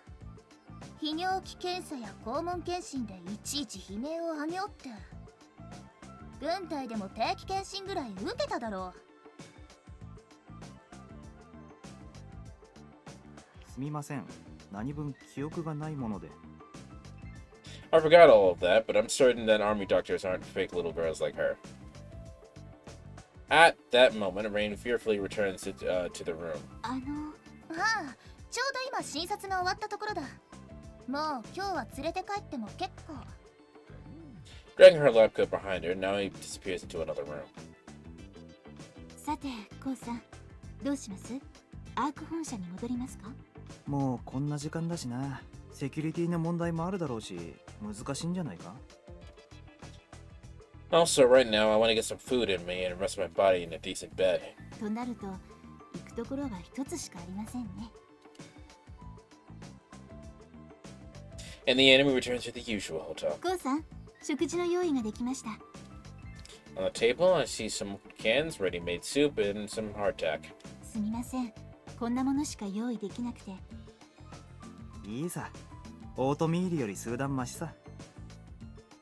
An empty stomach, even the questionable canned meat is overheated soup is delicious. I can feel the nutrients shake my body. The sensation is something you can't gain. Yeah, you can't gain even out of virtual fine dining. I mean, it's silently eating her canned meat. どうかしましたか？いや、今日の缶詰はうまいなと思って。本当の鶏のお肉らしいです。闇市で仕入れたので、真偽のほどは定かじゃありませんが。まあ、原材料は知らぬが仏ってやつなんだろうな。そうですね。Ray's eating the meat using a knife and fork, and it seems pretty skilled at it. It's very refined, showing that she's high class. なあ、レイン。レインのことをいろいろ教えてくれないかな。Made me want to get to know her better. ええ、構いませんよ。She wipes her mouth with a napkin and gives me the usual smile. 霧島レイン、女、血液型 AB。年齢はコウさんと同い年。誕生日は7月24日の獅子座で。いや、そういうのじゃなくて。Wait, we're the same age? All this time I thought she was older. I mean, that's just because my conscience is stuck in my school years. もっと違ったことをお知りになりたいんですか？いや、そうでもなくてだね。決してやましい意味ではなく。I have to think of nonsense questions like, are those D cups? I eventually come across a decent subject. レインは確か宝生の出身だったよな。ええ。I was about to say she looks very ready to tell her whole life story. Yes, she did. だったらレインももしかして。私はデザイナーズチャイルドではありませんよ。She understands my question and answers with a smile on her face. For everybody who doesn't know what a designer child is, it basically means that they were genetically modified to be quote-unquote perfect. But she's not one, so. That's why homeboy over there, Gilbert, was so uppity about everything, because he is a designer child. He was quote-unquote programmed at birth to have superior genes. And it's probably why he's a little bitch. そうか。ごめんな、つい。でも、宝生といえばデザイナーズチャイルドの印象が強くて。仕方がありません。実際学園の主役はデザイナーズチャイルドたちでしたから。She becomes a bit gloomy. 人数に占める割合は3分の1から4分の1であっても、一般学生はどこか肩身の狭い思いをしていましたから。そうなんだ。I'm curious about what her school life was like, but it's hard to just ask when she's making a face like that. I'll just change the subject. でも、昔から不思議だったんだよな。古風で保守的な宝生にどうしてデザイナーズチャイルドが多いのかって。That's a good question too. 古風で保守的だからこそ遺伝子操作された改良人種に親たちが飛びついたのだと思います。改良人種ね。Gilbert's face comes to mind. The guy can't say 2 sentences without mentioning that he's superior. 彼らの理想は牧歌的な19世紀から21世紀初頭の生活様式。まだ人間が世界の主役だった時代です。デザイナーズチャイルドは AI に対して主役の座を取り戻そうとするせめても長きなのかもしれません。 What year is it? AI が世界の主役なんて思ったことはないけどな。反 AI の人ほど AI に世界の主役を奪われたと思っているらしいですよ。 Ray makes a bitter smile. それで宝生の連中はうちを目の敵にしてたのか。彼らにとって青春は疎ましい存在だったと思います。スポーツなどの一部を除けば実績で青春に負けっぱなしでしたし、ましてやエリート意識の強いデザイナーズチャイルドと世間知らずの金持ちの子供の集団なのですから。 She makes a bitter face now. She really didn't like the school when she went to, and of course she wouldn't. Damn. でもレインは偉いよ。 AI にも偏見を持ってないし、宝生出身のお嬢様なのに全然高慢さとかを感じないし。 I was trying to help her out with those words, but I feel like I did a good job. 私も昔は世間知らずの箱入り娘だったんですよ。 Even so, she smiles at me. それに確かに家も裕福な部類には入りますが、富豪とは程遠い程度のものでしたし。なるほどね。実家の職業を聞いてもいいかい？父は統合軍の将校でした。そりゃすごい。エリート中のエリートだったんじゃないか。 I'm an officer myself, but a mere merc simulacrum pilot like me is nothing compared to a GU soldier. In fact, I find it weird that the daughter of such an elite person is living with me. 私、本当は青州学園を志望していたんです。 Maureen speaks up again. 前もそんなことを言ってたな。確か親に反対されたんだっけ？ええ。残念だな。レインと学園生時代に知り合っていたらきっといい友達になれたんだろうな。 She falls silent. The way she tilts her face makes her look sad. すまない。何か気に障ることを言っちゃったかな。いえ、コウさんは何も悪くありませんけど。けど昔のことを思い出してしまって。 She wipes her eyes and bites her lip. She's holding back her emotions, which makes it even harder to look at her. It's not the first time either, and honestly, I wish she just let it out for once. よかったら聞かせて。コウさん。話せば少しは楽になる。俺もレインに話を聞いてもらっていろいろ助けてもらったし。もちろん気が向いたらでいいんだけど。Did I pry too deep? 私のたった一人の親友が青州に通っていたんです。 Maureen slowly begins speaking. 青州に親友がいたのか。素敵なセカンドの女の子でした。明るくて屈託がなくて、そのくせ優しくて、彼女みたいになりたいと私はいつも思っていました。その子は今。彼女は灰色のクリスマスを乗り切れませんでした。 Damn. そうか。 Maureen falls silent, and I can't find what to say. Maureen lost her friend during Great Christmas. Maybe that's the reason why she threw herself into battle. 私が代わりになりたかった。レイン。私なんて生きていてもどうしようもなかったのに、あの子には友達もたくさんいて、夢も希望もいっぱいあったのに。 Her voice is shaking with wild emotions, and she's doing her best to keep them in check. どうしてあの子が。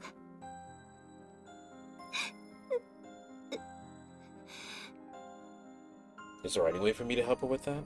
レイン。 I put my hand on her shoulders. Her open eyes are full of tears, and she's looking at me with surprise. Once the surprise fades, it's replaced with grief. 注意。 Ring clings to me with such a force that I fall backwards. Our chests are touching. Her voice seems very precious. レイン。 I gently bring her closer to me. 注意。 She entrusts herself to me and rubs her teary cheek against mine. Her golden hair tickles me as I gently pat her head. いいんだ。泣いていいよ。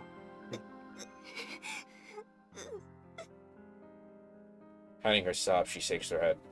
Her tears stop as if jammed. It seems like she can't cry. She probably doesn't know how to. Even so, she doesn't let go of my body. わかった。俺、没入してくるよ。しばらく没入して寝てくる。その間、俺の体は枕代わりにでも使ってくれ。 After a brief pause, Ray nods. Still embracing her arms, I initiate the dive process. As I feel the warmth within my arms, my consciousness is dragged off into the emptiness. My soul now wanders the net space. Not knowing where to go, I arrive at Arvel City. Kisaragi Dome is quiet and feels really barren. さすがにアキネは寝ているだろうな。 I don't want to just waltz in there, so I put my back against the wall and crouch.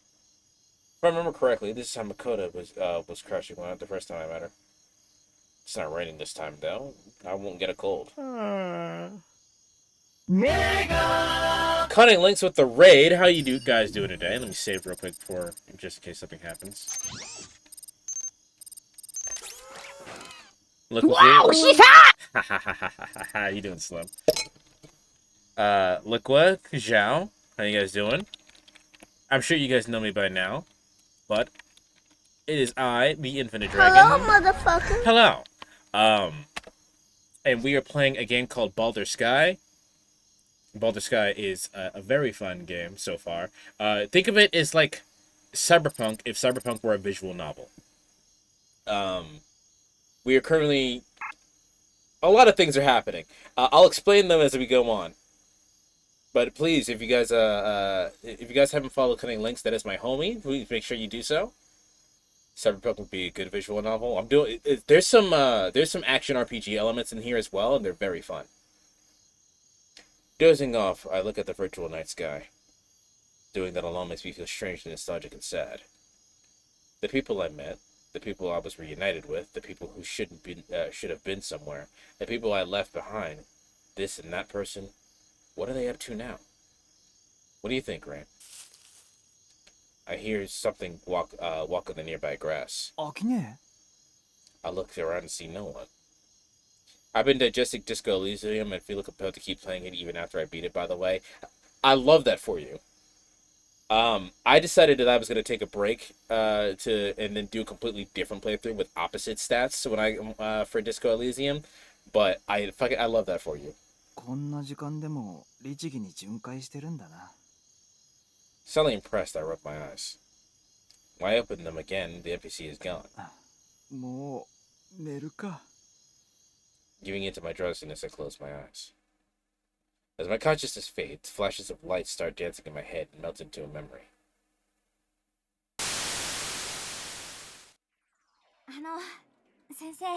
So the game's our protagonist has amnesia due to a trauma he suffered in a battle. So as his memory is returning, we're flip-flopping between his high school life and what's happening right now, and it's a very amnesia is always an easy way to tell storytelling, but I like the way this game is doing it because we keep switching between the two. So as our protagonist is remembering everything, we're learning about the world. Also, Chinatsu is my favorite. After the long battle, we thank Mr. Kurihara. 気にしなくてもいい。君たちは私の大事な後輩、かつ学生たちだからな。The fact that even Chinatsu shows respect to him makes me kind of happy. ああ、すまん。呼び出しがかかった。私はそろそろ失礼するよ。He raises his head and vanishes. さて、俺たちも離脱すっか。ああ、ちょっと待って、こう。 Chinatsu holds me by my arm. じゃ、先に行ってるからな。Masa vanishes, leaving me and Chinatsu. This feels kind of awkward. でもないやつだったね。宝生のジルベルトとかいう男。まったくだな。困った野郎に目をつけられたもんだ。Looking at Chinatsu's face reminds me of the pain in her expression and voice. If there wasn't a limiter on, Gilbert could have easily done something terrible to her. And I can't ignore the fact that I was the one who dragged her into this. なあ、千夏、もうあんな痛い目に遭いたくないんじゃないのか。I'm thinking of suggesting that she quit the tourney. どうなんだろうね。確かに痛いのはコリゴリだとも思うんだけど。She sighs, looks at me, and gives me a better smile. だけど私、負けず嫌いでさ。特に女だからってバカにするやつには絶対に負けたくないんだよね。うん。千夏はきっとそうだろうな。だから怖いけどやめたくない。だってここでやめたらあいつらにもう勝てないから。千夏。我ながら負けず嫌いっていうのか、マゾなのかもしれないね。 She grins, filling my heart with warmth. She's intent on fighting despite what she went through. それにさ、こう戦ってくれたじゃん、私のために。私誰かにかばわれるなんてまっぴらとか思ってたはずなんだけどさ、だからかばわれてジーンとしちゃうなんて思わなかった。しかもこれで2回目だもんね。いや、でも俺はお前。I couldn't protect you, and yet. ありがとう。Chelsea puts her hand on my shoulders and brings her face so close I can feel her breathing. Something soft and warm touches my cheek. It's her lips. This doesn't last though, as Shinatsu quickly backs away. 初デートの次は初のキスか。私たち順当にステップを踏んでるよね。お前。冗談冗談。相棒にあんまし変なことを期待してるとがっかりするぞ。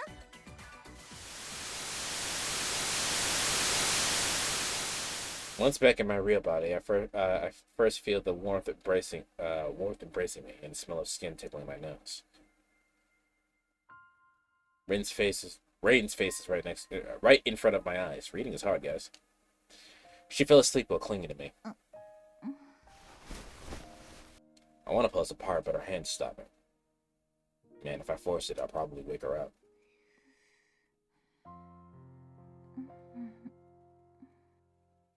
My eyes get used to the darkness. Her white cheeks have traces of tears on them, and the edges of her eyes still have a hint of red on them. あれからずっと泣いてたのかな。If she got to sleep after crying her eyes out, then そっとしておこう。Feeling her scent, I close my eyes. お願い、死なないで。Her sleep talking makes me open my eyes again. いや、せっかくなのに死なないで。Another tear escapes her eye. 好き。愛してます。Who is she talking to? I have no idea, but she must be having a nightmare. One about someone she loved and lost. I gently caress her head. As her smooth hair tickles my palm, she sighs in comfort. Hope she can at least stop being so tense when sleeping. As one who knows that she has a sad past, I hope she's at least has peaceful dreams. 傷を舐め合う関係か。I want to believe that we're not just consoling one another. The feeling of something detaching and rustling of the sheets makes me wake up. Light rains on my closed eyes. いけない。もうこんな時間。I listen to her voice and try to go to sleep again. I want a bit more sleep. Suddenly, I feel Rain bend down. ありがとうございます。注意。Feel something soft and wet touch my cheek. This sensation is unable to confirm it. I continue wandering between sleep and the waking world. さあ、注意。そろそろ起きてください。Eventually, Rain shakes me awake. She gives me her usual smile as if nothing happened. おはようございます、コウさん。ああ、おはよう。シティ公共放送チャンネルで米内議員暗殺についての情報が配信されました。As the info processing agent program appears before me and ignorantly tells me that. 最新のニュースがネットに流れたようです。食事の前に注意も確認しておいてください。いや、先日の米内議員暗殺事件に関して CDF は議員暗殺の実行犯がドミニオン協会のメンバーであると断定。これに対し協会側のスポークスマンは事件との関与を否定。悪質な世論操作であると CDF を非難しております。一方、都市中流のゴートは協会拠点捜索のため CDF への協力を惜しまないとの声明を発表しており、Rain and I start a new day.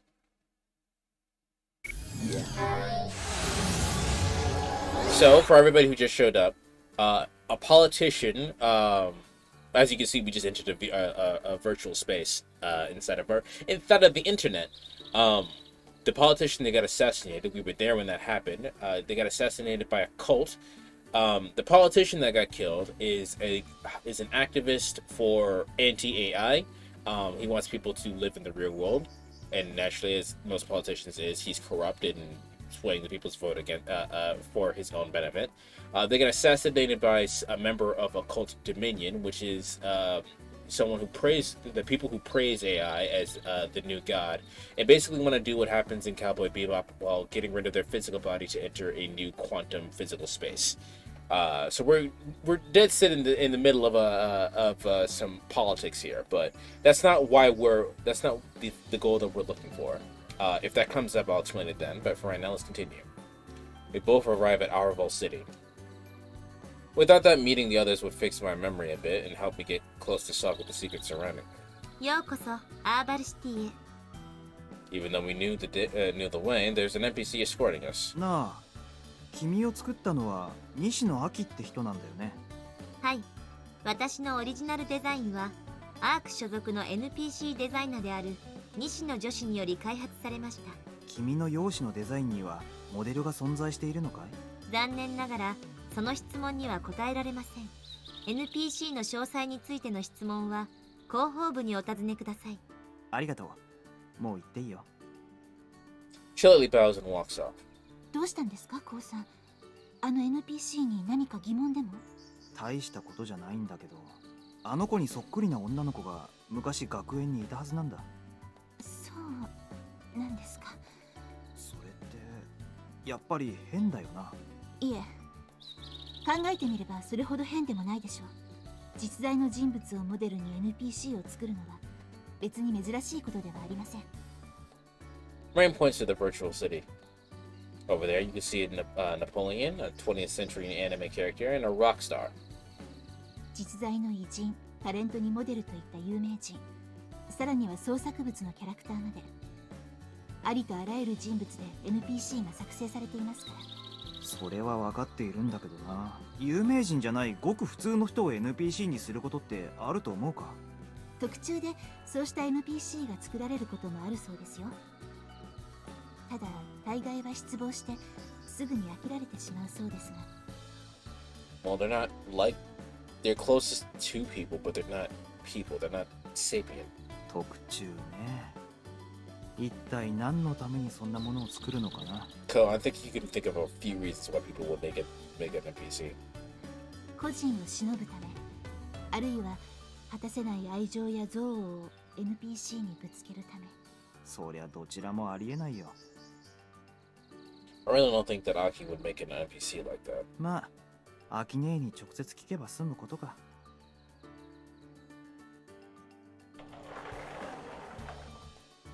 Upon entering the dorm, I hear Aki and Nanoha talking on the second floor. 確かこう。違いますってば。なんで仏像なんかが私の部屋に。あれ、仏像があったような気がするけど。一体何をしているんでしょうね。 They're probably trying to digitally recreate the room. さあ。Rain and I take off our shoes and walk up the stairs. The voices are coming from one of the other rooms. If I remember correctly, this one was owned by... ああ、おかえり。こう来てたんだ。 Before I can remember the room's owner, someone opens the door. ただいま。二人とも何をしていたんだ？ちょうどいいところに来た。入って。It's a clean, orderly room. The scent is familiar, and yet there are some trees and plush toys here. The memory of this room is coming back to me. But... 怪しげな仏像にマンダラのポスター、キノコの鉢植え。お前の部屋ってこんなにシュールだっそんなわけないよ。でもアキ先輩のイメージだとこうなんだって。ナノハはあまり人を部屋に招かなかったからイメージを収束するのが大変。 So the digital space that we're in is a digital recreation of the dorm that we were in high school. with, and they're trying to create it using the residual information from the original. ディテールを確定するには誰かの主観が必要。つまりこれは誰かさんの主観だけで再現したわけね。アキ先輩がどんな目で人の部屋を見ていたのかなんとなくわかった。だから女の子らしい可愛い部屋。A bit frustrated, she picks up one of the potted poisoned mushrooms. Well, Nanaha did have potted plants. Definitely not fungi, though. こうも手伝って。いいけど、どうすればいいの？じゃあ、これを持って。As I pick up the pot, several dialogue windows open up. 西野亜紀さんよりチップへのリンクが要請されました。Beyond the transparent windows, Aki makes an impish smile. 私、アークのイメージジェネレーターにつながっている。だから私につないで。分かったよ。じゃあ了承。The windows suddenly change, making it clear that there's a now peer-to-peer connection between us. その鉢植えが何だったか思い出して。Listening to the voice in my head, I lightly close my eyes. I know the contents of this pot. It doesn't look like I'll have any trouble remembering it. A vivid image forms in my brain. It was the early spring day when Nanaha moved into the dorm. Hearing them makes me open my eyes, and I see the white carnation in the pot of my hands. すごい。まるで魔法みたいだな。私、ウィザードだから。She smiles proudly and takes the pot away. The memories of the flower brought back are making Nanaha tear up. 懐かしいな。ちゃんと庭に植えてあげなくちゃね。これがちゃんと根付いて成長するのか？植物用のクラスを移植して継承すれば可能。つまり花を NPC みたいな自律的な存在にしちゃうってこと？そう。正確に言えば人工生命。Official life, huh? She took a flower from my memory and can now give a virtual life. Yeah, I can see why programmers like her are called wizards. あれ？そういえばレインさんはどうしたの？レインなら一緒に。ここにいますよ。Rain is watching us from the entrance to the room. 遠慮せずに入ってきなよ。ダメじゃん、ゴー。せっかく見つけた彼女なんだから、もっと気を使ってあげなくちゃ。あのな、何度も言わせるなよ。レインは別に。私とコウさんは戦友。恋人とかそんな関係ではありませんよ。And that's true, but hearing her say it so bluntly makes me kind of sad. もういいか。ねえ、早速裏庭に行って植えてみない？賛成。行こう。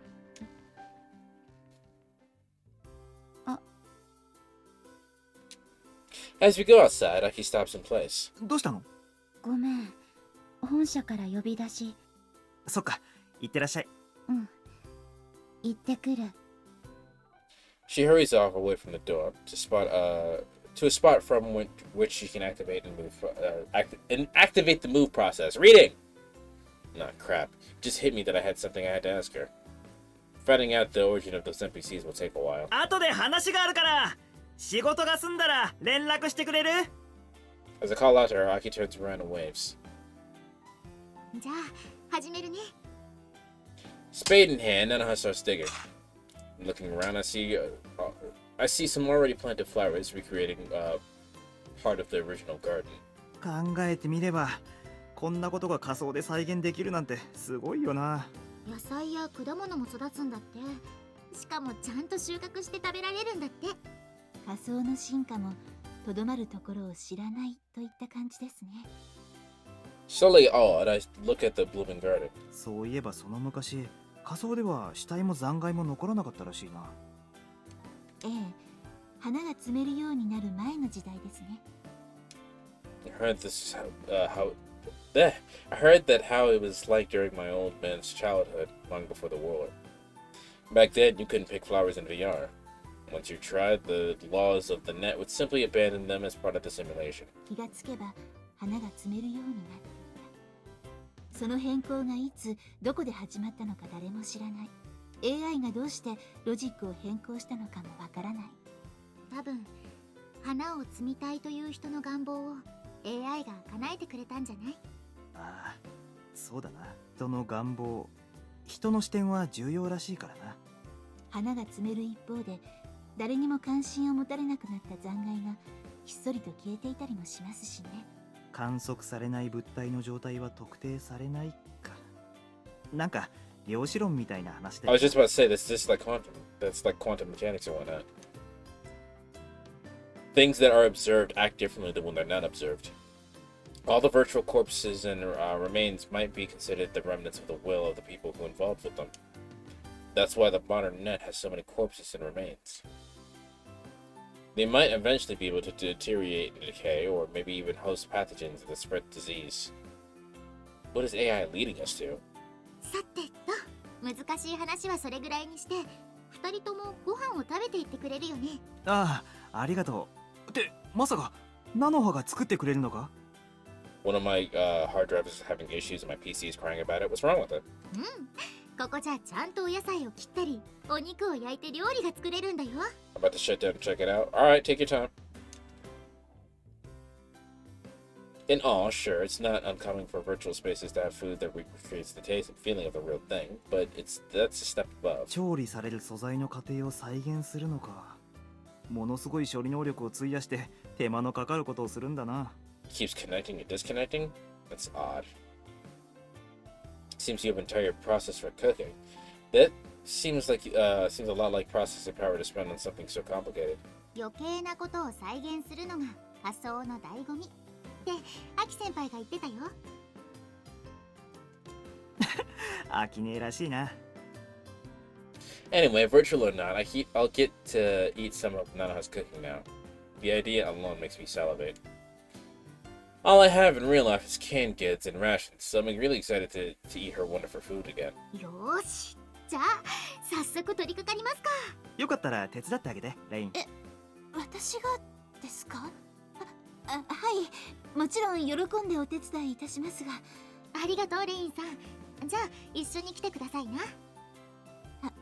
はい。 She didn't sound very confident. Rain and Nanaha enter the dorm. Rain's walking in a strange way. Does it like her or something? まあいいか。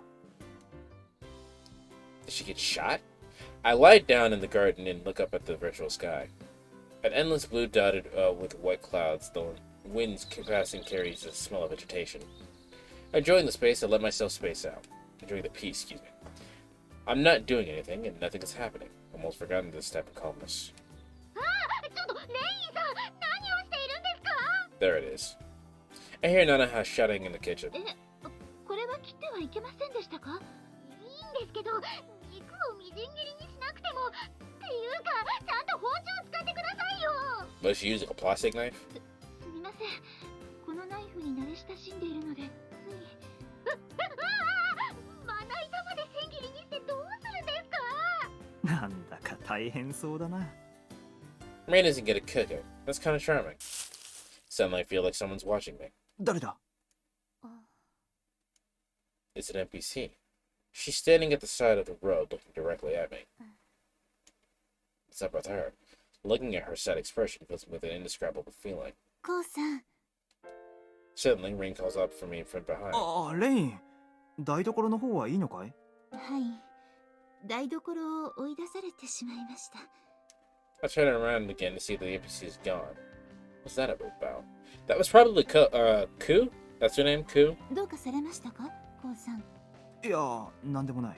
それよりレインってひょっとして料理が苦手だったりするのか？はい。今となっては花嫁修行を拒絶していたのが悔やまれます。花嫁修行を拒絶？ Whatever century this is, you still have stuff like bridal training? 結婚なんて愛せない男性に生涯奴隷として仕えること。It's not 少女時 wrong. 代の私はそう思い込んでいたのです。I don't understand her circumstances, but I can tell that it's related to her family. 結婚だけが人生じゃないし、綺麗な花嫁になれなくたって人の価値には関係ないさ。そうでしょうけど、それでもナノハさんを見ていると身につまされるものを感じてしまいます。I wouldn't call it a flaw. It's not something you can't learn how to do. She makes a slightly troubled expression. It's rare for her to look sulky. なんです？いや、なん。Sorry. Chigao, As I smile back at Rain, 二人ともご飯が炊けたよ。 Nanoha calls from us from the dorm. 行きましょうか。あ、そうだな。They keep talking longer than I anticipate them because it's not written in the thing.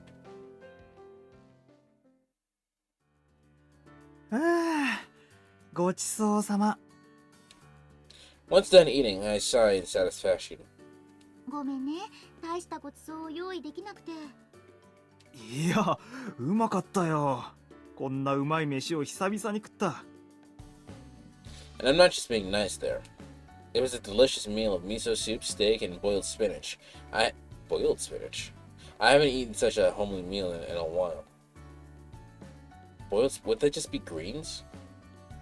I guess in my situation you'd add other greens to it, but anyway. 本当ですね。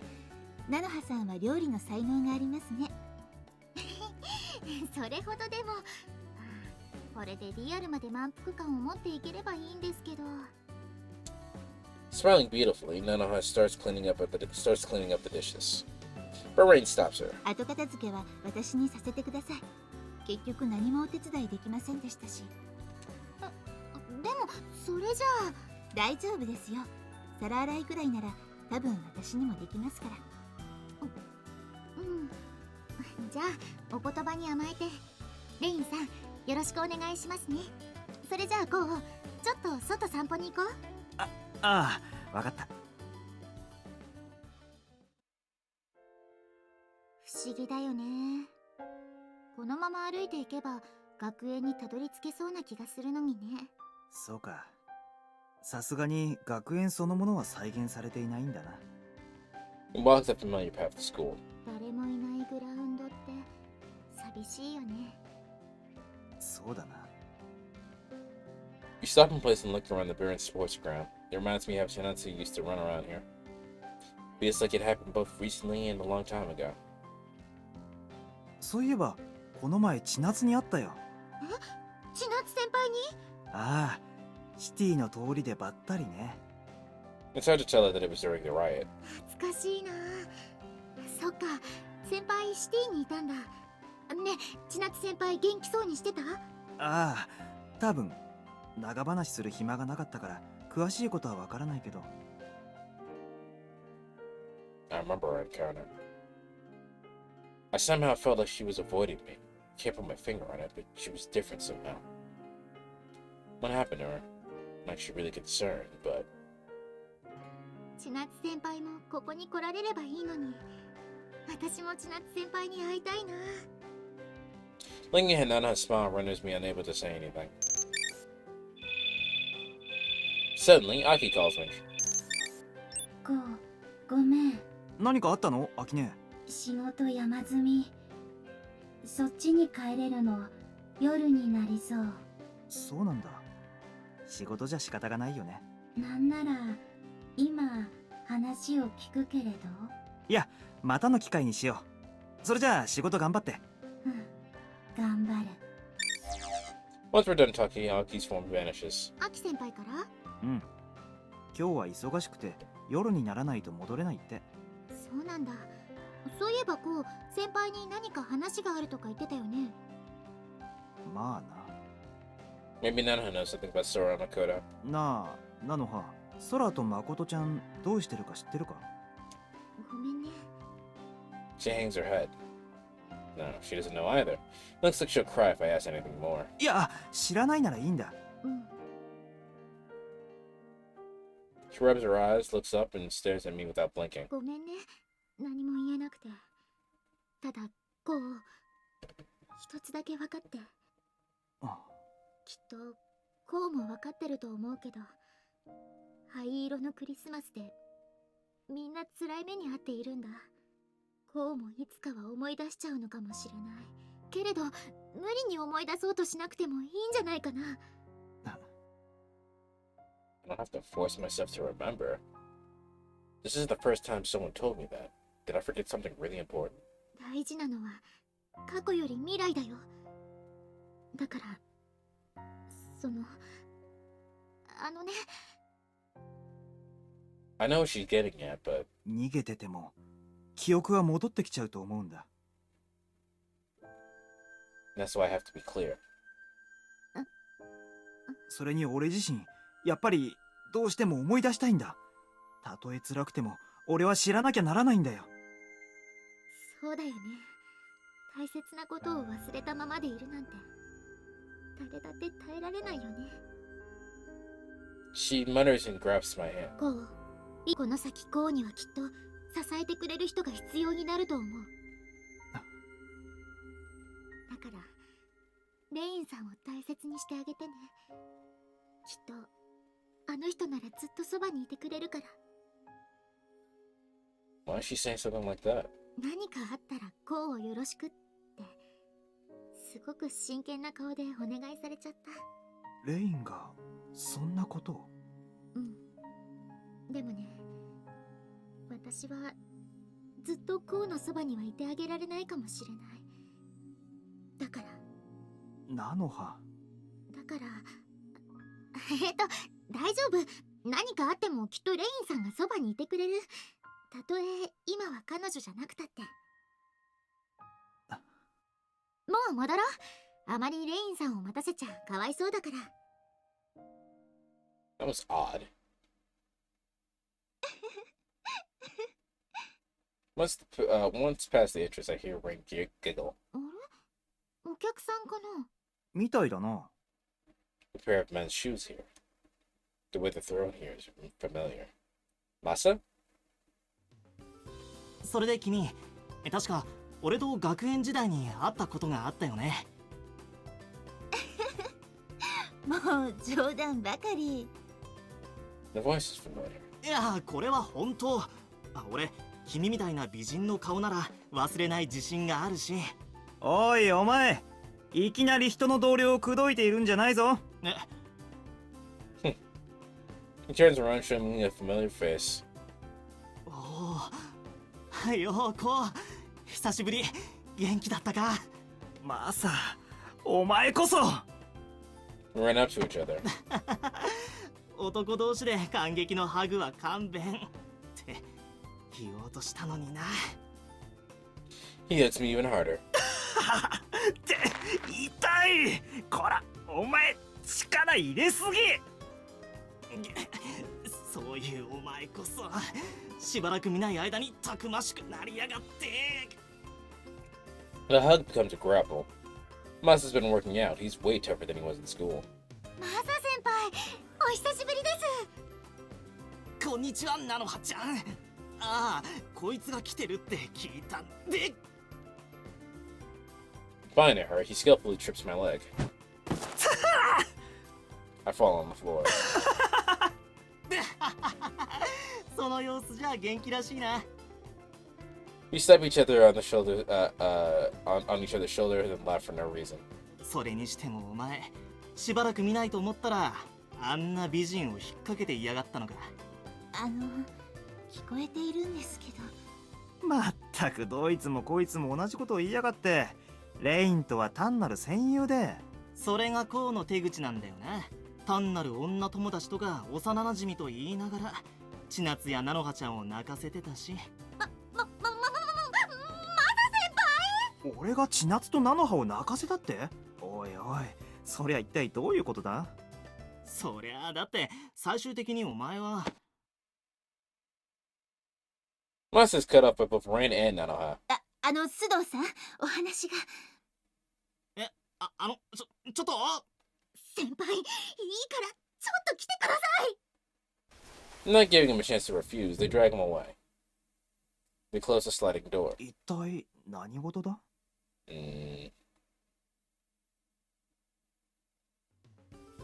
いやー、すまんすまん。待たせたな子。どうも話が長くなっちまってさ。おいおい、そんなに怒るなよ。確かにお前をほったらかしですまなかったけど。マサ、ちょっと話がある。こう？ Masa's perplexed at first, but then realized something and turned serious. じゃあ表で話をするか。ああ。しかしなんだこう、久々に会ったのにその仏頂面は。俺もお前に会えて嬉しいよ。お前が CDF の刑事じゃなければな。Wow, alright. After a few seconds of silence, he asks, どうしてそれが分かったんだ？さっき抱きつきながら俺の体を探ってたな。おまけに話をしながら目が泳いでいた。データアクセスしていた証拠だ。お前が寮に来るのをナノハすら知らなかった。お前の性格ならナノハやアキネーに連絡するはずだ。それはつまり俺に対し予告なしで訪れたかった。そして俺を転ばせた技には逮捕術特有の癖があった。お前しばらく見ない間に鋭くなったな。I'm a mercenary, apparently, so.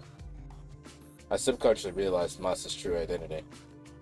My memory is full of holes, but my mercenary skills are still working. で、刑事が俺に何の用なんだ？親友が訪ねてきちゃ悪いかよ。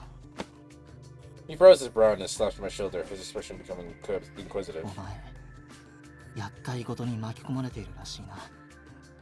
He coolly whispers into my ear. 俺の置かれた状況について何か知っているんだな。まあな。個人的にいろいろ調べさせてもらったよ。Just how much does he know? All I know for sure is that I'm a guy who did illegal battles and was at the scene of an assassination, among other things. それで俺を逮捕しに来たのか？バカ野郎。だったら俺がわざわざ出向くもんか。おまけにここはアーバルシティ。シティ CDF の管轄外だ。お前は指名手配すらされていない。相変わらず公式には KIA 扱いされたままだ。だったらどうしてお前がここに来たん Hold だ？ on, that's concerning. Why am I officially killed in action? この先はリアルで話そう。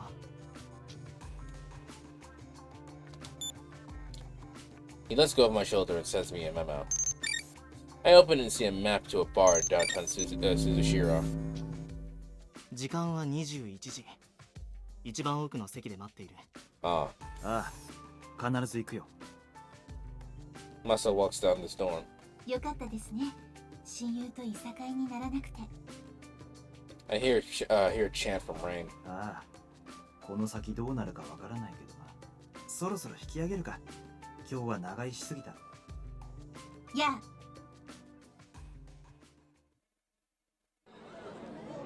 I arrive at an old building downtown and take the winding stairs down to an unpleasantly lit bar. I open the door and hear the noise from all the alcoholics here. The smoke and darkness here is giving it an air of staleness. おい、こっちだこっちだ。Masa sees me and waves. こんな店で密談をするのか？ここなら何を話しても大丈夫。こう見えても、ここの売りはプライバシーの保証だからな。It does look like it has a perfect eavesdropping countermeasures. Even my line to Rain is cut. The voices of the other customers are made to sound like mere noise. Becoming less tense, I sit down next to Masa. マサ、どうやって俺のところまでたどり着いた？お前が戦死したって傭兵組合から知らせがあった。お前と違って親友の現状はチェックしていたんだよ。そうか。すまん。Looks like I was bad. I was bad to not just Aki, but to Masa too. まあそれでアキさんに話そうと思ってアキさんに会うべくアーバルシティに向かい、そこでお前が生きているのを知ったわけだ。そうか。安心しろ、誰にも言わない。が戦死を偽装するなんて一体何があったんだ？この件は上司に報告するつもりもない。だから俺には何があったか話してくれるよな。I don't know what happened. わかったよ、マサ。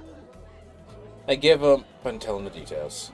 He's a friend of his and a CDF agent, so maybe he can give me some info too. ドレクスラーのナノ密造プラントが爆破か。After hearing me out, Masa shakes his head. ああ、それで俺は議員の誰かがこの件に関与しているんじゃないかと思うんだけど。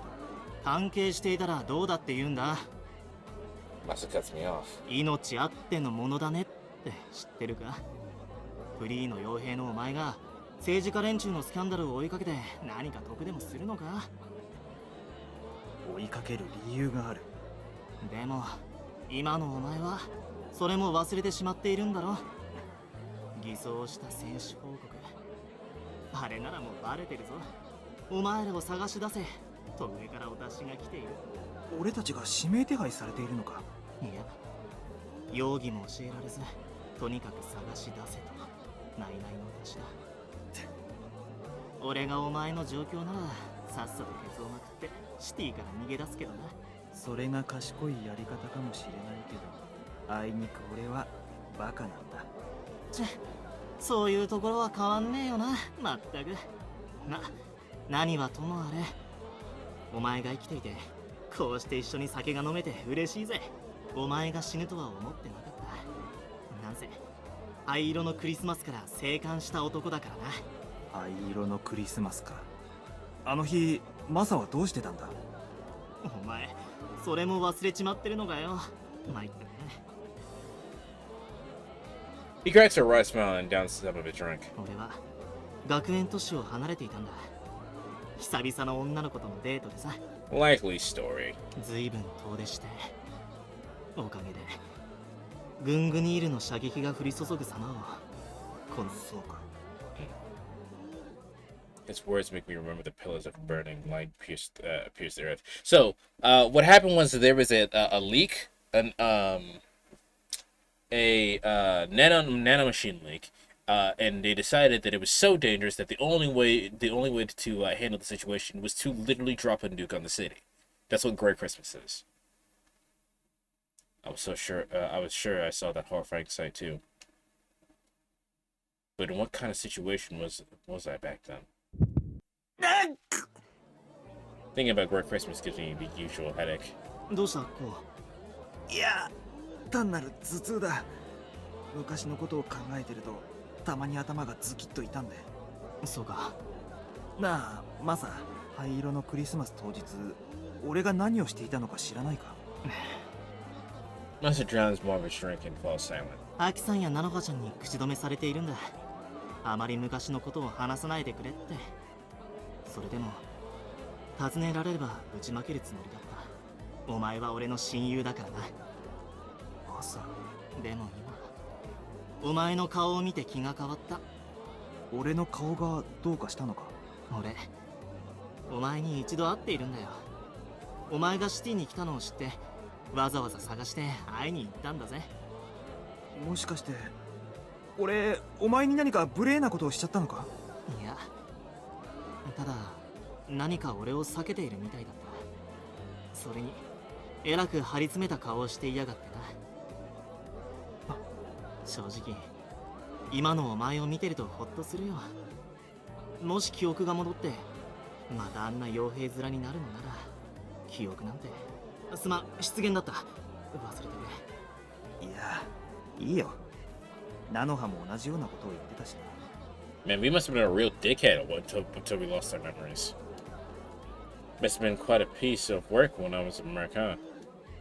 Bad enough guy to avoid meeting my best friend. ナノハちゃんが何か言ってたのか？ああ、嫌な記憶を無理に思い出す必要なんかないんじゃないかって。そりゃ言うだろうさ。アキさんだって本心ではそう思ってるに違いないさ。そうか。ナノハちゃんがあんなに明るくはしゃいでいるのを灰色のクリスマス以後では初めて見たよ。アキさんも顔色が明るくなった。お前がいない間、あの人がどんな。すまん、どうも酔っているみたいだな。どうしてこうも言わなくていいことを言っちゃうのかね、俺は。いや、気にするな。お前は俺にとって貴重な助言者だったから。Done drinking, we both stand up. We walk out and are greeted by the odorous, cool air that cools my body. ちゃんと一人で帰れるか？この街はやたら物騒だから気をつけろよ。ありがとう。って子供じゃないんだから。お前こそ一人で大丈夫か？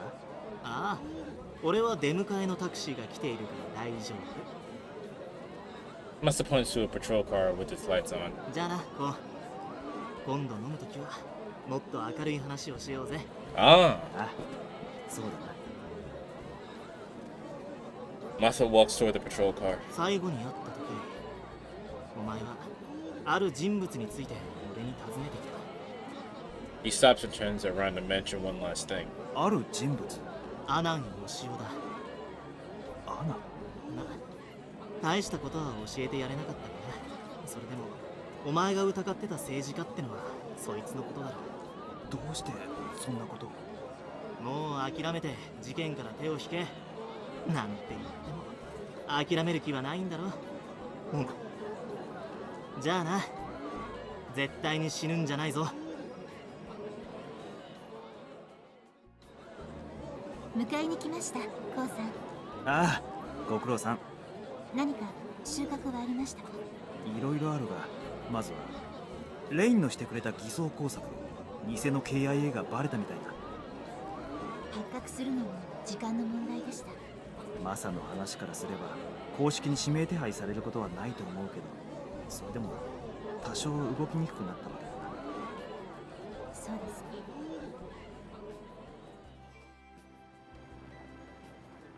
We're walking through the night やっ slums. ぱり友達って重要ですね。 She says that out of nowhere. なんだいきなり。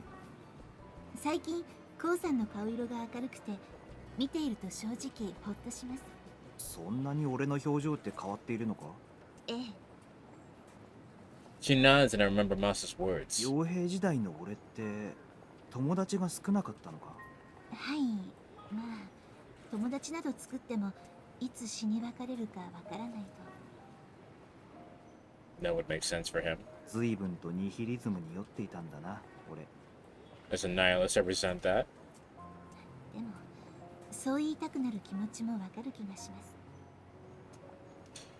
Rain sighs and looks up at the cloud sky. たくさん死に別れましたから、私もコウさんも。 And I suddenly remember the nameless soldiers who died in that underground tunnel. コウさん、一つお願いがあります。なんだ？私に何かあったらこのシティを脱出し事件から身を引いてください。どうしたんだいきなりそんな。万が一のことを話しているのです。約束してくれますね、コウさん。 I feel like no, but let's see what we say. She looks at me, waiting for an answer. But ダメだね。そんなこと約束なんかできっこない。そんな、どうして？私がいなくてももうコウさんは大丈夫なはずです。アークはコウさんを保護してくれるでしょうし、アーバルシティにはコウさんにとって大切な人が生きています。そういえばナノハに俺をよろしくとか言ったらしいな。ええ、周囲には心の支えになってくれる人が必要ですから。 Rain's words seem even colder than usual. 今さら何を言うんだよ。今だって十分にレインが支えになってくれてるさ。私は別に周囲に恩を感じておりますし、慕ってもいました。けれどそれはただ。 Rain's refusing to listen. She's still suffering somehow, bearing some sort of pain that she's hiding from me. ただなんだって言うんだよ。まさかまた部下だからとか任務だからとかそんなことを言うんじゃないだろうな。 She didn't say anything. Rain's focusing her all on just supporting me. And that makes me really sad. 俺が信じられないのか？レインをこれ以上不安にさせる気はない。迷惑だと感じているなら言ってくれていいけど、本当のことを話してはくれないのか？ But what can I even do as I am now? All I can really do for Rain is just regain my lost self. 悪かった、レイン。聞き流してくれ。いえ、急ぎましょう。雨が降りそうですから。ああ。 Without another word between us, we hurry on through the night. Okay.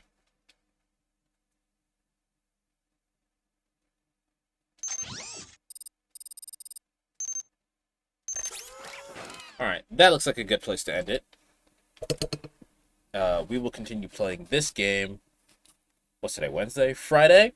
We will, I think we're gonna try and play King of the Castle again tomorrow. But yeah, let's see who's on so we can rate out. I'm really enjoying this game. This game's really interesting to me.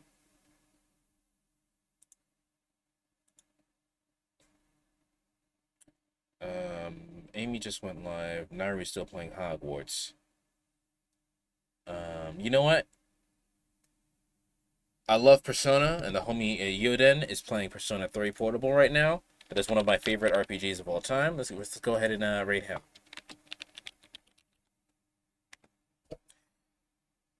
Alright. But if you guys are watching this on YouTube, make sure you hit the like button, subscribe. Again, the link to Discord is in the description down below.